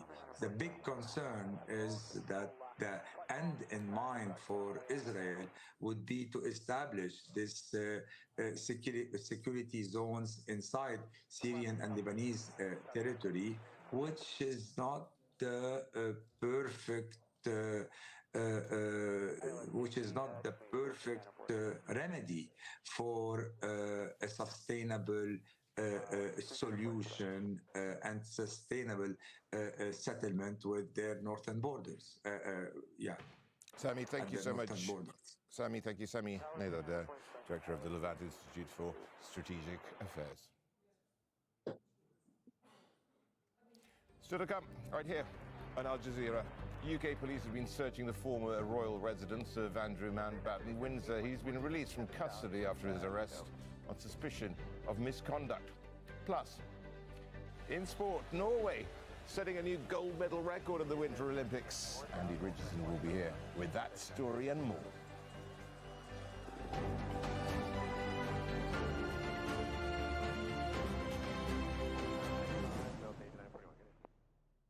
Two 2 million square kilometers of ice, rock and fjords, hotly contested for its strategic location and wealth of rare earth minerals. Al Jazeera reports from local communities caught in the crosshairs. F-16 has been detected. FR-01, 4,100 feet. Holds for this fragile Arctic territory. All the United States is asking for is a place called Greenland. The full report, Trump's push for Greenland on Al Jazeera. The U.S. arms industry, the largest and most powerful on Earth. They're not just making the weapons, they are creating a narrative with their dollars. That narrative is in the halls of Congress through lobbying. Business of War reveals how these corporations use their wealth to buy influence in American politics. Considering you've had hundreds of thousands of dollars of donations from military companies, do you not see that as a conflict of interest? The $1 Trillion War Machine, Episode 1 of Business of War, on Al Jazeera. Balainga grew up harvesting peanuts with his father, but his father says the boy saw something else in the nut. He talked about powering airplanes. For the son, peanuts meant a way to power the world, so he went to work, turning peanut shells into batteries. At first, the funding came. Then, a new president arrived at the White House. I'm a victim of Trump administration because I get a grant that I still not get till now. Since 2025, nearly $3 billion in research funding has been cut or frozen. At the same time, funding for rare earth minerals is growing. So much of what's grown here is processed away from the continent, and yet peanuts could power batteries. But the U.S. shift to rare earth minerals means that the research for Africans, by Africans, is stalling. A son's research paused by decision made far from these fields, where a different future was imagined. In the same quiet moment, some gather around the table to break their fast, while others wait, hoping for a meal, any meal. Since 2017, Hands for Charity has stood beside those in need, offering care, dignity, and hope, reaching across 15 countries, from urgent relief to lasting development that helps communities move forward. This Ramadan, your generosity becomes a lifeline. Join us in sponsoring 1,000 orphans and providing iftar. F-35 has been detected. No call sign, 13,225 feet.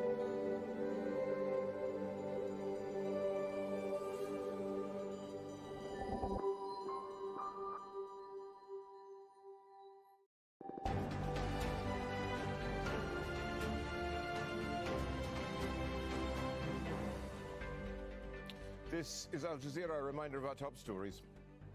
US President Donald Trump says he would impose a new 10% global levy after the Supreme Court struck down his previous global tariffs. In a 6-3 ruling, the court rejected Trump administration's use of a federal emergency law to justify the sweeping levies. Iran's foreign minister says Tehran is preparing a proposal on a possible nuclear deal with the US within days. Abbas Araghchi also says Washington has not demanded a zero nuclear enrichment during negotiations. Israeli forces have carried out several attacks in southern and eastern Lebanon, killing 8 people and injuring 25 others. One of the airstrikes hit Lebanon's Bekaa Valley. Israel says those attacks were aimed at targets linked to Hezbollah. Now, severe Israeli restrictions have limited the number of Palestinian worshippers who could reach Al-Aqsa Mosque for Friday prayers. The first Friday of Ramadan is considered one of the most sacred days during the fasting month. An estimated 80,000 worshippers attended prayers, a much smaller number than past years due to these limitations. Nurode reports from the occupied West Bank. It's the first Friday of Ramadan, and Israeli occupation authorities have limited the number of Palestinians they'll allow into occupied East Jerusalem to pray at the Al-Aqsa Mosque compound. Palestinian Muslims traditionally spend this day in occupied East Jerusalem in their thousands. This year, the grim reality of occupation overshadows tradition. Hundreds of Palestinians from across the occupied West Bank stood for hours at Qalandia and other checkpoints trying to get to occupied East Jerusalem. Israel has set age limits for Palestinians who can apply for permits. Men must be above 55 years of age, women 50 and older, and children must be younger than 12. Still, many were turned back. I don't know why they turned me away. My son got me a permit. We applied on Wednesday. Why did they send me back? In occupied East Jerusalem, streets are crowded with 3,000 Israeli soldiers, not worshippers. Last year I came and there were about 1,000 or 2,000 people ahead of me, and it was earlier than now. Today only dozens were granted entry at the checkpoint. A reality visible at the Al-Aqsa Mosque compound, which is usually overflowing with worshippers during Ramadan's first Friday prayers. Now the compound's courtyards are nearly empty. Worshippers can only stay a few hours. They're made to carry electronic cards that monitor their limited stay in occupied East Jerusalem. Back at the checkpoint, many lost hope after hours of waiting in the sun and while fasting, and watching Israeli soldiers assaulting journalists. Let's go. And paramedics. Next Friday, Palestinians will go through this ordeal again for a chance to go to occupied East Jerusalem, because for them, Jerusalem during Ramadan is worth it. Nurode, Al Jazeera, Qalandia Checkpoint, Palestine. Palestinians on the Gaza Strip have been reacting to the first meeting of Donald Trump's so-called Board of Peace. The American president says 9 members have pledged $7 billion to rebuild Gaza, but Palestinians are pessimistic. Since the first day of the war, we've been told that there will be conferences and meetings, but it's all lies.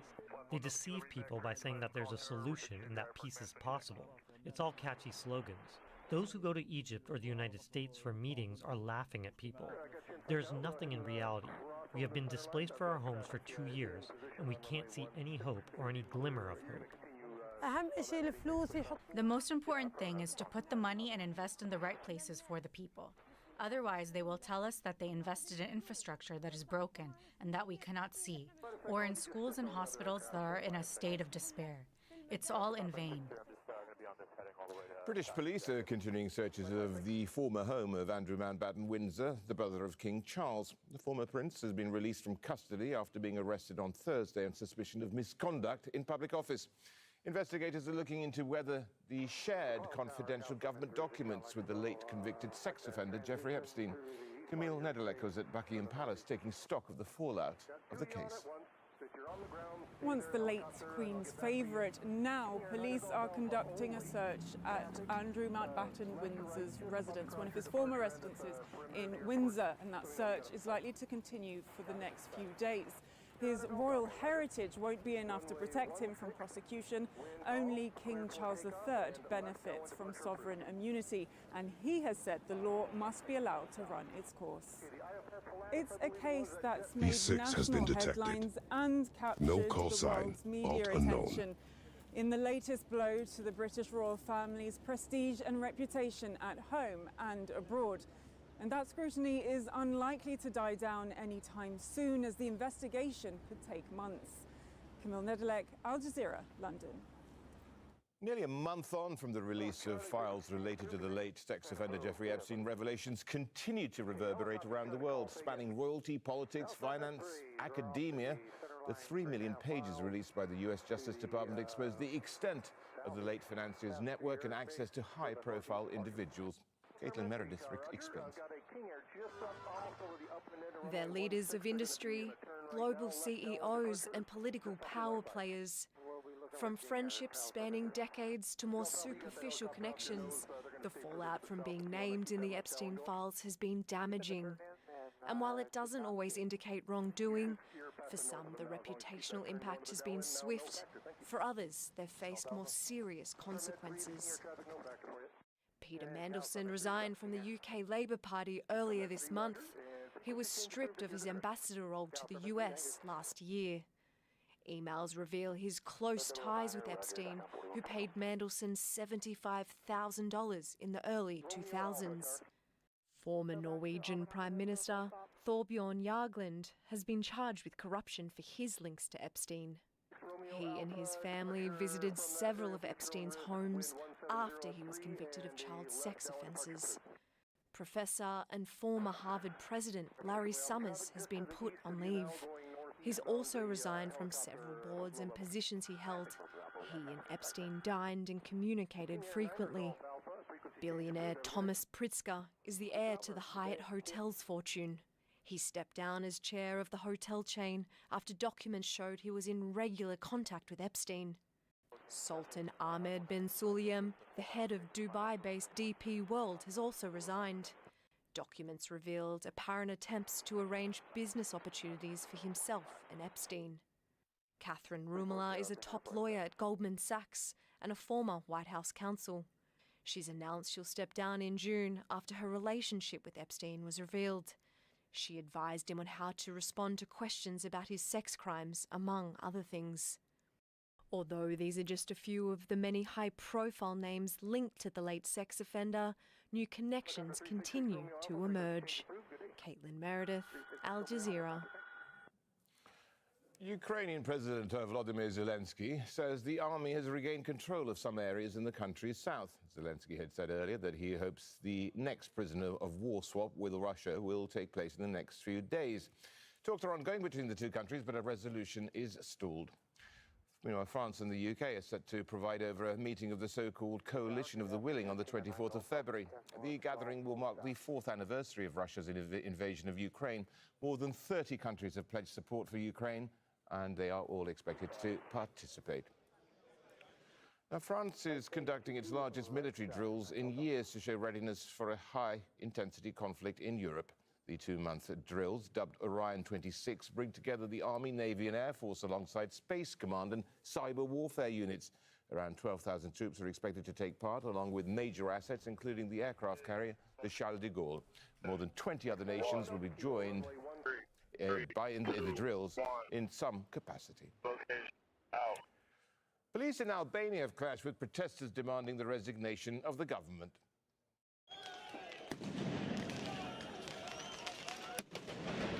Demonstrators hurled petrol bombs and fireworks at the office of Prime Minister Edi Rama. Police responded with tear gas and water cannon. Political tensions have escalated since December, when a special prosecution unit indicted the Deputy Prime Minister over corruption allegations. Colombia's government is racing to assist more than 200,000 people affected by unseasonal heavy rains. The northern department of Cordoba has been hit hard. At least 22 people were killed in the floods. Alessandro Rampietti is in San Peleo, where he went out with an emergency response team. E3 has been detected. Is returning to SNTR what remains of his home more than 10 days after 3,050 feet. torrential rains flooded this rural community. He lived here with his 84-year-old father and his daughters. The crops and animals they depended on are gone. I've lived through floods before, but never like this. In 62 years, I've never seen something so extreme.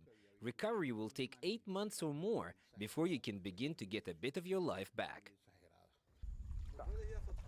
Sebastián is one of more than 200,000 people affected by unseasonal rains across northern Colombia. An Arctic cold front saturated the Sinú River basin, pushing waters downstream from the Urrá Dam and leaving towns and farmland underwater. Many homes remain submerged. Some families improvised shelters on higher ground, waiting for help. Authorities are closely monitoring the Sinú River and the Urrá Dam, where the level of the water, as you can see, remains dangerously high. But while the worst of the flooding may be over, authorities say the threat still remains. The government has declared a state of economic emergency. It aims to raise about $2.2 billion to fund relief and reconstruction under temporary extraordinary powers. We are here from the National Unit for Disaster Risk Management to help. We know it has not been easy. In the meantime, emergency teams are reaching remote villages to offer help. Here are the hammocks, the mosquito nets and the bed sheets, the kitchen kit, the hygiene kit, and the food package with water. But not everyone registered is receiving assistance immediately. Unfortunately not, because there are many people affected across the entire department. There are so many victims that we simply can't keep up. Suppliers also can't meet the demand for large quantities of aid kits, hammocks, and kitchen kits. So we need to ask people to be patient. For some, waiting means rebuilding from almost nothing. And with rivers still high and more rain expected, recovery here is not just about rebuilding what was lost, but racing against the possibility that the waters could rise again. Alessandro Ampietti, Al Jazeera, San Pelayo. Nigeria once celebrated record rice production, promising to become self-sufficient and end costly imports. But across the north, paddy fields are in trouble. Farmers are blaming rising production costs and renewed imports flooding the market. Ahmed Idris reports from Agunga in northwestern Nigeria. The paddy fields of northern Nigeria are increasingly being deserted. Just a year ago, this entire area would have been alive with the hum of water pumps and farmers tending their rice crops. Now, only a few patches of greenery remain. Today, a farmer is unable to produce enough to feed his family, let alone take the rice to the market. The reason is cost. The price of fertilizer, herbicides, pesticides, and mechanized tools has risen sharply. So has farm labor. 10 years ago, the government launched an ambitious rice and wheat program aimed at increasing local production. Borders were closed and tariffs raised. Investors poured hundreds of millions of dollars into rice mills and processing plants. Now, those investments are under threat.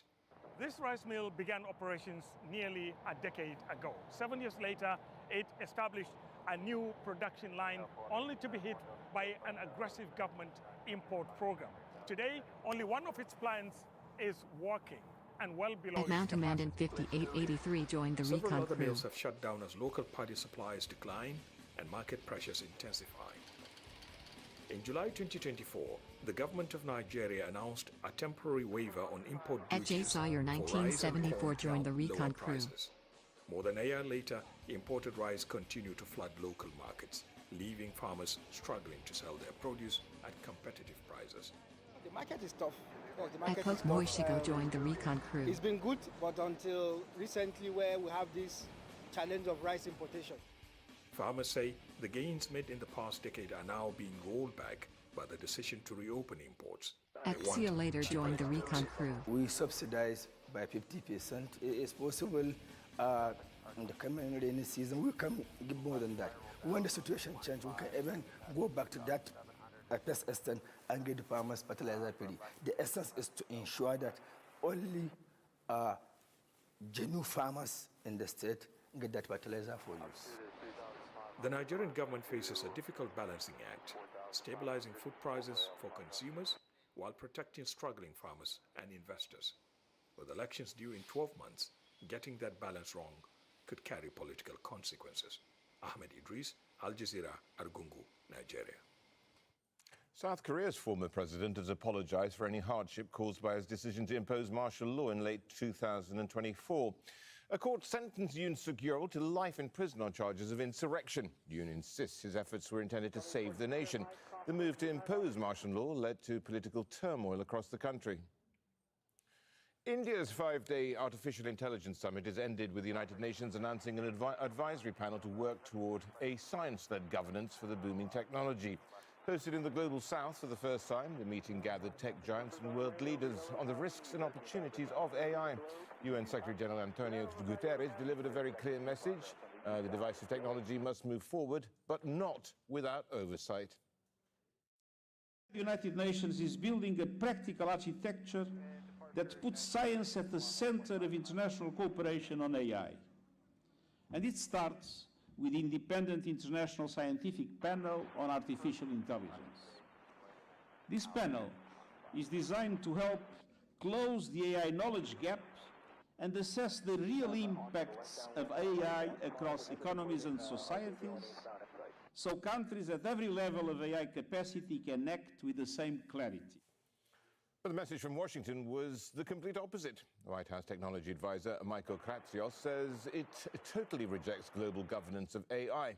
Kratsios represented the country's delegation at the New Delhi summit and agreed that ideological obsessions can become excuses for centralization. At last year's edition, US Vice President J.D. Vance also warned against, quote, excessive regulation. All right, still to come right here on Al Jazeera. Andy Richardson is here with the day's sport. Thank you, Rishad. Well, Carlos Alcaraz has continued his perfect start to the season. The tennis world #1 has been in semi-final action at the Qatar Open.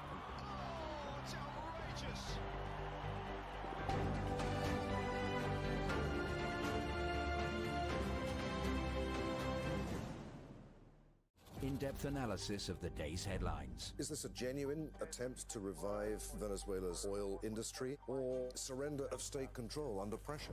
Critical debate. Netanyahu has repeatedly threatened to annex the West Bank. Netanyahu doesn't have to annex the West Bank because effectively it's already happened. Informed opinions. It's still the richest, most powerful country on earth, and the idea that it's always been cheated and it needs to put tariffs, I think the world is getting tired of that. Inside Story on Al Jazeera. Hundreds of thousands of people affected by the earthquakes will stay in shelters or relocate to safer houses. The investigation will continue into what happened and what drove the perpetrator to carry out one of the worst school attacks ever in Austria. The euphoria that followed the fall of Assad has now turned into questions about what's next. Today, millions of Afghan refugees and internally displaced and hope that one day they will have a place to call home.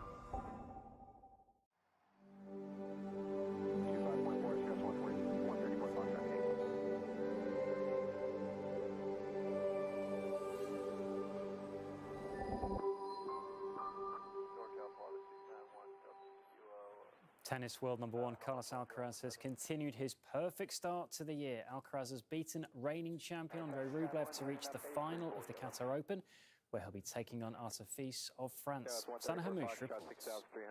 From Spain, the #1 player in the world, Carlos Alcaraz. Fresh from completing a career Grand Slam, Carlos Alcaraz arrived in Qatar in red-hot form. He was taking on defending champion Andrei Rublev in the semi-finals. Rublev was targeting a 4th appearance in the Doha final, and he pushed Alcaraz throughout this contest. Magnificent from Rublev. But as the pressure mounted, so too did Rublev's temper. Perhaps the most crucial one of the night. It was Alcaraz who took the first set in a tiebreak. Oh, cheeky finish. In the second set, the 7-time Grand Slam champion raised his level again.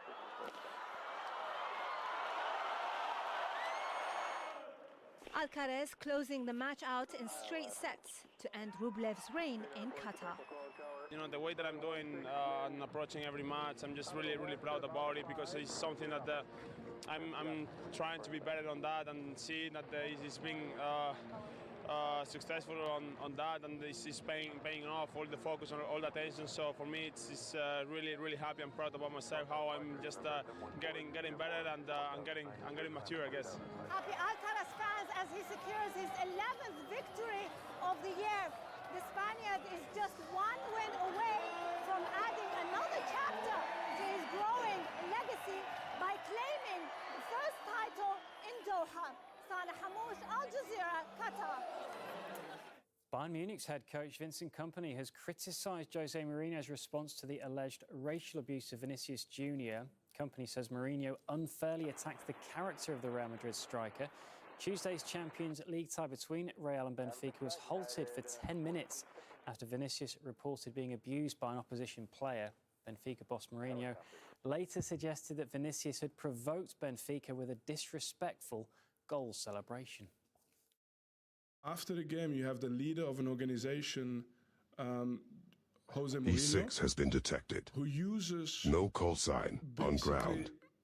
Who attacks the character of Vinicius Jr.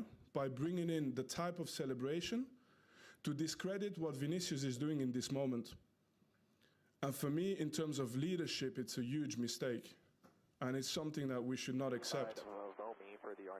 Norway have set a new gold medal record for the Winter Olympics. Johannes Dahle won the men's 15-kilometre biathlon at the Milan Cortina Games. And that's taken his country's total to 17, one better than the previous all-time mark Norway set at the last Winter Olympics in China. An Olympic gold is history. It's something that at least I will remember for a long time, and also people. So to be able to be part of Norway's statistic in gold medals, it's I must say it's a very, very nice feeling, and it was nice to could help.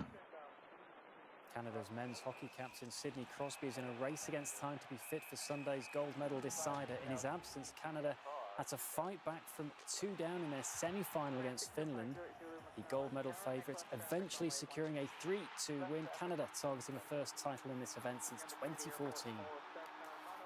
China's Wang Jindi took gold in the men's aerials as his country maintained their dominance in this discipline. It was Wang's first podium, his third Winter Games appearance. His wife, Xu Mengtao, won the women's event, and the pair are likely to compete in Saturday's mixed team aerials final.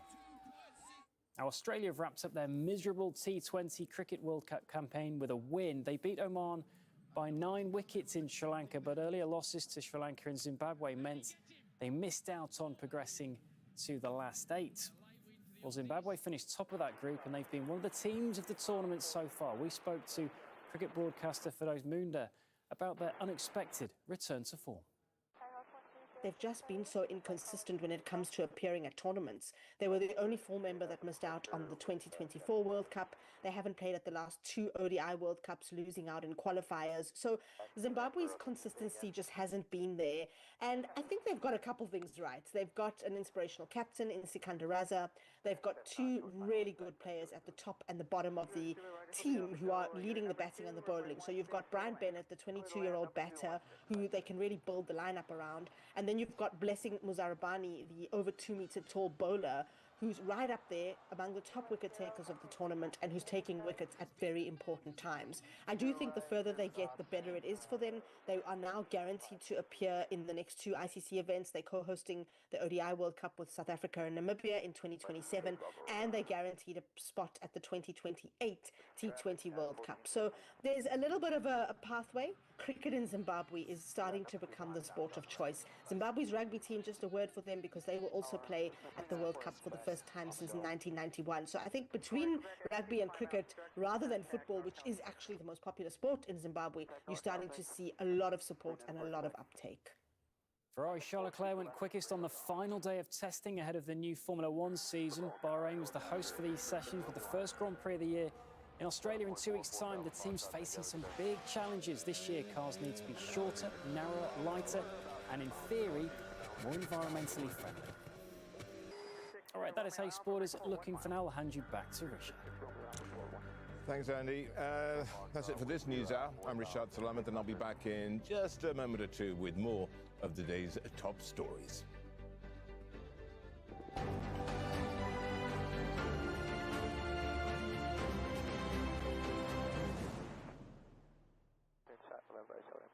This is the start of the journey back from the brink of extinction. These mountain bongos, born in captivity, can't survive in the wild. The staff here at Mount Kenya Wildlife Conservancy are trying to give their offspring a fighting chance. Their fear of any disturbance is a great strength in terms of survival. They also have some weaknesses. One of them is that they always walk along the same path and makes it easy for a leopard or a poacher to catch them. Dr. Robert Arujo leads the conservation program. After more than 2 decades of breeding and preparation, he told us 24 mountain bongos have been released into the sanctuary. Some of the bongos which have transitioned away from our human care come to the wild areas and are able to fight off the leopard. So the instincts are there. All you need is to provide the right environment. As the world loses biodiversity, this could be a rare story of conservation success. Hard-hitting interviews. Israel keeps defying that court. Should you not take tougher sanctions because of that? Well, we condemn. Words. Facing realities. Who is responsible? Genocide is committed by those who give the orders. Even subordinates who obeyed those orders are also responsible. Thought-provoking answers. And where does a nuclear-powered Pakistan stand with that? Pakistan obviously would stand as member of the Ummah, will discharge his duty. Hear their story on Talk to Al Jazeera. In the Philippines, divorce is illegal, leaving some women trapped with abusive partners. A growing movement is campaigning to change the law, but the powerful Catholic Church is standing in its way. 101 East investigates the Philippines divorce battle on Al Jazeera. A meeting of minds, discussing the key issues of our times, joining forces in conversation. Studio B Unscripted.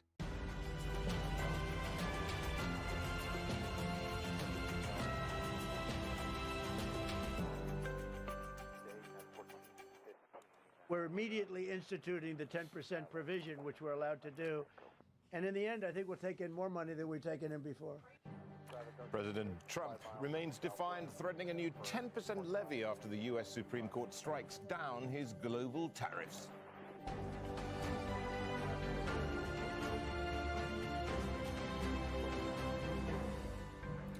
I'm Rashad Salamat. This is Al Jazeera live from Doha. Also on the way, Iran says it's prepared for diplomacy and ready for war as it tries to work out a possible nuclear deal with the United States. Israeli strikes in eastern and southern Lebanon kill at least 10 people and injure more than 20. Thousands of Palestinians from the occupied West Bank are prevented from praying at Al-Aqsa Mosque for Ramadan's first Friday prayers.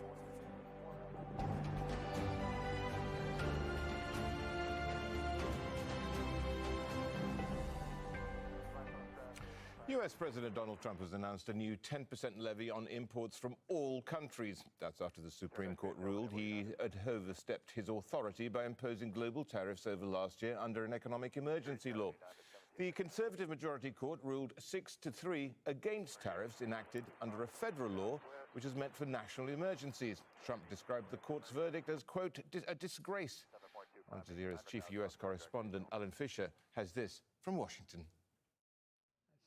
A new record. It took the Supreme Court decision to drive Donald Trump to make a rare appearance in the White House briefing room. The Supreme Court's ruling on tariffs is deeply disappointing. 324 days ago, Donald Trump announced Liberation Day, a sweeping slate of tariffs he said would benefit the American worker and the economy. Imposed using emergency legislation, the Supreme Court has now ruled he can't do that, bringing a stunning rebuke from the president. I think that foreign interests are represented by people that I believe have undue influence. They have a lot of influence over the Supreme Court. But for the White House, the decision doesn't mean tariffs are going away.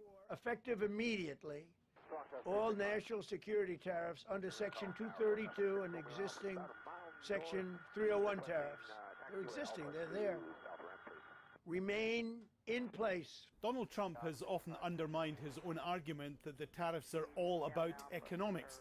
Just last week, he boasted he imposed extra charges on Switzerland because he didn't like the way the leader spoke to him. House Speaker and key ally Mike Johnson said the tariffs had been working and now they will look for ways forward. Republican Rand Paul applauded the court, saying they accepted tariffs are taxes. Trump's former Vice President, Mike Pence, said the ruling was a victory for American families, while Canada's trade representative said the ruling supported their position that tariffs are unjustified. Make America great again. Donald Trump insists the Supreme Court decision brings clarity to the US economy. He says they now know what tariffs can be charged and says it could mean the United States bringing in even more money. But this was a defeat, a rebuke from the Supreme Court for the main plank of Donald Trump's economic agenda. Alan Fisher, Al Jazeera, Washington. Well, let's have a look at the levies the US president has imposed over the past year. Trump put tariffs on more than 90 countries as part of his pledge to protect US industries and narrow the country's trade deficit. The duties ranged from 10 to 50%, targeting key sectors like steel, aluminium, cars, semiconductors and electric vehicles. Brazil, India, China and Switzerland were among the hardest hit, along with Canada, one of America's biggest trading partners. Even close allies, including the United Kingdom, Japan and South Korea, were not left unscathed. Mike Hanna explains what triggered the US Supreme Court's decision. On a rainy DC day, the Supreme Court handed down its most significant decision of recent times. The case was brought by a children's toy company, Learning Resources, which argued that the president had usurped the power of Congress by unilaterally imposing the tariffs against numerous countries. The opinion was written by Chief Justice John Roberts, who agreed that the president does not have the power to impose what are essentially taxes. And in a searing concurring judgment, Justice Neil Gorsuch wrote, "Americans fought the revolution in no small part because they believed that only their elected representatives, not the king, not even Parliament, possessed authority to tax them," adding, "The framers gave Congress alone access to the pockets of the people." More than 1,000 major companies are now following through on legal moves to reclaim some of the more than $200 billion in tariffs that have already been collected by US Customs and Border Protection. The Supreme Court did not address the issue of reimbursement, which is likely to be played out in lower courts. Its ruling applies to the tariffs the president imposed under the International Emergency Economic Powers Act of 1977. Several other types of import taxes, including those on steel and automobiles, remain untouched. It's impossible to overstate the importance of this decision. The Supreme Court has re-established the concept of a balance of power between the executive, the legislature, and the judiciary, in terms of which no one body has full power over the other. It's a very bedrock of this country's constitution. Mike Hanna, Al Jazeera, Washington. US Treasury Secretary Scott Bessent says revenue from tariffs will remain virtually unchanged in 2026 because of alternative legal routes.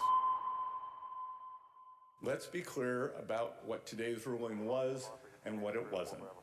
Despite the misplaced gloating from Democrats, ill-informed media outlets, and the very people who gutted our industrial base, the court did not rule against President Trump's tariffs. 6 justices simply ruled that IEEPA authorities cannot be used to raise even $1 of revenue. This administration will invoke alternative legal authorities to replace the IEEPA tariffs. We will be leveraging Section 232 and Section 301 tariff authorities that have been validated through thousands of legal challenges. Treasury's estimates show that the use of Section 122 authority, combined with potentially enhanced Section 232 and Section 301 tariffs, will result in virtually unchanged tariff revenue in 2026. William Lee is the chief economist and managing director at Global Economic Advisors.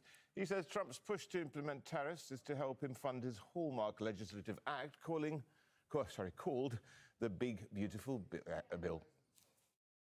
The Supreme Court has really shifted the basis on which the tariffs can be placed, and it's reduced the base on which the tariffs can be based. In other words, the revenues that could be collected was something on the order of about $250 billion a year, and now we've dropped that base down to maybe about half of that. Nevertheless, I think the president is very determined to make sure that the revenues that are needed to support his legislation, the Big Beautiful Bill of reducing taxes and reducing the size of government and reducing regulations, that Big Beautiful Bill gets financed. And right now, the market concern is whether or not he's going to be able to raise enough tariff revenue to make up for the shortfall. If we don't get the revenues that came from the tariffs, the likelihood is that our deficit will rise to maybe 8% of GDP over the next 10 years, and that's unprecedented in peacetime America. And I think the bond markets are much more concerned about filling that fiscal gap. And tariffs were a great way of doing that, because it not only allowed the president to incentivize more investments into the United States, but also provided a solid revenue base on which to pay for that big, beautiful bill and pay for the rest of spending that Congress has really decided to continue without financing with taxes. The Canadian government has welcomed the US Supreme Court's decision, but says there's still a battle ahead. Ian Wood has more from Toronto. E6 has been detected. Positive signs coming from across the country. The Premier of British Columbia and Ontario today signaling that this is a good step for Canada. Remember, it's not just that Canada's biggest trading partner is the United States. The United States' biggest, or second biggest, close with Mexico, is Canada. So for North America, this is good news. For Mexico, for Canada, and for American citizens that have been pounded by these tariffs that the Supreme Court has now said were unjustified. But I will say that the Minister of Canada-U.S. Trade, Dominic LeBlanc, made a point today to say that there is still work yet to be done, because, of course, the Supreme Court ruling does not take the tariffs off on the sectoral 232 tariffs. Those are the steel, aluminum, softwood lumber, the auto industry. Those are the big-ticket items that are getting tariffed here in Canada when they're shipped down to the United States. The Ontario Premier also echoed that. Ontario, of course, is a large auto manufacturing hub for Canada. The Ontario Premier saying that the battle is yet to come. So there's optimism, but there's still some tension on what Donald Trump will do next. Now, Mexico is the US's largest trading partner. The Mexican government has reacted with caution to the Supreme Court's decision. Julia Galliano reports from Mexico City. Mexican President Claudia Sheinbaum said her government would be carefully reviewing today's decision by the Supreme Court to see what its reach was and how affected Mexico would or would not be by it. Con la gobernadora y las fuerzas estatales. A statement that reflects the approach that Sheinbaum has long taken to dealing with Donald Trump, which is essentially to project the image of being cool, calm, and collected, in contrast to his often bombastic statements. Now, the reality is that despite all we've heard over the last year about tariffs or the threat of tariffs, Mexico has actually ended up in quite a privileged, even competitive position, especially when compared to other countries. We have to remember Mexico is the U.S.'s largest trading partner, and the two countries, along with Canada, share a vast trading agreement that shielded most products from the so-called reciprocal tariffs that President Trump announced on what he described as Liberation Day. There were also punitive tariffs related to fentanyl and illegal immigration along the U.S. border, which Mexico had managed to suspend while negotiations continued on those matters. Now, the tariffs that Mexico has been subjected to on steel, aluminum, and car parts are not affected by today's decision. In fact, trade between the U.S. and Mexico actually grew in 2025, and that trade surplus that President Trump often talks about also increased, which means that the tariffs didn't have the devastating effect, at least last year, that many had predicted. So the government here in Mexico now is standing by to see what the Trump administration comes up with next as it reels from today's decision by the Supreme Court. Julia Galliano, Al Jazeera, Mexico City.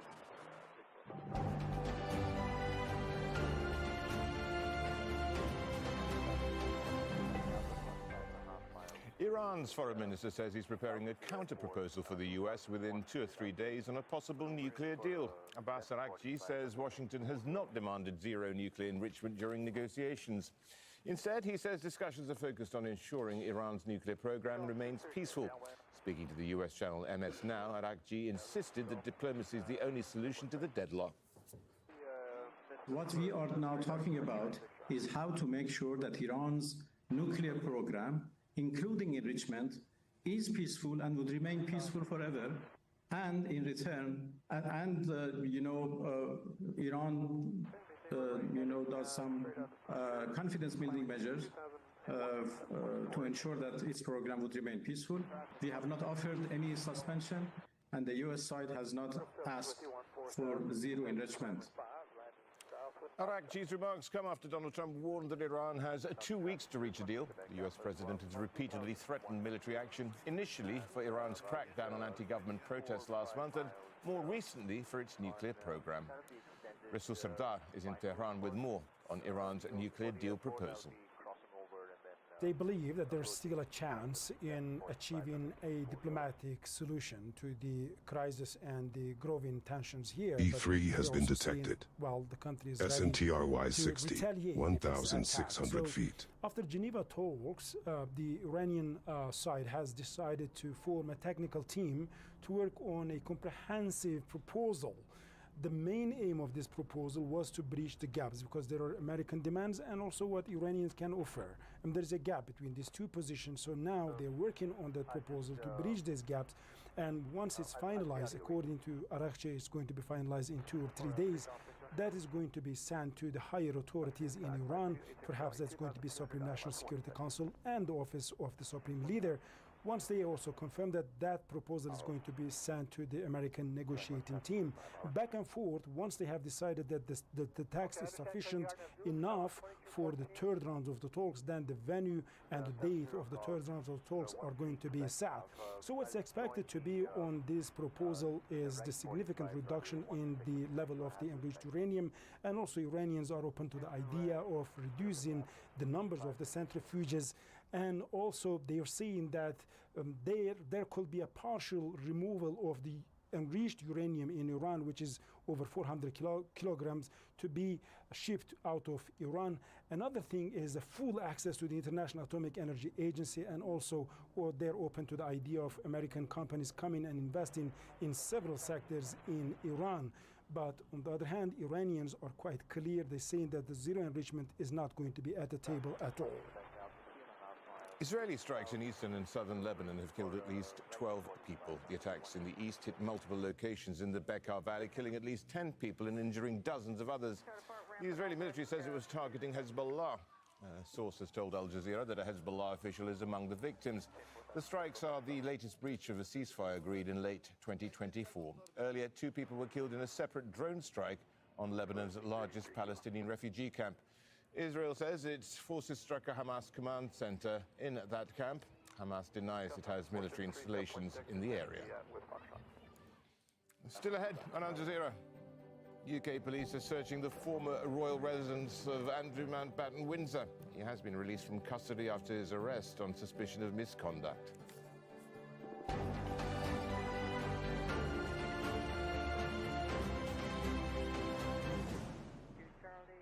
On counting the cost, the transatlantic alliance in the balance. The U.S. insists Europe pay for its own defense after decades of economic, trade, and energy dependence on its NATO ally.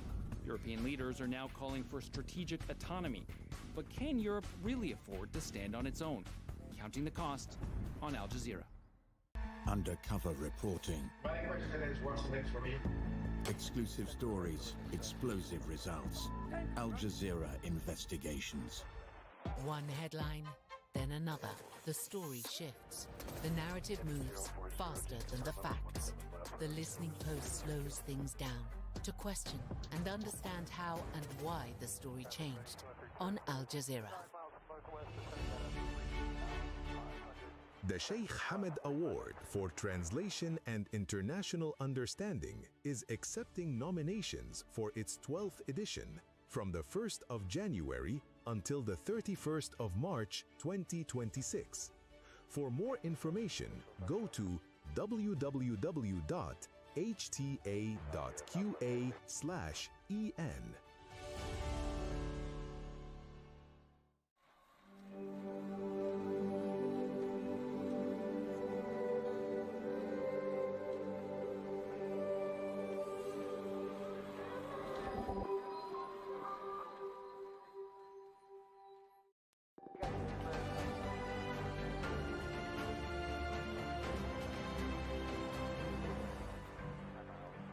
This is Al Jazeera, a reminder of our top stories.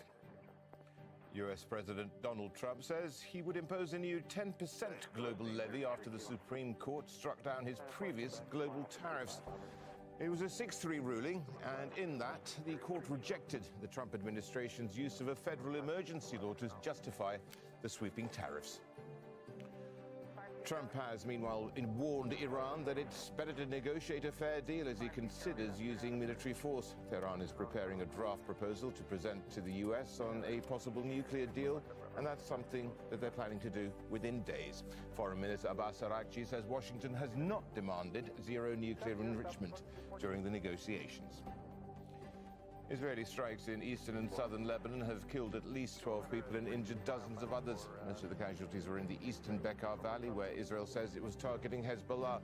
A source has told Al Jazeera that a Hezbollah official is among the victims. Now, Palestinians on the Gaza Strip have been reacting to the first meeting of Donald Trump's so-called Board of Peace. The US president says 9 members have pledged $7 billion to rebuild Gaza. But Palestinians, they remain pessimistic. Since the first day of the war, we've been told that there will be conferences and meetings. But it's all lies. They deceive people by saying that there's a solution and that peace is possible. It's all catchy slogans. Those who go to Egypt or the United States for meetings are laughing at people. There's nothing in reality. We have been displaced for our homes for 2 years, and we can't see any hope or any glimmer of hope. The most important thing is to put the money and invest in the right places for the people. Otherwise, they will tell us that they invested in infrastructure that is broken and that we cannot see, or in schools and hospitals that are in a state of despair. It's all in vain. The first Ramadan after the US brokered a ceasefire has not brought joy or respite in devastated Gaza. Now, on the north of the Strip, displaced Palestinians are still living in schools as well as makeshift shelters, relying on humanitarian aid just for their basic needs, and they're barely able to prepare a meal to break their fast. Hani Mahmoud visited one of those families and sent us this report from Gaza City. For the third Ramadan in a row, this school has been their shelter. Before sunset, Muhammad bakes bread over burning wood and scraps of plastic, preparing to break her fast at iftar the only way she can. With severe shortage of cooking gas, open fires are used by many to cook. Muhammad's 7 children sleep on a classroom floor. There are no beds for them, just thin blankets and a few bags containing what remains of their lives. Displaced multiple times from Beit Hanun in the north to Rafah and Khan Yunis in the south, the families are still waiting for a decision that could allow them to return home, or what is left of it. I am a mother of 7 children. We were living in Beit Hanun before October 7th. My children, my husband, and I were displaced. After the recent ceasefire, the news from the Peace Council, and the positive indicators for Gaza, our preparations and expectations for Ramadan this month were that it would be better than previous ones during the war. Unfortunately, it is worse. Her husband says uncertainty defines their days. Their children are afraid to sleep outside as violations and insecurity continue. My children live in fear, whether they go out into the street or stay here in the shelter. In the past, in better days, they had better times playing ball, going to school, and then returning home. The family depends largely on community kitchens serving simple meals. For many of the Palestinians sheltering inside this school, iftar is a celebration of a spiritual resilience, unbroken by Israel's genocide and a future that is far from certain. Hani Mahmoud, Al Jazeera, from Gaza City, Palestine. Meanwhile, heavy restrictions by Israel have limited the number of Palestinian worshippers who are able to reach the Al-Aqsa Mosque for Friday prayers. The first Friday of Ramadan is considered one of the most sacred days during the month of fasting. An estimated 80,000 worshippers attended prayers, and that's a much smaller number than previous years. Nurode reports from Colombia in the occupied West Bank. It's the first Friday of Ramadan, and Israeli occupation authorities have limited the number of Palestinians they'll allow into occupied East Jerusalem to pray at the Al-Aqsa Mosque compound. Palestinian Muslims traditionally spend this day in occupied East Jerusalem in their thousands. This year, the grim reality of occupation overshadows tradition. Hundreds of Palestinians from across the occupied West Bank stood for hours at Qalandia and other checkpoints trying to get to occupied East Jerusalem. Israel has set age limits for Palestinians who can apply for permits. Men must be above 55 years of age, women 50 and older, and children must be younger than 12. Still, many were turned back. I don't know why they turned me away. My son got me a permit. We applied on Wednesday. Why did they send me back? In occupied East Jerusalem, streets are crowded with 3,000 Israeli soldiers, not worshippers. Last year I came and there were about 1,000 or 2,000 people ahead of me, and it was earlier than now. Today only dozens were granted entry at the checkpoint. A reality visible at the Al-Aqsa Mosque compound, which is usually overflowing with worshippers during Ramadan's first Friday prayers. Now the compound's courtyards are nearly empty. Worshippers can only stay a few hours. They're made to carry electronic cards that monitor their limited stay in occupied East Jerusalem. Back at the checkpoint, many lost hope after hours of waiting in the sun and while fasting, and watching Israeli soldiers assaulting journalists. Let's go. And paramedics. Next Friday, Palestinians will go through this ordeal again for a chance to go to occupied East Jerusalem, because for them, Jerusalem during Ramadan is worth it. Nooradi Al Jazeera, Qalandia Checkpoint, Palestine. Ukrainian President Volodymyr Zelensky says the army has regained control of some areas in the south during a counteroffensive against Russian forces. Zelensky earlier said he'd hoped that both countries would swap prisoners of war in the coming days. Talks to end the conflict have been deadlocked over territorial disputes. Both sides are demanding control of Ukraine's Donbas region. Meanwhile, France and the UK are set to provide over a meeting of the so-called Coalition of the Willing on Tuesday. The gathering will mark the 4th anniversary of Russia's invasion of Ukraine. More than 30 nations that have pledged support for Ukraine are expected to participate. Kyiv has been campaigning for additional military, financial and diplomatic backing amid the ongoing conflict. France is conducting its biggest military drills in years to show readiness for a high-intensity conflict in Europe. The Army, Navy and Air Force are training with the Space Force and cyber warfare experts over 2 months. The mission will see some 12,000 troops deployed along with the Charles de Gaulle aircraft carrier. More than 20 other nations will be joining the drills in some capacity. They're being held amid growing concern about Russian aggression. Police in Albania's capital, Tirana, have fought with protesters demanding the resignation of the government.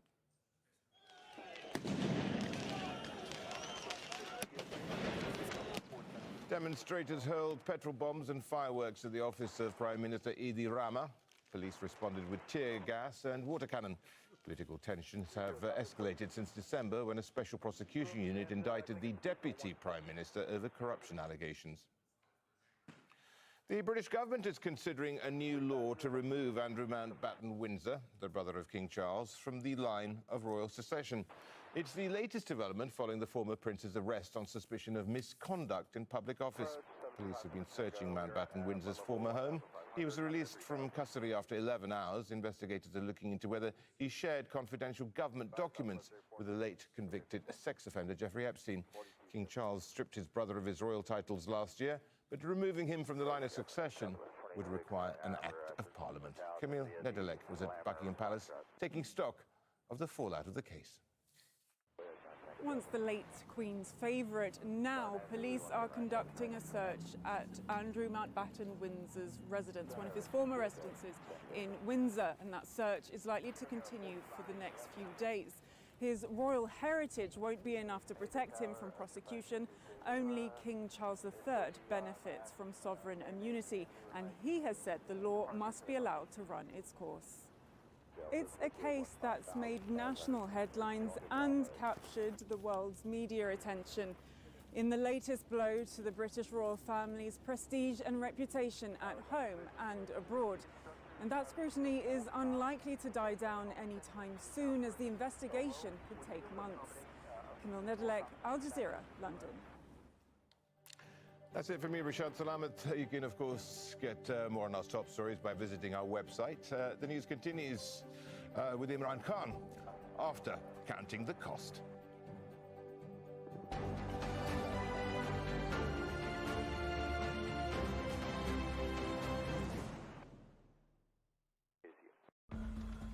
Is truth truly the first casualty of war? A series of media laws introduced after Russia's E6 has been invasion of detected. Ukraine have stifled No call sign independent on journalism. ground. Witness chronicles the near impossible personal and political choices of a Nobel Peace Prize winner and his colleagues in a media organization's final days before falling silent. Of Caravan and the Dogs on Al Jazeera. Al Jazeera sets the stage. Take a look at this village. All of the houses here essentially disappeared into the mud, pushed away by floodwaters. Award-winning programming from international filmmakers. The church believes that it's fighting a spiritual war and that the exorcists are the soldiers on the front line. Sharing personal stories for a global audience. This is a moment where the world needs to not look away and continue to stand with people in Gaza. On Al Jazeera. This is the start of the journey back from the brink of extinction. These mountain bongos, born in captivity, can't survive in the wild. The staff here at Mount Kenya Wildlife Conservancy are trying to give their offspring a fighting chance. F-35 has been detected. Any disturbance is a No great call strength in sign, terms of alt survival. unknown. They also have some weaknesses. One of them is that they always walk along the same path and makes it easy for a leopard or a poacher to catch them. Dr. Robert Arujo leads the conservation program.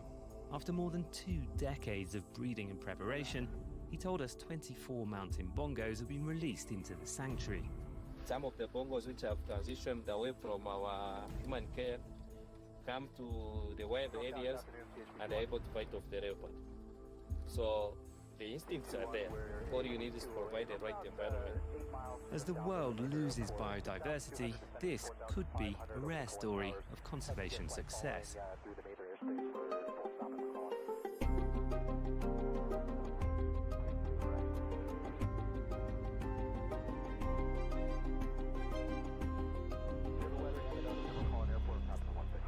Hello, I'm Scott McLean. This is Counting the Cost on Al Jazeera, your weekly look at the world of business and economics.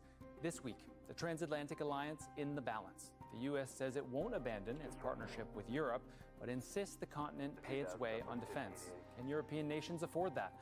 It's not just about security. Europe has a decades-long dependence on the U.S. on trade, technology, and energy. Now leaders are calling for strategic autonomy, but can the continent really stand on its own?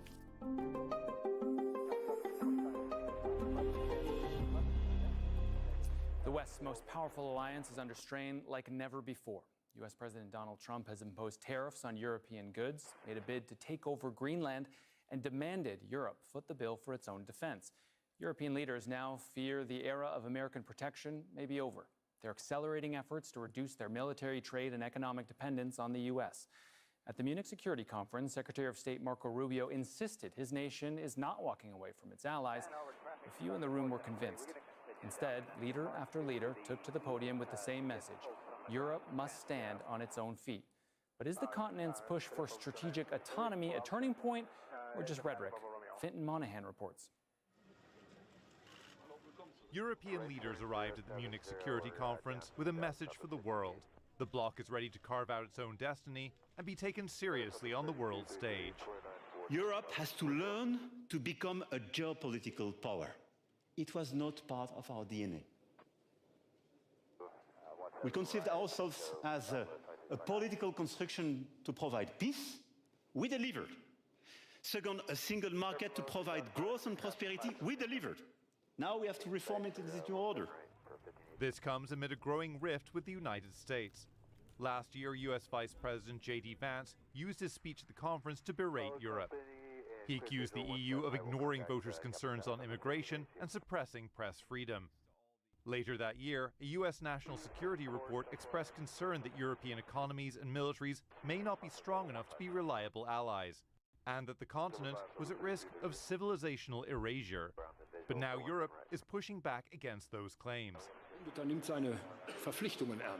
A true ally takes his obligations seriously. No one forced us into the excessive dependence on the United States that we have found ourselves in recently. This immaturity was our own fault.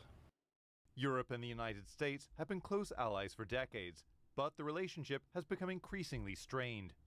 The two sides did around $1 trillion in trade in 2023. At that time, the EU was running a trade surplus. But since then, the bloc's accepted a 15% tariff on its goods after pressure from the Trump administration. The NATO alliance brings the US and Europe together on defense. But the US military budget is 60% of total defense spending in the alliance. It's given rise to a perception among Americans that they're footing the bill for European security.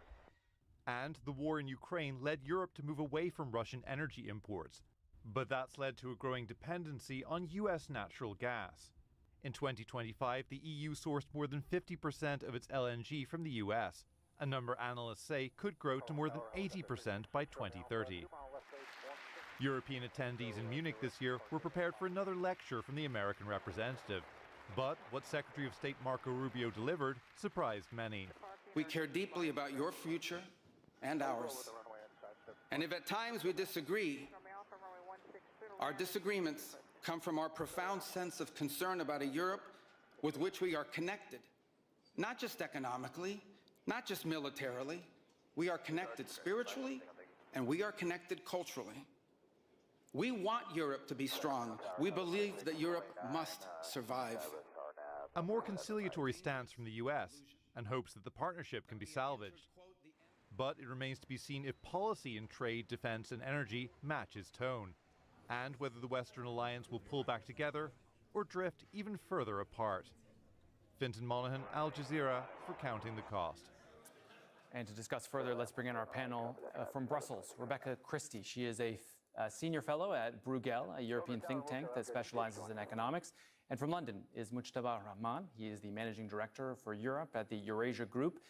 And he's also a senior research fellow at the LSE European Institute. And also from Brussels is Teresa Fell. She's the director of the Center for Russia, Europe, Asia Studies. She's previously a member of the Strategic Advisors Group for the NATO Supreme Allied Commander Europe. Thank you all for being on the program. One of the biggest questions facing Europe right now is, were a global power, say Russia or China, to invade Europe, would Europe be able to defend itself on its own without the United States? And before I get you to answer that question, Teresa, I want to just play for you what the Secretary General of NATO, Mark Rutte, said about this question last month. Listen. And if anyone thinks here, again, that the European Union or Europe as a whole can defend itself without the US, keep on dreaming. You can't. We can't. We need each other. And why do we need each other? I tell you. First of all, because also the US needs NATO. Okay, Teresa, do you agree? Should we keep dreaming that Europe could actually defend itself? Well, that's the whole idea of the alliance. So that's what the Trump administration is pushing for Europe to do. We should remember it's not just the Trump administration that has been talking about this. If we go back to the 2011 farewell speech of Robert Gates, he warned Europe that the underspending, the deliberate self-enfeeblement of Europe would actually have a serious blowback. American voters are kind of tired of footing the bill. As you noted, 60% of the NATO budget is from the US. So Europe is bigger and even has a huge economy equal to the US. So why can't they pick up the bill? I think for their own self-respect, they need to do that. So we noticed at the time of President Obama, who was very popular in Europe at the time, and he called Europe free riders. So when the US announced under the President Obama administration that they wanted to pivot to Asia, it seemed almost impossible to do because they kept getting pulled back to Europe or to the Middle East. The Europeans have not really been good at burden sharing. We heard in your run-up that Merz said that it was their choice to do this. In addition to all of this, like the 1989, when the wall came down, Europe felt we have a peace dividend. We deserve to spend more on social programs. And I get that. It's the typical butter versus guns debate. Nevertheless, Europe, the US can no longer afford to supply Europe and Asia with security. They have been warned for about 15 years that they needed to step up and to do burden sharing. But what's happened in Europe under the Trump administration, the US wants to burden shift because it's becoming far more difficult. They want to be more laser focused on China. All right, so let's take a look at whether Europe is actually a bunch of free riders, as Obama pointed out. So let's look at defense spending. So in 2024, NATO's European nations and Canada increased their defense budgets by 20%. Last year, military spending by EU member states climbed to more than $450 billion. All NATO member countries are now meeting or exceeding NATO's target of spending 2% of GDP on defense. Alliance leaders in June raised the bar even further to 5% of economic output by 2035. Replacing America's military presence in Europe, though, could run to around $1 trillion, according to the think tank, the International Institute for Strategic Studies. So, Mujtaba, to you, how likely is it that Europe will actually be able to come up with this $1 trillion and replace the need for American military presence on the continent? Well, as your opening suggested, I do think there has been a reckoning in Europe that the alliance is not going to revert back to an equilibrium that the Europeans came to, as Theresa said, ultimately depend on, and that over the medium to long term, Europe does need to do more for its own security and defense. You're seeing that reflected explicitly in the Ukraine theater, where Europe is now is on a trajectory to increase its defense spending to the 5% target agreed in The Hague last year. Some countries have a pathway, some countries are already there. Some countries have a fiscal pathway to get there. Others are going to struggle. Other big NATO and EU members are going to struggle. I would point to the UK that has a plan to get to around 2.7% by the end of next year, but no real fiscal pathway beyond that has yet been articulated. And of course, a country like France, the minority government of Sébastien Lecornu, has recently managed to pass a budget that will keep the deficit at around 5% of GDP for this year. There is no credible political or fiscal pathway for France to get to 5% by 2035. And of course, a lot will hang on the outcome of French presidential elections in April and May next year. So there is a mixed picture at the national level. That being said, I do think Europe has made a strategic commitment to become more militarily autonomous from America, and that trajectory, I suspect, will continue over the course of the next decade. It sounds like there's still some holes in the plan.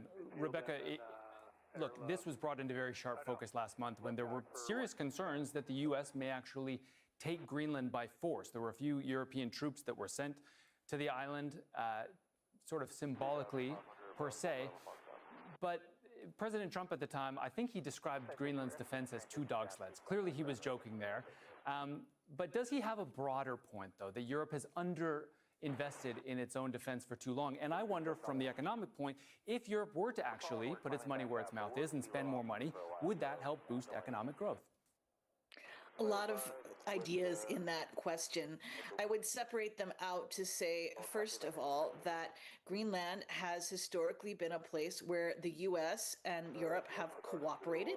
Much of the presence in Greenland is already US, and there is potential for a lot more cooperation. So much of this has been vibes. It's been political rhetoric and a lot of frustration from the Trump White House about what they see as the rest of the world not living strictly in line with the Trump administration's ideas. That sort of friction is going to continue for the rest of this administration. It doesn't mean that there will never be good cooperation again or good security cooperation between the two sides. In terms of defense spending and economic growth, Europe is moving pretty quickly at working together to find ways to advance on this. The use of common debt to come up with money for Ukraine was a huge step. You'll notice that much of the debate was the technical side of how they would do that and not the question of would they give the money to Ukraine in the first place. This is a big advance from where we were just a couple of years ago. Europe is stepping up. It is meeting the challenge, not as quickly or maybe with as much future visibility as people might like, but there's a lot going on here. Yeah, I wanted to dig deeper into something that Theresa said when you talked about Marco Rubio's speech at the Munich Security Conference, and he talked about, what happened and the mood after the Berlin Wall came down. And he said, described a world where globalization was the new world order and that perhaps, nationhood, defense were a lot less important. And I just want to play you a quick clip of what else he said after that. Listen. We increasingly outsourced our sovereignty to international institutions while many nations invested in massive welfare states at the cost of maintaining the ability to defend themselves. This, even as other countries have invested in the most rapid military buildup in all of human history and have not hesitated to use hard power to pursue their own interests. Teresa, does Marco Rubio have a point? I think with the fall of the Berlin Wall and the idea that the end of history had occurred and we no longer had to worry about these kind of struggles made everyone rather complacent. And Europe has really benefited from a wonderful welfare system. But at the same time, I don't think in history any countries have helped their adversary rise so quickly. We saw a lot of investment in China, a lot of technology transfer, believing that they would be, once we embrace China and hug them, they will be just like the West, and that hasn't worked out. So the US, it's even questionable whether, if they do focus on China now, if they can possibly change the situation, because things have been moving so rapidly under Xi Jinping's leadership. And they are leaders in several technological areas that the U.S. Has to admit that China is ahead of them. So I think that the way the world has turned out was really based on lack of strategic thinking. We heard earlier that the Europeans now want to be a geopolitical player, but I've been in Brussels long enough to remember that was always used as an excuse. Europeans would say money has no color, we don't do geopolitics, as if saying that was a good thing, that we not doing geopolitics, not thinking about the bigger picture or the longer term strategic interests was something that they had to do. Mujtaba, you're there in London. I want to ask you about some statistics that you probably are already aware of. So in the United Kingdom, they are spending right now more on disability benefits alone than they are on their entire defense budget. This isn't even counting housing benefits. This isn't even counting other welfare benefits. And I wonder, does boosting defense spending in Europe have to come at the cost of welfare spending? I think it does, but just to step back from your question, to draw the points that Rebecca and Teresa have made, Europe is confronted by an external triangle, a challenge that's a menacing Russia, a China that is attempting to destroy the European industrial base, and America that is no longer reliable. And that external triangle, that external challenge is compounded by an internal set of challenges, also a triangle, that reflects a combination of weak leadership, especially in the larger economies in Europe. I'm thinking Emmanuel Macron in France, Keir Starmer in the UK, and Friedrich Merz in Germany, challenging public finances to the point that you're now making about the welfare state and how those resources are effectively being divided up, and if more is going to be spent on security and defence, what that will come at the expense of, but then also a backdrop of populist parties that is making some of these trade-offs and policy decisions very, very challenging to implement. And I think if you look at the political backdrop in France with the Rassemblement National at 35%, leading all of the opinion polls and in first place for the presidential election next year in April, May 2027, the Alternative for Deutschland in Germany in a similar position, as well as Reform UK, to prove quite politically difficult. Okay, I want to ask you guys about Europe's economic independence as well. So with the US imposing tariffs on European goods, the EU is seeking to build partnerships elsewhere. In January, the bloc signed a free trade agreement with India that both sides hailed as the mother of all deals. It covers a huge range of products and services and is expected to boost trade substantially in the coming years. The EU has also inked a deal with the South American bloc Mercosur. European countries are lowering trade barriers on several key food products. In exchange, they'll get greater market access for cars, wine, and cheese. Negotiators are also working on deals with many other major economies, including Australia and the GCC. So, look, Rebecca, back to you for a second. Can, say, Mercosur in South America, can India really replace what Europe has already with the United States, even if they have to pay a 15% tariff? It's not a question of replacement. It's a question of how can the world's economy work better together. We hear a lot, how can the EU reduce its dependency on the outside world? Reduce, yes, but eliminate, no. Europe cannot and should not aim to be totally independent, totally self-sufficient. It needs to work with the rest of the world. The idea that these trade barriers can come down with more places is a great prospect. The EU and the US do still work together commercially through many joint ventures. The tariffs have been bumpy and not great politically, but they haven't caused an end to transatlantic trade or the transatlantic relationship. The issue issue now is that these sorts of large changes take time to adjust. The European Parliament, which tends to be a little more populist and a little bit more skeptical of some of these sorts of growth initiatives, wants to delay implementing the Mercosur agreement. So they're looking into that. There will be some time for people to catch up with, wait a minute, this is new. This is a different kind of risk than we've been taking before. There's a lot of momentum, though. Mujtaba, what I find curious about these trade deals is who they're with. You know, Europe is making these deals with more developing countries that often have lower wages. Shouldn't Europe be taking a page out of the Trump book, perhaps, and trying to reindustrialize, reinvigorate its own industries? Europe obviously does need to move to reduce internal barriers within the single market. And Mario Draghi from the ECB president has obviously provided the Bible of what that economic reform agenda needs to look like. At Eurasia Group, we do a lot of work analysing progress against the competitiveness agenda in light of the political constraints at the national level.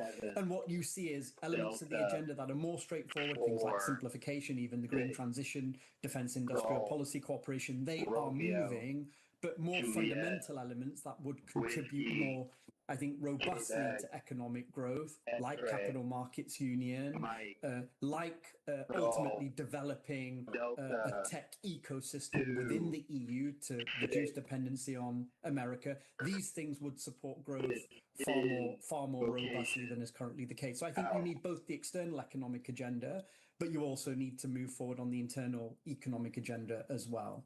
So, Teresa, right now, Europe is, correct me if I'm wrong, building its own tanks. They're building their own jets. They're still, though, relying on the United States for intelligence, satellites, command systems, militarily at least.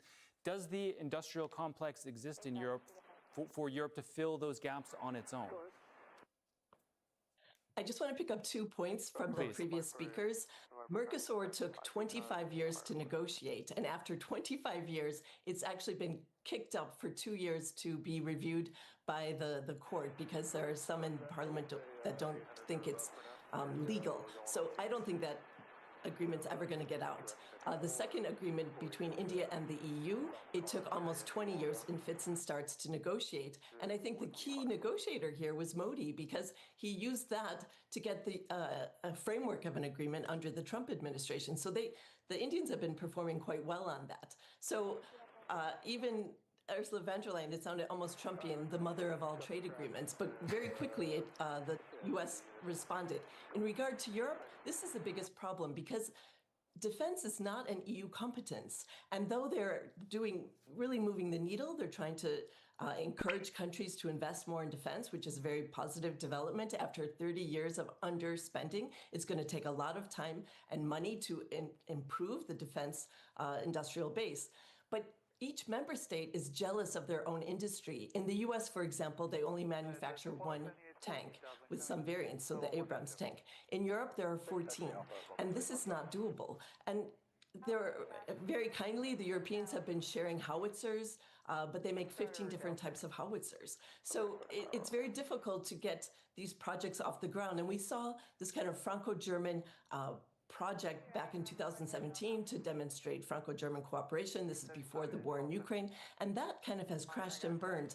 So several joint projects between France and Germany are not, reaching fruition because of complex arrangements. And Germany, which has always had a debt break and was kind of like, we're a pacifist country, we're not interested in this, because their economy is really suffering. They've had 4 years of stagnation. Under Merz, they're trying to kind of spend their way out of this type of recession. So we're seeing the German car industry, China announced way back over 10 years ago, this is what we're going to do. We're going to focus on EVs. Everyone had a heads up, a warning, but Germany kind of doubled down on investing in internal combustion engines. And now they're kind of finding themselves really in a difficult situation. So some of the car industry factories are being refitted for the defense industry. But analysts have suggested that for every dollar spent, they only make 50 cents profit. So will this last long term? What will be the political will on this? And the problem is, when you focus so much on defense spending, which Germany is doing, this makes your neighbors rather nervous for historical reasons. So we see Poland, France, everyone's getting a bit uncomfortable with Germany's positioning in defense spending. Okay, so Mujtaba, last question to you. Look, Teresa describes a world where 27 European EU countries are maybe pulling in different directions when it comes to defense manufacturing. Is Europe's real problem that they're not very cohesive? No, I don't agree with Teresa. Just quickly on the trade side, past precedent suggests that when the court looks at trade deals, they make very peripheral, very marginal amendments, if any, and the Commission can still provisionally apply and bring into force the trade aspects of the deal. So I don't agree with the view that it won't be implemented. I think we will see it come into force quite quickly. On defence industrial policy cooperation, yes, absolutely, I agree with Teresa. I think she's right. But part of what the European Union is now trying to do, as Rebecca said, is through common financing and through loans, 150 billion worth of loans, foster and sponsor more defence industrial policy cooperation. That is going to take time. Europe does not have the culture of a collective defence policy. This is a national competence. And so it is going to take time, I think, for countries to learn to collaborate together, to build out the capacities and the capabilities where they're currently dependent on America. But I think the SAFE facility and probably future spending, 65% of all EU money now needs to be spent within the EU and done so in a way that's collaborative, i.e. across borders, does mean that we are at the beginning of the journey in a process where I suspect that strategic culture and the way we think about collective defence in Europe will change for the better. But of course, that's a long journey and it will take time. I told you this would be the last word, but Teresa really looks like she disagrees. So Teresa, last word to you. Well, yesterday it was announced by Merz after the meeting between France and Germany that everyone was expecting some sort of nuclear deal to come out of it. Merz said, no, we're not going to get involved in that. So the idea that no nuclear umbrella, which is key to deterrence and deterring Russia, Germany said, no, we're not going to cooperate on that. So I think this idea means that the US is still necessary because of the nuclear umbrella. And the Eurofighter, there are several other projects that France and Germany have been traditionally cooperating on. But France is used to getting German money and running the show. And now Germany under Merz is kind of far more skeptical. So these projects are really falling apart.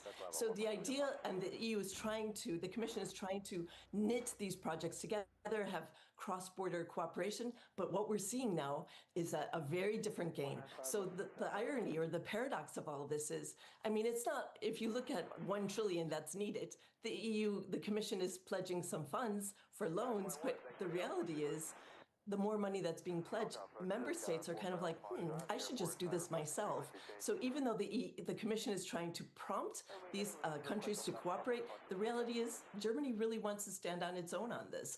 And they don't see, as Merz said, a proper future cooperation with France on these projects. All right, So I'm fearful that this will cause more fragmentation. And there are centrifugal forces that have been unleashed by this type of uptick in defense spending that others haven't really thought about. We see Poland very fearful of a stronger Germany, unlike what Radek Sikorski said about 10, 15 years ago. What we fear is a weak Germany rather than a strong one. Now they're getting a stronger Germany, and people are having second thoughts. All right, Rebecca, very quickly. It's really a leap to draw all these things together and say that Europe is just failing and the US is going to have to be in charge. Defense acquisition is hard, particularly for these big ticket systems. The US had to completely throw out its future combat systems of army reform. The Eurofighter or the planned next generation fighter, we'll see what happens with it. But the place to watch is with the military development, the cooperation, and the will to work together. And this, much more than marquee programs or talking about a Scandinavian nuclear deterrent, this sort of regular day in and day out work is what's going to determine the things. And I would encourage people to look at the way Europe has so far found a solution every time it's needed to. It is in the works, and it's not worth just throwing up your hands because it's hard. All right, Rebecca Christie, Mujtaba Rahman, Teresa Fallon. It's a fascinating discussion. I wish we had more time. Thank you all so much for being here. And that's our show for this week. You can get in touch with us on X. My handle is @ScottMcLean.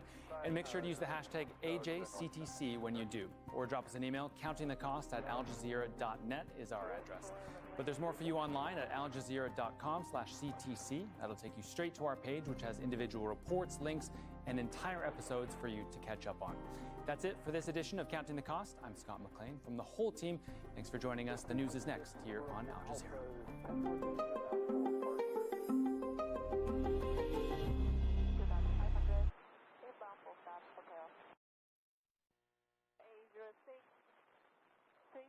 Climbing 3,500, heading to cooling tower for airwork.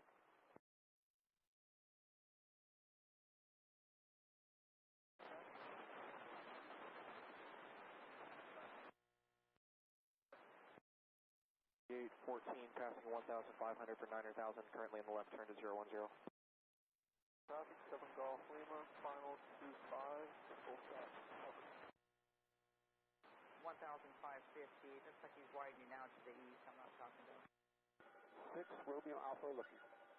Romeo Alpha, additional traffic is a helicopter about 900 feet, about 3 west of you inbound. 6 Romeo Alpha looking for both. Got the Diamond Star and looking for the helicopter.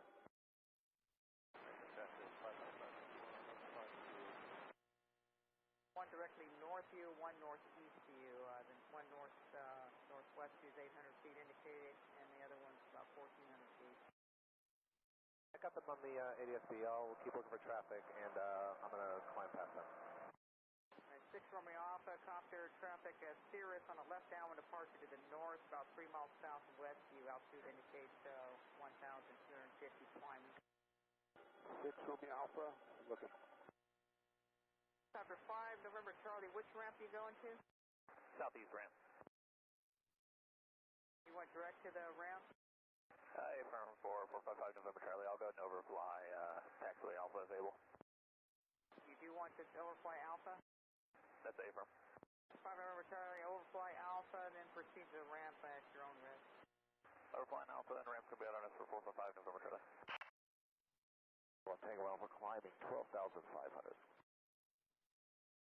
6 Romeo Alpha negative. 6 Romeo Alpha, yeah, just continue inbound and report 1 mile. That Cirrus is ahead to your left, 1,950, should be well above you now. Traffic in sight, 6 Romeo Alpha. 1 Juliet Foxtrot, additional traffic is a Mooney about 10 or so miles north of the field, 1,450, setting up for the straight in. All right, we got them on the Garmin. We'll keep looking for that traffic, and we're going to just keep continuing to climb. 1 Juliet Foxtrot, yeah, you're well above, looks like you're well above the traffic. You can contact NorCal Approach 127.4 for advisories if you like. All right, we'll do that. Thank you very much. 127.4, 1 Juliet Foxtrot. F-16 has been detected. No call sign. Alt unknown.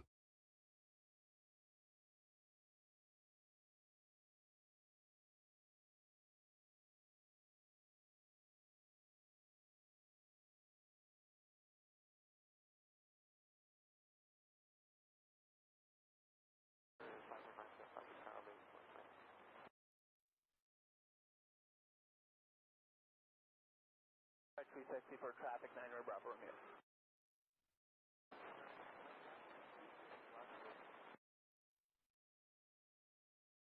McLaren Tower, Ivasa A05, mile 1,500, 6 miles northeast, inbound for option.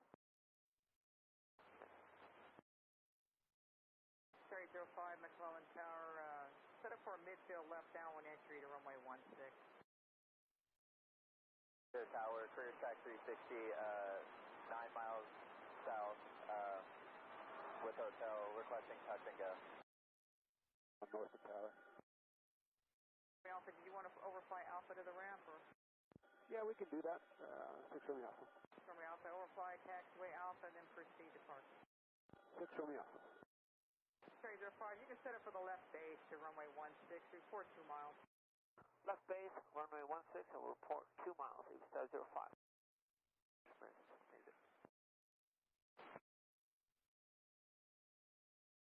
Eastern 803, about 8 miles to the north of the airport,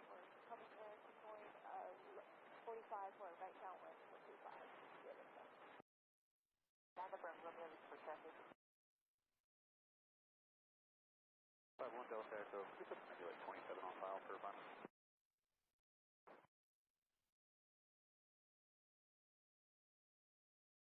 5-2 Charlie, we'll do one lap around the horn.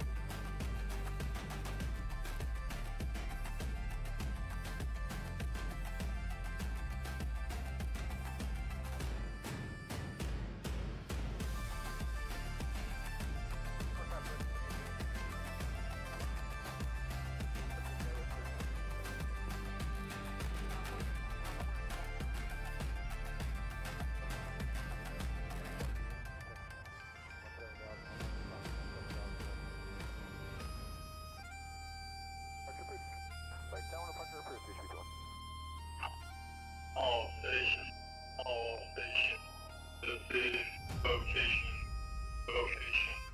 break, 37, Romeo, Victor, call, standby, 37, Romeo, Victor, call, standby, 37, Romeo, Victor, call, standby, 37, Romeo,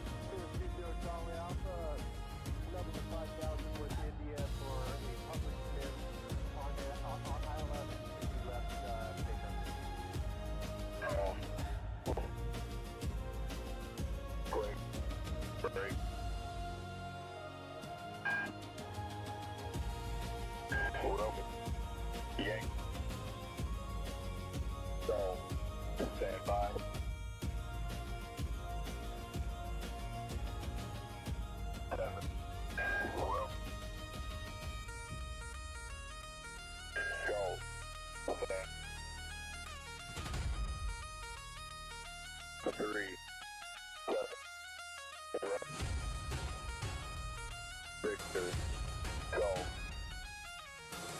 Solid.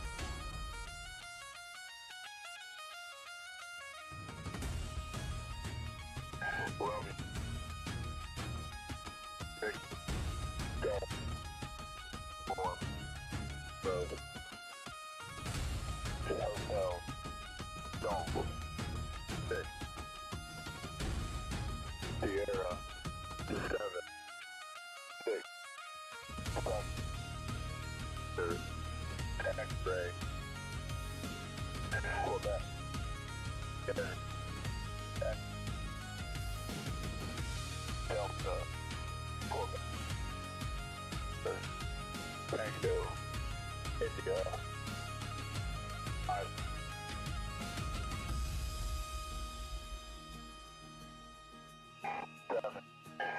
Romeo, Yankee, Victor, Golf, Uniform, Bravo, Sierra, Hotel, Golf, 6, Uniform, Sierra, 7, 6, 7, Victor, X-ray, 3, Quebec, Sierra, Echo, Yankee, Delta, Quebec, November, Tango, India, Kamara.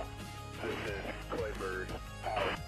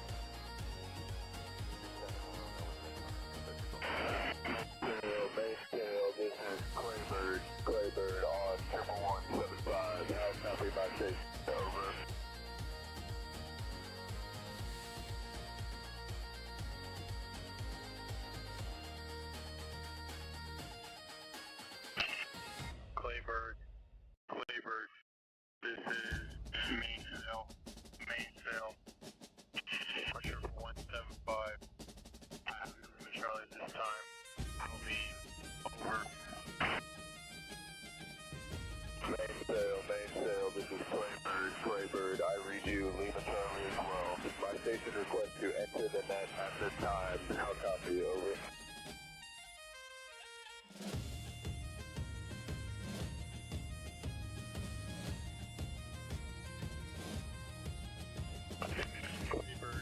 Claybird, this is mainsail.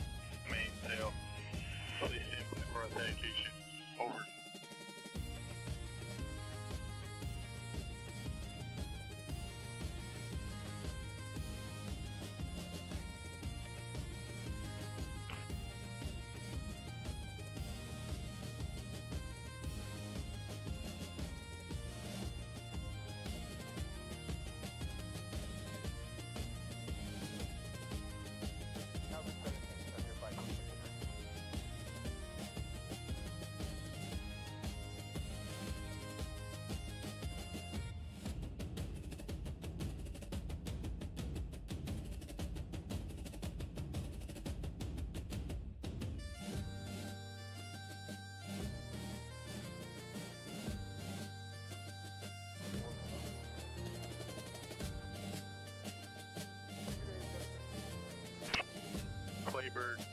Claybird, this is mainsail. Mainsail.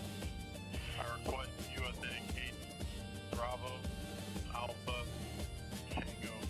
I say again, please authenticate Bravo, Alpha, Tango. How copy? Over.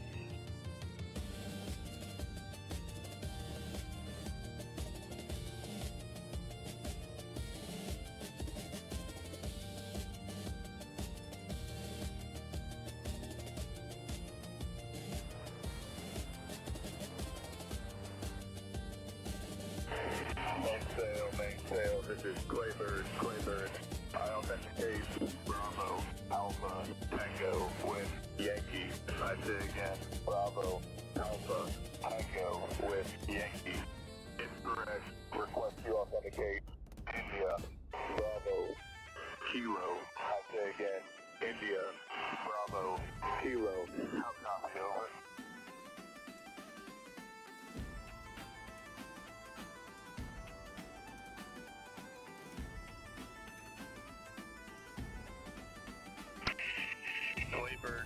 Claybird, this is mainsail.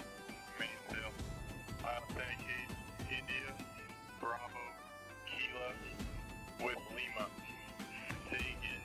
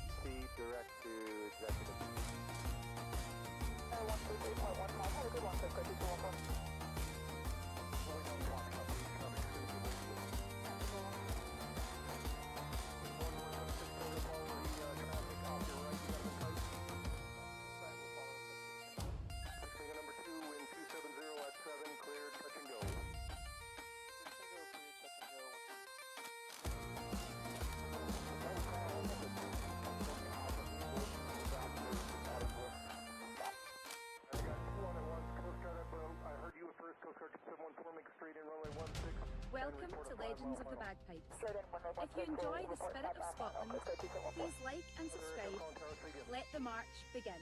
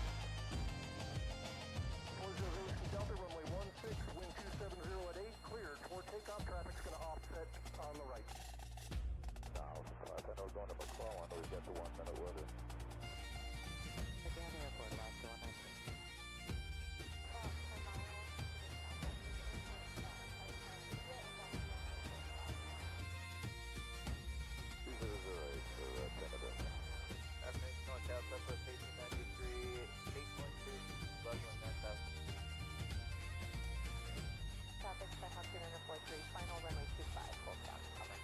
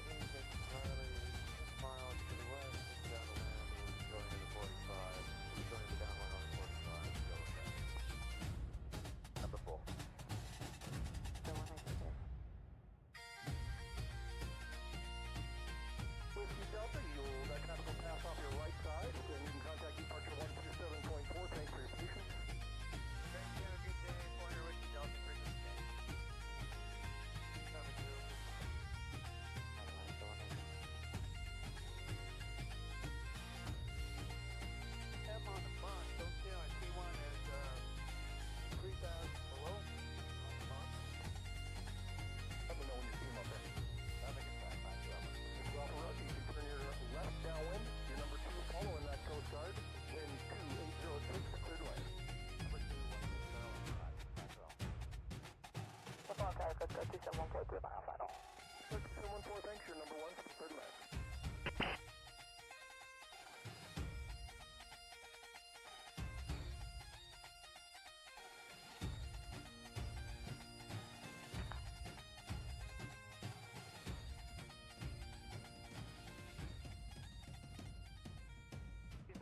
Starting climb for 4 corner with the Delta.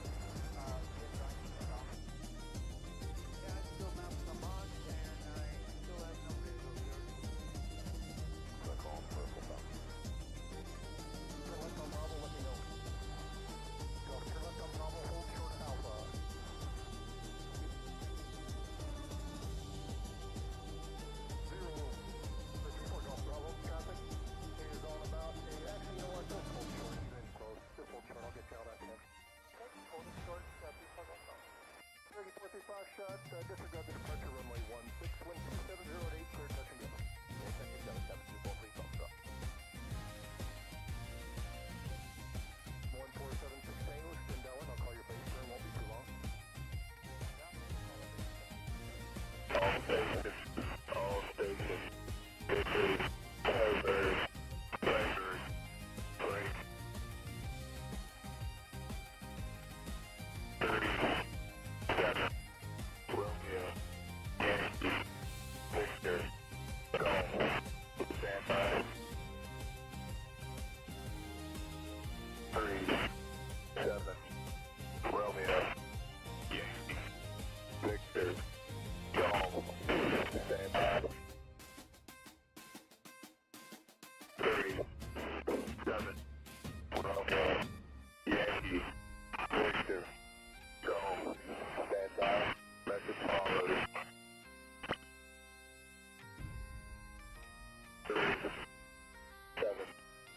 Romeo, Yankee, Victor, Golf, Uniform, Bravo, Sierra, Hotel, Golf, 6, Uniform, Sierra, 7, 6, 7,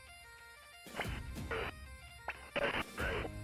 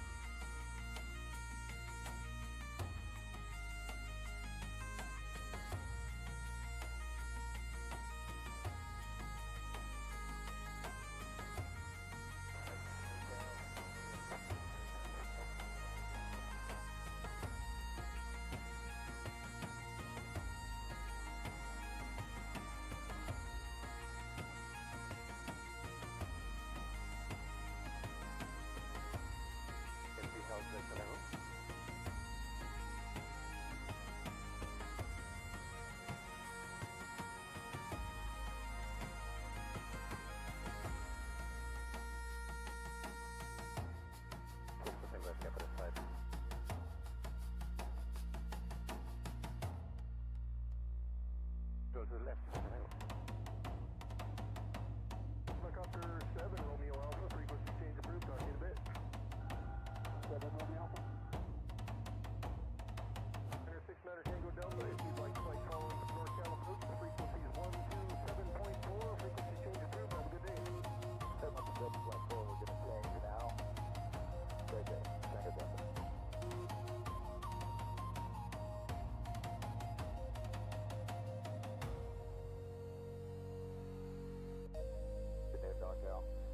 Commander 69 Tango Delta, where turbo 900 just off of Monroe and 800 foot climbing, and we're going to Knox.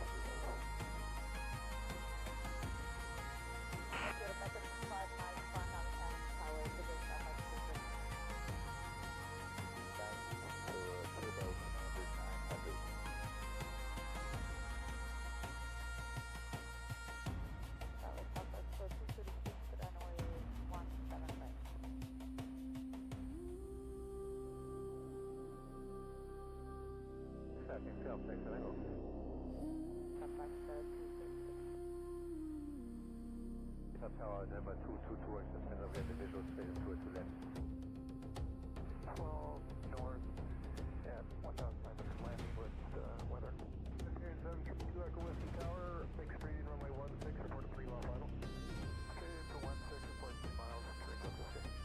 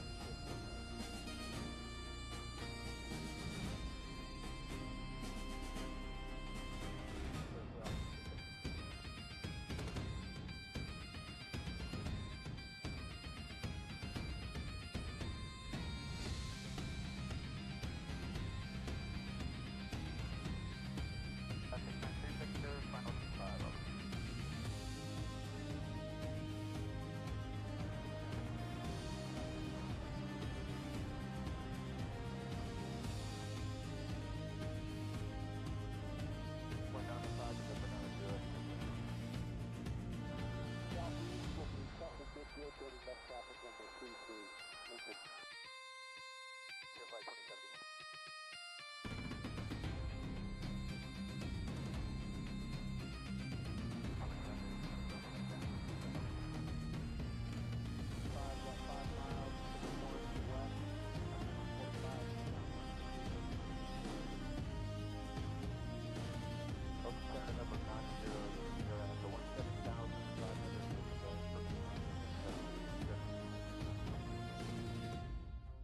Center line at your runway about 3 miles